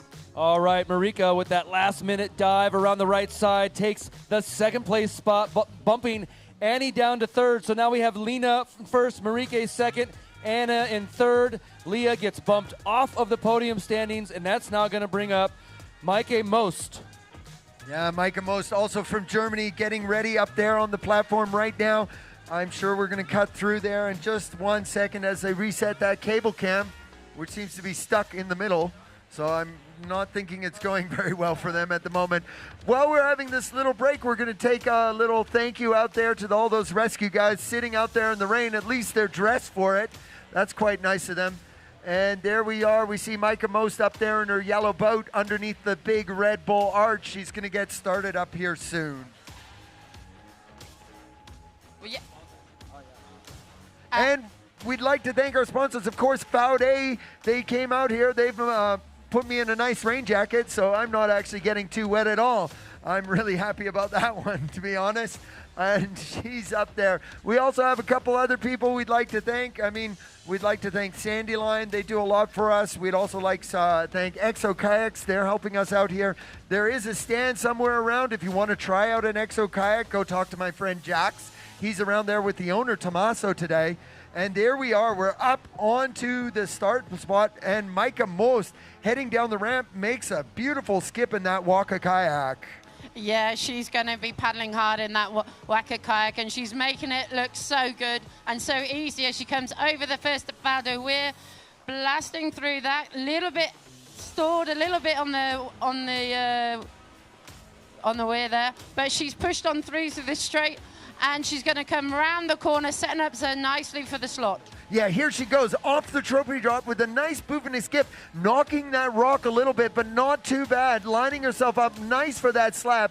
Gets the slab. Looks like she's going to push over to the right for TNT entry. Come on, crowd. She can hear you out there on the river, so let's give it up for her. Over, way right, getting subbed out, but controlling it in that Waka Gangster down the right-hand side of -1. Oh, tapping that rock, but I don't think that's going to count against her. Up as she lines up the Champions Killer. Yeah, she did, holding it well together. She's gone down on the right-hand side. It all depends how you get thrown out of the Champion Killer. She's going to push it really, really hard, powering it over to the finish line, and she's put herself with a time of 1:06.82. So she takes over first place. She had a 2-second lead over first at the split. 5-second lead now over second place. So Maike Most takes over first, 5 seconds ahead of Lena Grube and Marike Vogt. Wow, what a great run from Maike Most. That looked like excellent. Definitely those last two ladies, Martina Wegman and Marlena Delaviz, will really have to work hard if they want to beat that time. That is for sure. 5 seconds out in front now. Yeah, and in the final, it's only one run, one time that counts, no second chances, no room for mistakes. And here we are. Martina Wigman is now on course. She is an slalom paddler from out of the Netherlands. She is very fast. She is definitely one of the ladies here to beat. And look at her go. I know that she paddles full time, spending a lot of time in New Zealand training, but and that shows as she pulls hard across the pool and turning that corner into the trophy drop. She sets it up. And wow, what a great boof and skip, hardly even taking that rock off the slab and coming down into TNT. Yes, her paddling style certainly makes it look effortless as she comes down through there, hugging round to the rock to get get a little bit of problem on the line, but she sorted herself out quickly. As she goes through -1, you're going to aim straight through the middle of the rocks to set yourself up for Champions Killer. Will it kill her? We'll just have to wait and see. She's going to ride it high and dry straight through the slot there and onto the finish line. She's got to be happy with that as she goes through with a time of 1 minute 06.35. And she takes even a further lead on first place, 3.4 seconds ahead. Even with that bump out of the TNT, she still managed to eke out the time. She was 2 seconds ahead at the split, now 3 seconds ahead. It is now Martina Wegman in first, Micah Most in third, Micah Most second, and Lena Grubb third place. That is the current rankings for top three. So this is all up to Marlene Devillet. Can she knock any or all of them off? Yeah, I think she definitely has the potential to bring it. But man, Martina, you could see her putting that effort into that upper part of the course, really working it across those flat water sections, setting herself up to have a bit of time buffer down in the lower, more technical aspects of the course. As Marlene Devillet takes off the ramp here and pulls across these top pools, she is definitely working it as well, right down to the Fau de Weir. Yeah, she had a fantastic run in the semi-finals. Let's hope she's going to have to either get a better run or at least keep it the same as she comes through down into the first part of the technical section as she heads towards the trophy. All right, there she goes. She comes through the slot quite nicely into the slab. There she goes off the slab, entering TNT onto the right. Nice little center boof, holding a center line here. Now back to the left. Hopefully she doesn't take too much of the flip flake. And what a great line there. And out she goes into -1, pulling hard down to Champions Killer. Let's see what she has here. Oh my goodness, under the fan and she's off, she's having a little scrape around that rock, but she's going to have to push it super hard. Can she get it back from there? We'll have to see. And unfortunately, it's not going to be good enough to take Martina Wegman out of first place. Oh, she takes over second place at the split. She was 0.02 seconds behind. Up until that point, she was basically on a dead heat. And alas, she could not bring all the energy at the end. So first place goes to Martina Wegman, then Marlene Devillet, Micah Most in third, Lena Grubb, Marke Vogt, Anne Bernay, and Leah Greason. Yeah, right there. Oh my goodness. It just shows you how hard that notch is right at the end. When you're all fully gassed, tired, your arms don't want to work anymore, and you've got all these weird currents pushing the boat round in funny ways, and then you just get stuck up on that wall and you just hang it. You saw it. All 2 right. seconds right there. That's it. So that's going to wrap up the women's. Give it up for the ladies, gentlemen. Ladies here in the 2022 OETZ Trophy. First place, Martina Wegman, followed by Marlene Devillet. Micah Most takes the bronze. Excellent, folks. We will have a prize giving directly after the men's runs here. So please head down to the athletes area to check out the giving of the cowbells. All right, Ulf Young up there in the start ramp. He is ready. He is just focusing, making sure his little Dr. X doesn't have any water on it. Has got the branding going nice and full. He is going to be our first of the 18 men who qualified into this. He was the luckiest of lucky losers, and here he goes, pumped up. Start for the men's final, 2022 OETZ Trophy, Ulf Young. Excellent. Coming out of a high-powered slalom family in the north of Germany. Look at him pushing hard to lay those down, fully windmilling those paddles down to the... Oh my goodness, the Fau de Weir, I've lost it, folks. But he's pushing so hard across the water. Look at that. He's even building his own wake as he turns the corner here into the trophy drop where he has to go on a mandatory left line.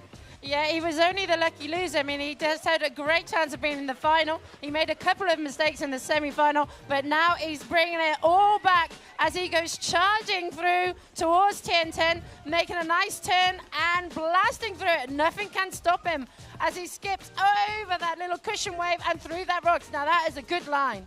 Excellent as he's lining up here on the Champions Killer. He pulls under the curtain, holds on tight to hit that notch. Can he stay off the wall? And he certainly does. And he's going to lay down our first time today. All right, as he comes through, we got our first place paddler by default here. He is going to sit on that time now and wait to see what's going to happen. So right now, the time to beat is roughly 60 seconds. Next up, we have from the U.S., one of two brothers here now battling it out, and the winner of the North Fork Championship, Hayden Voorhees, coming to lay down his time. Yeah, Hayden Voorhees is the middle child. He's also the middle lucky loser today. Definitely a man to watch out for. He was our NFC, which is the North Fork Championship winner this year. That means he laid down a big run in this giant slalom on a massive rapid in Idaho. All right, he's going to come up good. We're just resetting. There he is, getting in the zone, getting all focused up there on his Jackson kayak. All right, Hayden, also one of the NRS-sponsored athletes out here. Matter of fact, NRS out of his home state. Thanks for coming to this event. Hayden Voorhees is off the ramp into the flats, pulled through the rocks. This guy is fast when he needs to be, and boy, does he need to be. Into the Vaude wear, cleaning up that drop. Really nice, keeping online. He has not had to take any correction strokes yet. How is he going to do when he turns into this technical section? Yes, he's lining up the trophy drop right now, folks. He's coming in hot. He pops a nice little boot, skips right through the slot below. That's very tricky, off the slab and down into TNT. What has he got for us? He's got a left line coming through back to center, bouncing around on the rocks and pulling it to the left of the flip rock, and down we go into -1. All right, off to -1. Beautiful line through there. Very little effort to get through there. Now he's going to power into Champions Killer. This is it, ladies and gentlemen. Can he keep it flat? Can he keep it straight? Into the slot, just around the rock, off the wall. Boy, he is putting down a fast time. He is going to come in under 1 minute, but where is it going to be?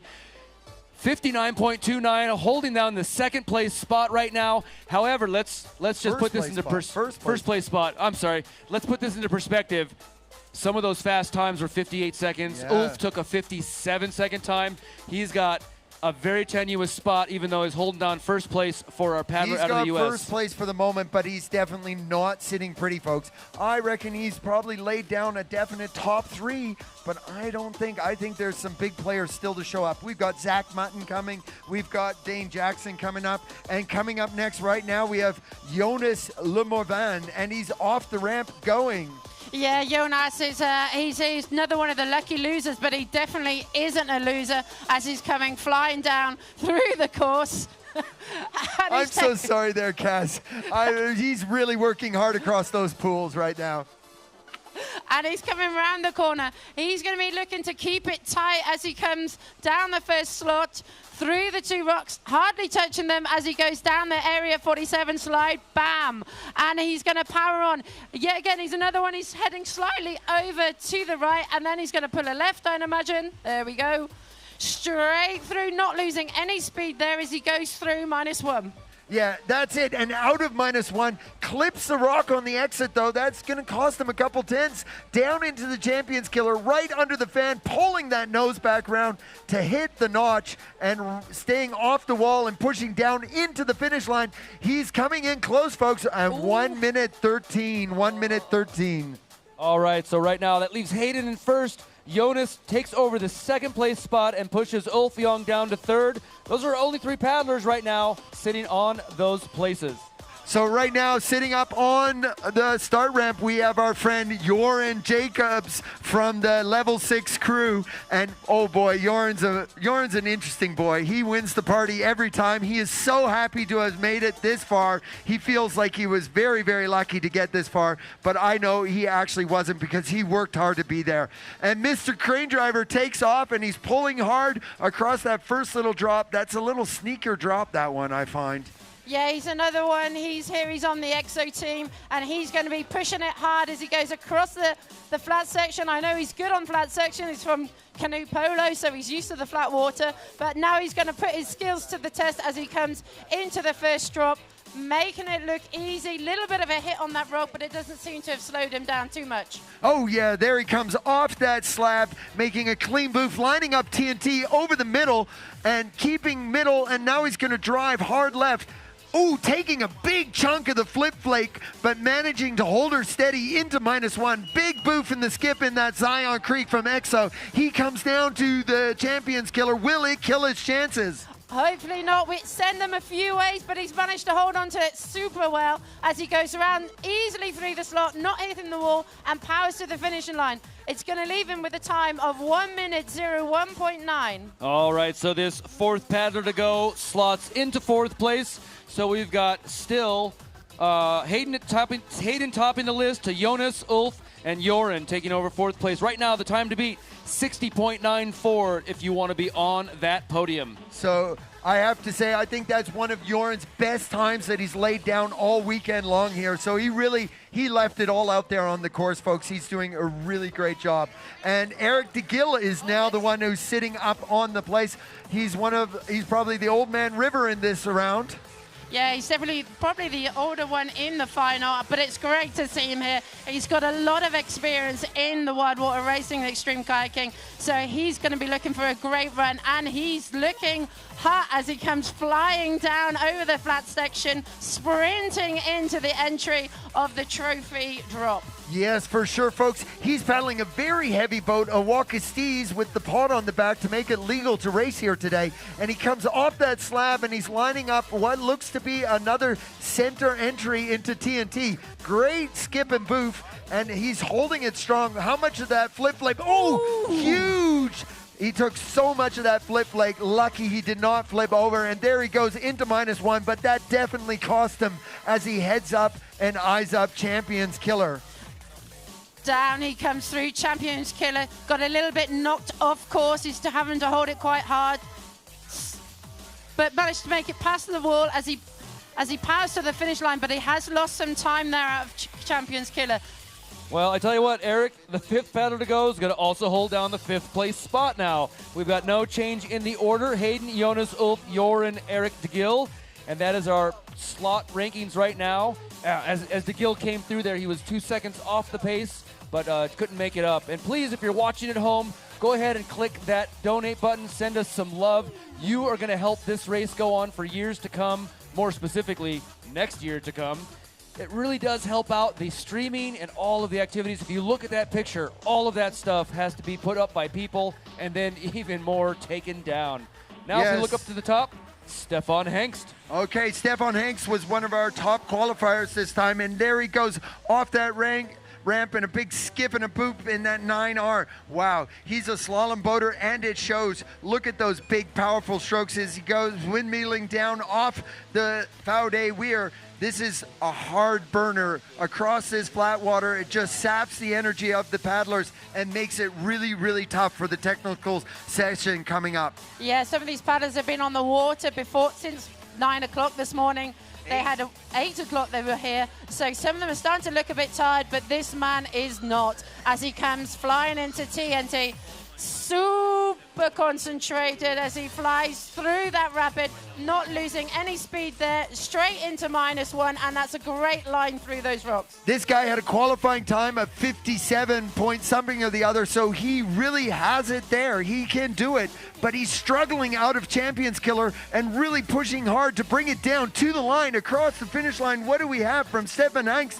1:32. Oh, slots him into third place, so Stefan bumps Ulf off of the podium. Hayden, Jonas, and Stefan are now the top 3 paddlers. Ulf, Joran, and Eric are off of the podium. Okay, so we'd like just to send a big shout out to NRS. I mean, they sponsored me a dry suit this year, so that was pretty nice of them, and it works great, folks. So if you're looking for some nice kayak equipment, go down there. We've got a couple stands. We've got Sandy Line down there. We've got NRS down there. We've got Source to Sea down there. They've got all your dry suits and buoyancy aid needs. If you need a rain jacket for today, go over and see the ladies at the Faude tent. I'm pretty sure they can help hook you up. Oh, check it out. Kaylin Friedrichsen sitting up there. All-round badass. He's running freestyle, he's running slalom, and he's running this extreme racing. Yeah, well, so Kalen's in this lower spot. He was holding down second place in the qualifying rounds and in the quarterfinals, but Kalen is fast, so expect him to come out here and lay down a scorcher off of that Vaude Weir. He's pulling through that beautiful slalom form. He's just laser focused on this next section as he puts in as much speed as he can wherever he turns the corner right now. And here he goes. He's turned the corner. He's lining up that trophy drop. Beautiful boof and skip right through that slot. Oh, but he goes a bit wide on the slab, but still manages to pull it back, keep that bow high and dry. Coming in on the left-hand side, he hits that flake and holds for the left and manages totally to miss that flip flake down into -1. All right, he did a great pivot there. It's like a two-stroke combo, and that's the fast ones.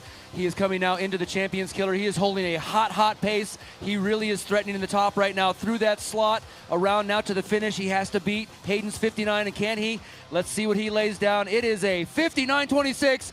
0.03 seconds. Wow. Takes over first place by And 0.03. He is going to be stoked with that. Absolutely. That was an excellent run.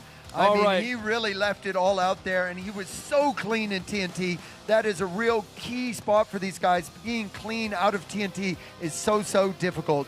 I Yep. mean, oh, wow. Awesome. Who's coming so up Kalen, next, by the way? Well, we got Kalen Friedensen in first, Hayden in second, Jonas in third. Right now, to be on the podium, you have to beat 60.13. That is a time that Janos Platner is going to be looking for at the very least. Oh, it's definitely getting tighter and tighter here in the Ötztal Valley. We're super stoked to be here thanks to the Ötztal Tourismusverein. And now we've got Janos Platner, who's taking off at an enormous pace as he goes flying through the Val du Weir, and nothing is stopping him as he's powering through the flat section, super concentrated. All eyes are going to be into that exit rapid as he goes into the slot. And here he comes off the trophy drop, right through that gap and onto the slab. Always a consummate competitor, Fireman Yan. He's coming down on the center left into TNT, hitting that flake. Can he bring it back to the left, folks? Oh, takes a bit of the flip flake and gets pushed wide, but still manages to pull back into -1. What does he have for us? Wow, he's windmilling those arms hard. Gate show, Fireman Yan. And he is, as he comes out of Champion Killers, there's no stopping him. Easily through the slot, not taking on any hits as he powers to the finishing line, and he's going to have a time of 1 minute 01.6. All right, that puts him into sixth place. So right now, in the top spot, we are separated by less than a full second for the top three places. So this is tight. People are going to have to bring their best and slot in with just tenths of seconds to get into there. Yeah, for sure. I saw Fireman Yan giving his all out there in his Spey Kayak. He is definitely working hard. That Spey Kayak, it's an Austrian brand, local guys. He did a great job, though. Back into sixth place for him. Coming up next, we have Vavra. We have a slalom champion from the Czech Republic. This guy knows how to put down some speed. Oh, for sure. Also a Red Bull athlete helmet matching that arch. There he is. What a big boof and skip. He paddles that walkabout so fast down the river. There he is. Look how fast he goes. I love watching Barbara paddle, especially across the flat water. He actually pulls a wake. He is so fast. You can just see it right now on the live stream. It's amazing as he lines up this trophy drop. Yeah, you could surf that wake behind him as he comes past the trophy drop, making it look easy. He is sponsored completely by he's got the Red Bull, he's got Wacker, he's got NRS, all the sponsors are behind him. Let's hope he can make them proud as he comes flying down through TNT, making it look easy, not losing any speed over that slight cushion waist, dropping him and past those rocks. He's a second ahead right now, folks. He's coming up into the Champions Killer. He's just going to hit a beautiful clean line, which he does right into the notch. You see those deliberate paddle strokes. He knows when to give the gas. And there he goes, brings it down into 58.30, 58.30. Takes over first place by almost a whole second. He opened up that gap. So right now, from the Czech Republic, holding down first place, Vavra, who you just saw. Second place, Kalen Friedensen. almost an entire second behind. And then behind him, just by a couple tenths, a couple hundredths, is Hayden Voorhees in third. So right now, the time to beat on to the platform is 59.29. Yeah, and taking off the platform right now is a local favorite, Super Mario Leitner from Klagenfurt. He is full-time in the Austrian slalom team, also works full-time for the Army so he can train all the time. And boy, does that boy have some things to prove here. He was second last year at this race as he pulls into the trophy drop. Yeah, he's going to be giving it his super all. I know that he's determined to win today. He's been training hard for it and, you know, be watching the clock. He knows how tight it is and he knows he's got no room for errors. He comes flying through TNT, making that look easy, pushing straight on over -1. Nearly gets caught on the rock, but he manages to power pass it and set himself up for the drop. Look, that boy uses his whole body coming out of the slalom. You can see him move those hips to force the bow around into positions that he just really wants to do. And he comes across the line in 59.23, almost just a second off first place.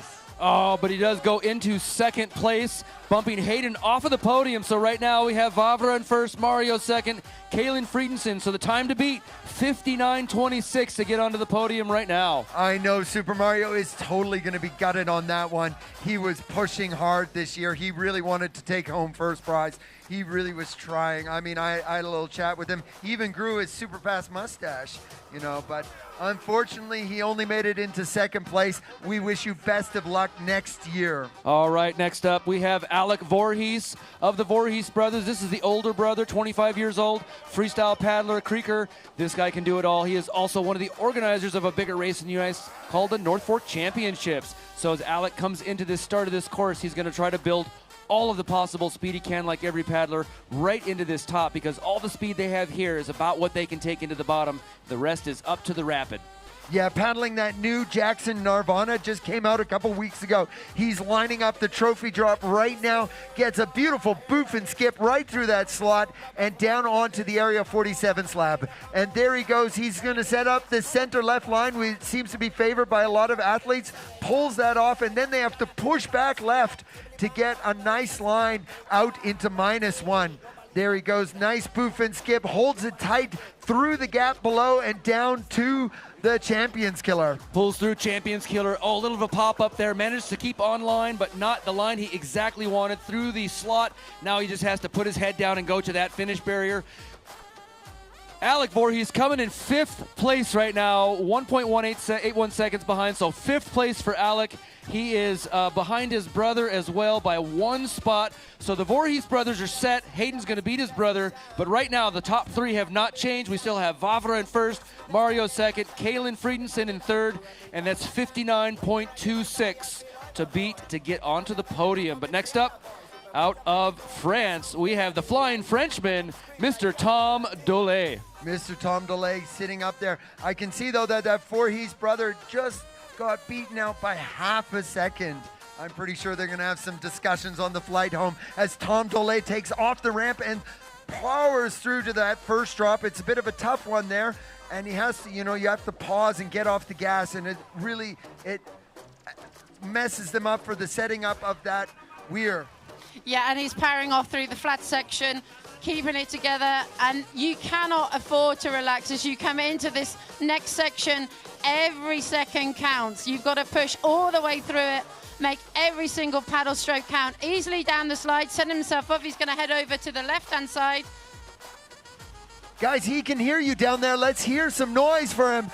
Cheer him on. All right, Tom Dole from France, one of 7 nations in the final, makes a beautiful skip out of -1, but tags the rock. That's definitely going to cost him some time as he lines up the Champions Killer, heads under the fan and gets pushed far to the right. He's the first paddler that we've seen gone down to the right on the men's finals here, and he's across the line at 1 minute and 53. 1 minute and 53. Oh, that puts Tom into 8th place behind Stefan Hengst. I'm sure he is not happy with that run, but man, he put his all into it right to the end. That's why they call it the Champions Killer. Next up, Matthias Weger, upstream in Austria. And again, if you're joining us, please do help us out. You folks at home on the live stream can give us a little cash for next year's race. Again, if you look at this race course, all of this stuff goes into this. Someone's got to put air in that Red Bull tent. Someone's got to hang all those banners, and it takes a lot of time, but mostly this beautiful ramp that Matthias Weger's going to launch, that someone has to build that. And he's one guy that's used to flying. So this time he hasn't got a parachute to help him down the course, but he will be making that whacker fly as off he goes. Fine style, Matthias style, as he goes straight through that, skipping through the rocks and into the Val d'Huer. Not stopping there for the wave. He's just going to power through all the way, pushing hard. I know from his slalom backland, he's a strong paddler as he heads on to the slot. Yes, Megan. Matthias was one of our top qualifiers here. Wow, so fast through that slot. Lining up the Area 47 slab. He's pulling in for that center left line. You can see him very deliberately placing those strokes. He puts them exactly where he wants them. Wow, excellent exit out of TNT and down into -1 with a big boof and skip, not even touching those rocks below, down into the Champions Killer. What does he have here, folks? Underneath the fan, controlling that bow into the notch and pulling out into the finish area. And he's going to push onto the finishing line with a time of 57.37. It puts him into the lead. He takes over first place, killing it. He was a quarter of a second ahead of that split.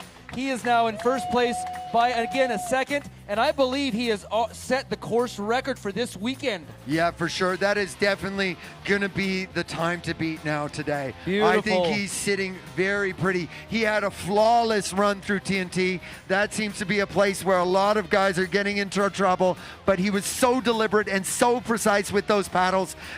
That is where it's at, I am sure. Yeah, I said he was good at flying, and fly did. That is for sure. I definitely saw some air under that boat.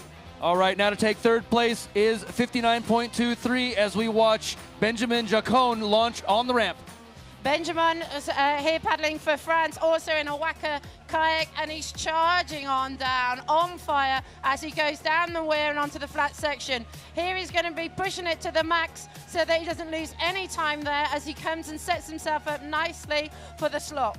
And here he's coming in. Folks, he's lining up this trophy drop. Very tricky little drop. And he takes a big chunk of that rock, forcing him to place a correction stroke. That is definitely costing him. And down he comes. That's favored left line into TNT. Oh, gets pushed way wide on there. And back. Oh, big. Oh, he takes big chunks of the flip plate. Folks, I'm afraid he is off the pace now, and he is not going to be able to bring that back. Yeah, he's taking so some hard hits there. So hard. You can feel the crowd just going ooh like that as he takes the hits. It's not a good place to be, but he's going to power on down to the finishing line. We know his time's not going to put him into the lead with a time of 1 minute 03.62. All right, that puts him into 13th place. He'll have to come back next year and put down a better line if he wants to take the top. But right now we have top Matthias Weger, second Vavra, and third Mario Leitner. Hey, let's put that 103 in perspective. I mean, in qualifying time, that would have easily qualified him for all the stuff beforehand. And that was, I mean, it is not a shabby time. Not at all. No, all of these racers are top notch, and they're all waiting for their fellow racers down there. This is a beautiful sight to see at these races. But right now, we're going to look back upstream for Andy Brunner. So Piccolo Andy sitting up there, an NRS athlete, also from Source to Sea. If you need some kayak lessons, head down to Source to Sea. You can even get Andy to be your teacher. And boy, is this boy fast. He's been training for this race all year long, and I know it. I was talking to his mom the other day, and he takes this really, really seriously. There he is, a big boof and a skip in that Jackson Nirvana, and look at him turn those paddles over. He's got the chance to take this away, but he's going to have to be clean, so clean. Matthias Wagner was so good through this next section. You can hear we got all the crowds behind him. He's representing Austria, and he's very well known here in the Ötztal Valley as he comes flying through the trophy spot. Seems to be unstoppable. Now this could be a guy to knock Matthias Weger off the top. Is he going to keep this up all the way down? Oh, he's pulling back hard to the left. Can he avoid the flip flake? The crowd is behind this boy, but he has to throw in some correcting strokes. Big boof and a bounce off of -1. He's lining up the Champions Killer. What does he have for us here? Will he kill all his chances underneath that fan and straight into the notch? He is pulling hard right down to the line. What does he have for us? Close. Oh my God. Oh, 58.91. Unlucky. He doesn't take over first, but he does bump Mario off of the podium. Right now, Andy is sitting in third place. So the new third place time to beat, if you want to be on the podium, 58.91. Matthias still in first, Favre in second, Andy Brunner in third. Mario is bumped to fourth, along with Kaylin, Hayden, and Alec following them. But we have still got another 3 athletes to go in the men's final here. So anything could happen. Yes, for sure. I mean, man, those times that these boys are laying down tight, to bring this under a minute, that is so hard. Everything top to bottom needs to go perfect. You can't put one wrong paddle. You can't take one wrong hit off a rock, and it's low and technical. Nicolas Cassinel, a French boy, is on the ramp right now. Gives a big boof in the skip in that Piranha 9R. I hope we can hear some of the French fans. They usually are out there with their cowbells making a lot of noise as he moves across into the Foul Day Wear with a big bounce. And look at that face. He's powering through there. His teeth gritted. He's really giving it some as he comes flying into the first trophy slot. Hopefully this is going to go well. Make sure we don't want to take on any knocks, and he proves this right as he goes flying on next down into the TNT. He's going to go for the slightly right line. Yeah, hey, Frenchies, get behind your teammate right here. There he is, pulling through. He can hear you down there out on the river. That's it, into the -1. Wow, this guy is going fast. He's got flying. some nice deliberate paddle strokes. Will it be enough? Champion Killer will tell us soon. He made it beautifully through Champions Killer, and he's got to work all the way to the line. Can he do it? No! Oh, but he bumps into third place, ladies and gentlemen. Nico Cassinel bumps local hero Andy off of the podium. The Frenchman comes into third place with Favre into second and Matthias still in first.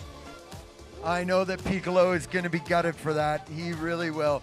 But anyways, he can always come back next year, just like you can too. Head to the OETZ Trophy website and you can find registration, you can find pictures, you can find all the event info, and we look forward to seeing you here in the OETZ Valley next year. Sitting up right now is one of our top athletes from Red Bull, Dane Jackson, giving the crowd a huge wave as he gets ready and psyched up, little head shake. What do you say? All right. Dane's really accustomed to splashing himself in the face before he goes. I don't know how he handles that ramp with no water anywhere near him. But, man, he came off of there quick, skipped through that pool, and he is coming down into the weir. It looked like he handled that ramp just fine, I will have to say, in that pink Nirvana. He just skimmed right across that top pool, and look at him lay it down as he heads into this trophy drop. It's going to be tight here. A big skip and a boof. He's got to fly to beat Matthias, our paragliding kayaker friend, as he comes down on the left-hand side of TNT. He pops off the flake, lays in a strong stroke, beautiful exit out of TNT. He's got it into -1, a big boof and a skip through the slot. He's lining up Champions Killer. All right, he's under a second off of the pace, but he can make some of this time up, pops in. If he can nail this line, he might be on the podium. He is coming around the corner. Last year, he took first, stayed in first the whole time, and this time he is going to take 8th place for Mr. Dane Jackson. This is not his year, so give it up for Dane Jackson of the USA. Give it up for Dane Jackson. So right now, still sitting in first place, Matthias. Second place, Favre. Nico Cassinel, 58.7 is what you got to beat to get onto the podium. I tell you what, 59.57 wasn't enough. No, it wasn't, but I will say that Matthias is breathing a little easier now, but he can't breathe too easy because coming up next is Zach Mutton. Well, he's going to guarantee to go back with some bling, but what color it's going to be, we'll just have to wait and see. That's right, so locked into place. Matthias has got a medal, Favre's got a medal, Nico is on the threatened spot. He might get a medal, but we'll see. And here we are from New Zealand, San Sutton's protege. He really wants to make a mark here off the Foul Day. We are coming across our last competitor, our top qualifier of the day, pulling a massive wake in that Waka Gangster, coming down into the trophy drop. What does Zach Mutton have for us? A big boof and a skip straight through that slot and onto the slab. He's going to be entering the TNT Rapid now. It's going to be tight. It's going to be hard, and it's going to be fast. A big left entry down through the center. He pulls it back, missing that flip flake, and right, oh wow, keeping that speed up as he hits -1. through the slot below and lining up Champions Killer. Can he do it? He's very, very close between Matthias Vega and Zach as he powers through to the finish line. Is it going to be enough? Is it going to be enough? No! No! 58.86 for Zach Mutton, making Matthias Wagner our champion today. All right, so ladies and gentlemen, give it up. First place from Austria, Matthias Wagner. Wait. Second place from Czech Republic, Vavra, and we're not saying his last name because we can't. And then third place, Nico Cassanel from France. That is your 2022 Men's OETZ Trophy champions. Yes, for sure. Zach Mutton in fourth and Andy Brunner in fifth. Please, folks, head down to the athletes area. We're going to start up right away with the prize giving. So we're just going to cut out here for a minute so we can run down there with our mics and give out some cowbells. Down at the athletes area.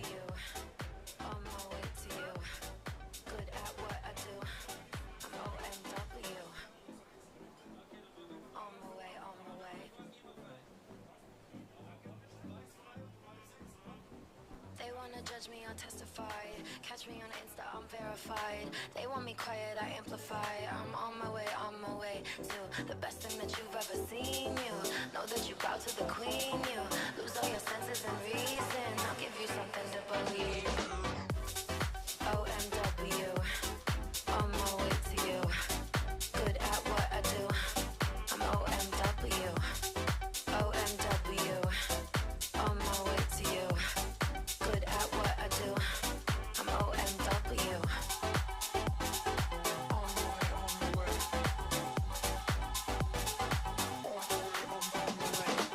Yeah. OMW.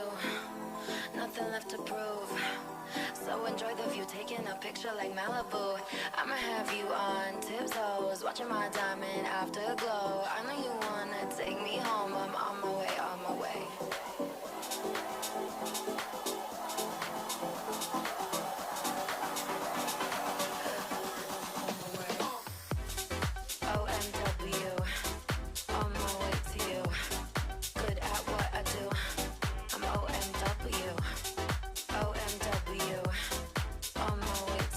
All right, 5 p.m., ladies and gentlemen, 5 p.m. down by the giant LED screen. You've got time to go get some Schloss beer, local beer here brewed in the valley. It's the only acceptable reason to remove water from the river is to turn it to beer. That's the only reason, okay, maybe to grow food. But basically, go get some Schloss beer, get ready for some prize giving, go visit the sponsors, Vaude, NRS, Source to Sea. Go talk to the kayak manufacturers. Give it up for this 2022 OETZ Trophy. 5 o'clock are awards. 5 o'clock.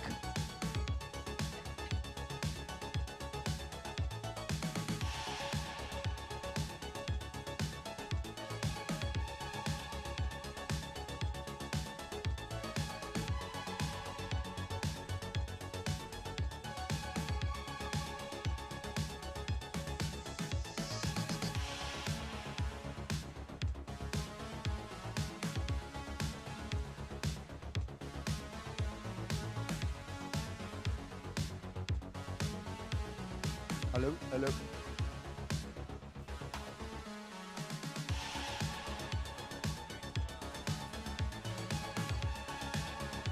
All right, folks, we're going to have the prize giving down here in the athletes area starting very soon.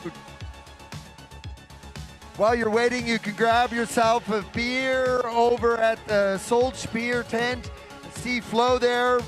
Drink up some punch, drink up some beer. It should be time. We will also have party today starting at 8 o'clock over at the OETZ Talbot, JJ's Bar. You can get yourself some tickets, listen to the soothing sounds of DJ Makwa. Should be an excellent time.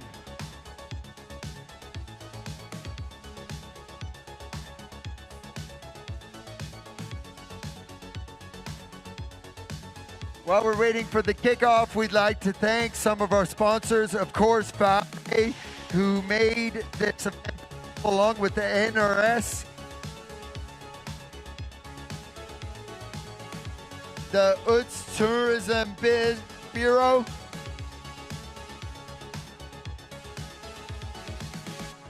and Source to See.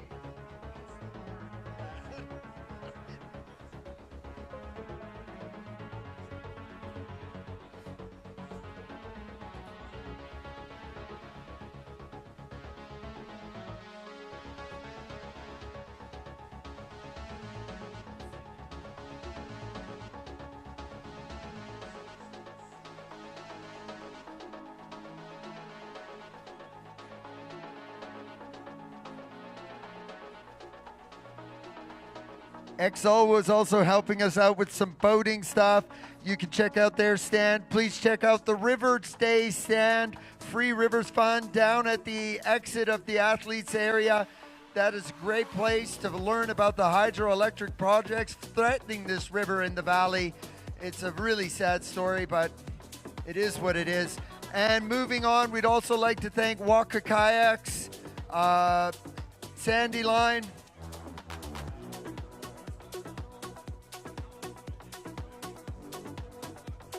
and of course, Source to See.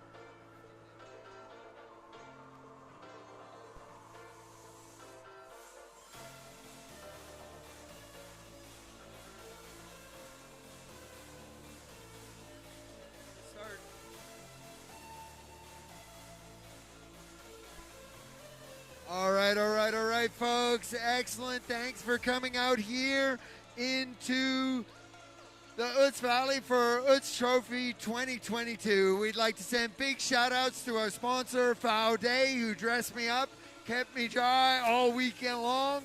And next, we want to shout out NRS, of course.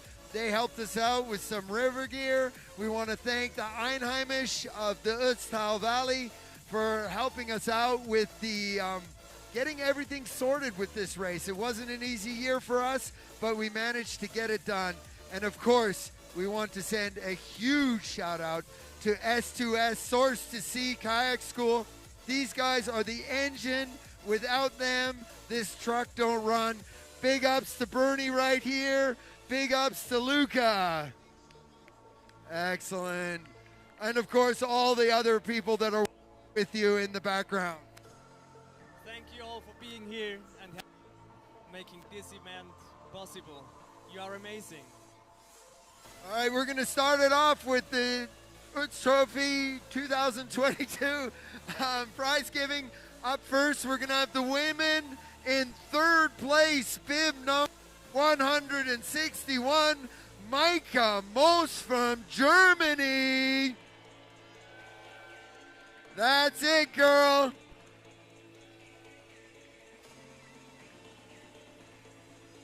Excellent job, Micah. Head up there, stand on your step. Great look for you. And coming up in second place, Marlene Devalet from France.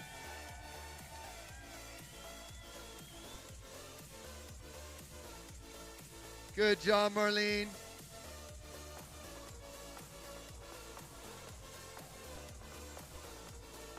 Good stuff. You can see the ladies got checks right there, but the one who's going to get the biggest check today is Martina Wigman from the Netherlands, proving that if you ain't Dutch, you ain't much. Excellent.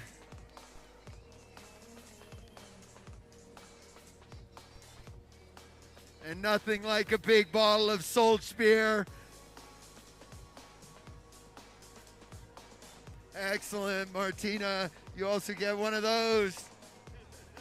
Some pit vipers from the Pit Style Boys.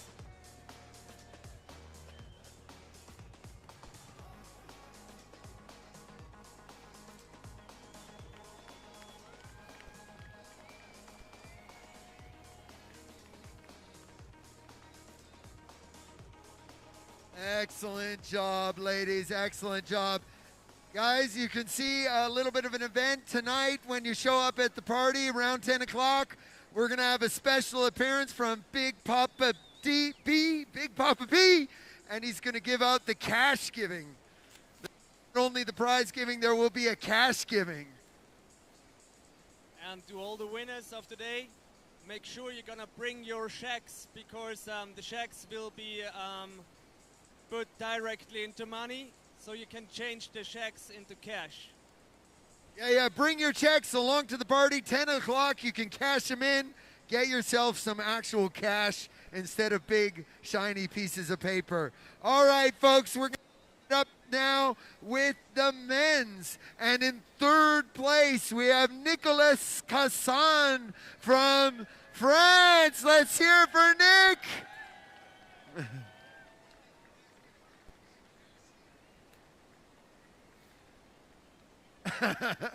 That's the wrong step, buddy. But you did make a good one. Excellent job, Nico. Good stuff.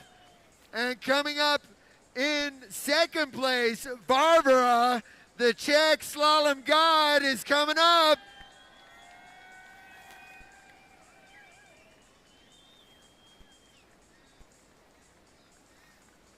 Wow. That was a great job today. He laid down a blistering run. You guys are back next year to catch some returns. But of course, the man who laid down the fastest run today, Matthias Vega! Yeah! And just that.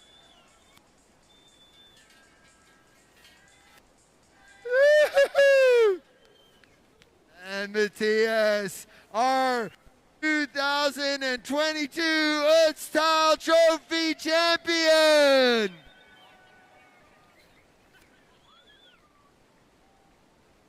All right, Michele, where are you? Mr. Razamataz.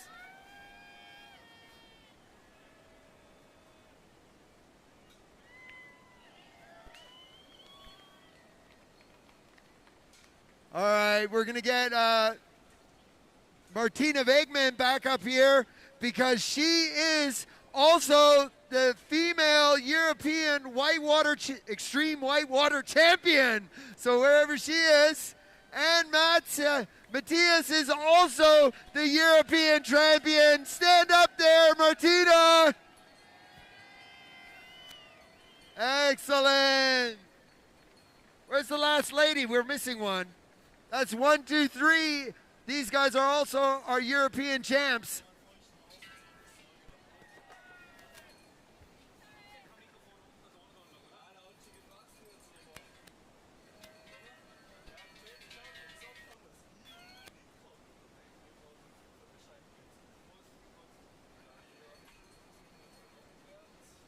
And like most kayaking events, pure chaos going down.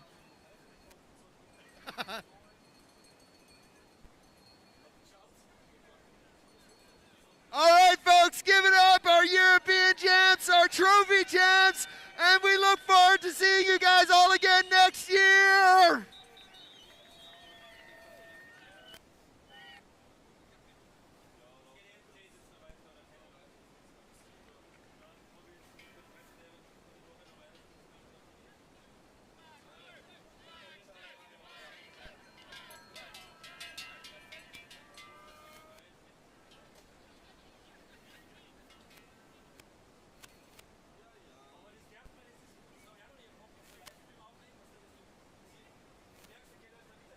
All right, folks, that wraps it up here at the 2022 OETZ Trophy.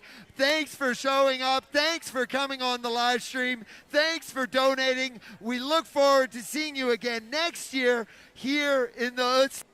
Thanks to Tourismus Vermont for allowing us to put on this event. Thank you for Faude for giving us some money. Thank you for NRS for giving us some money. Thank you, Source to Sea, for driving this whole thing forward.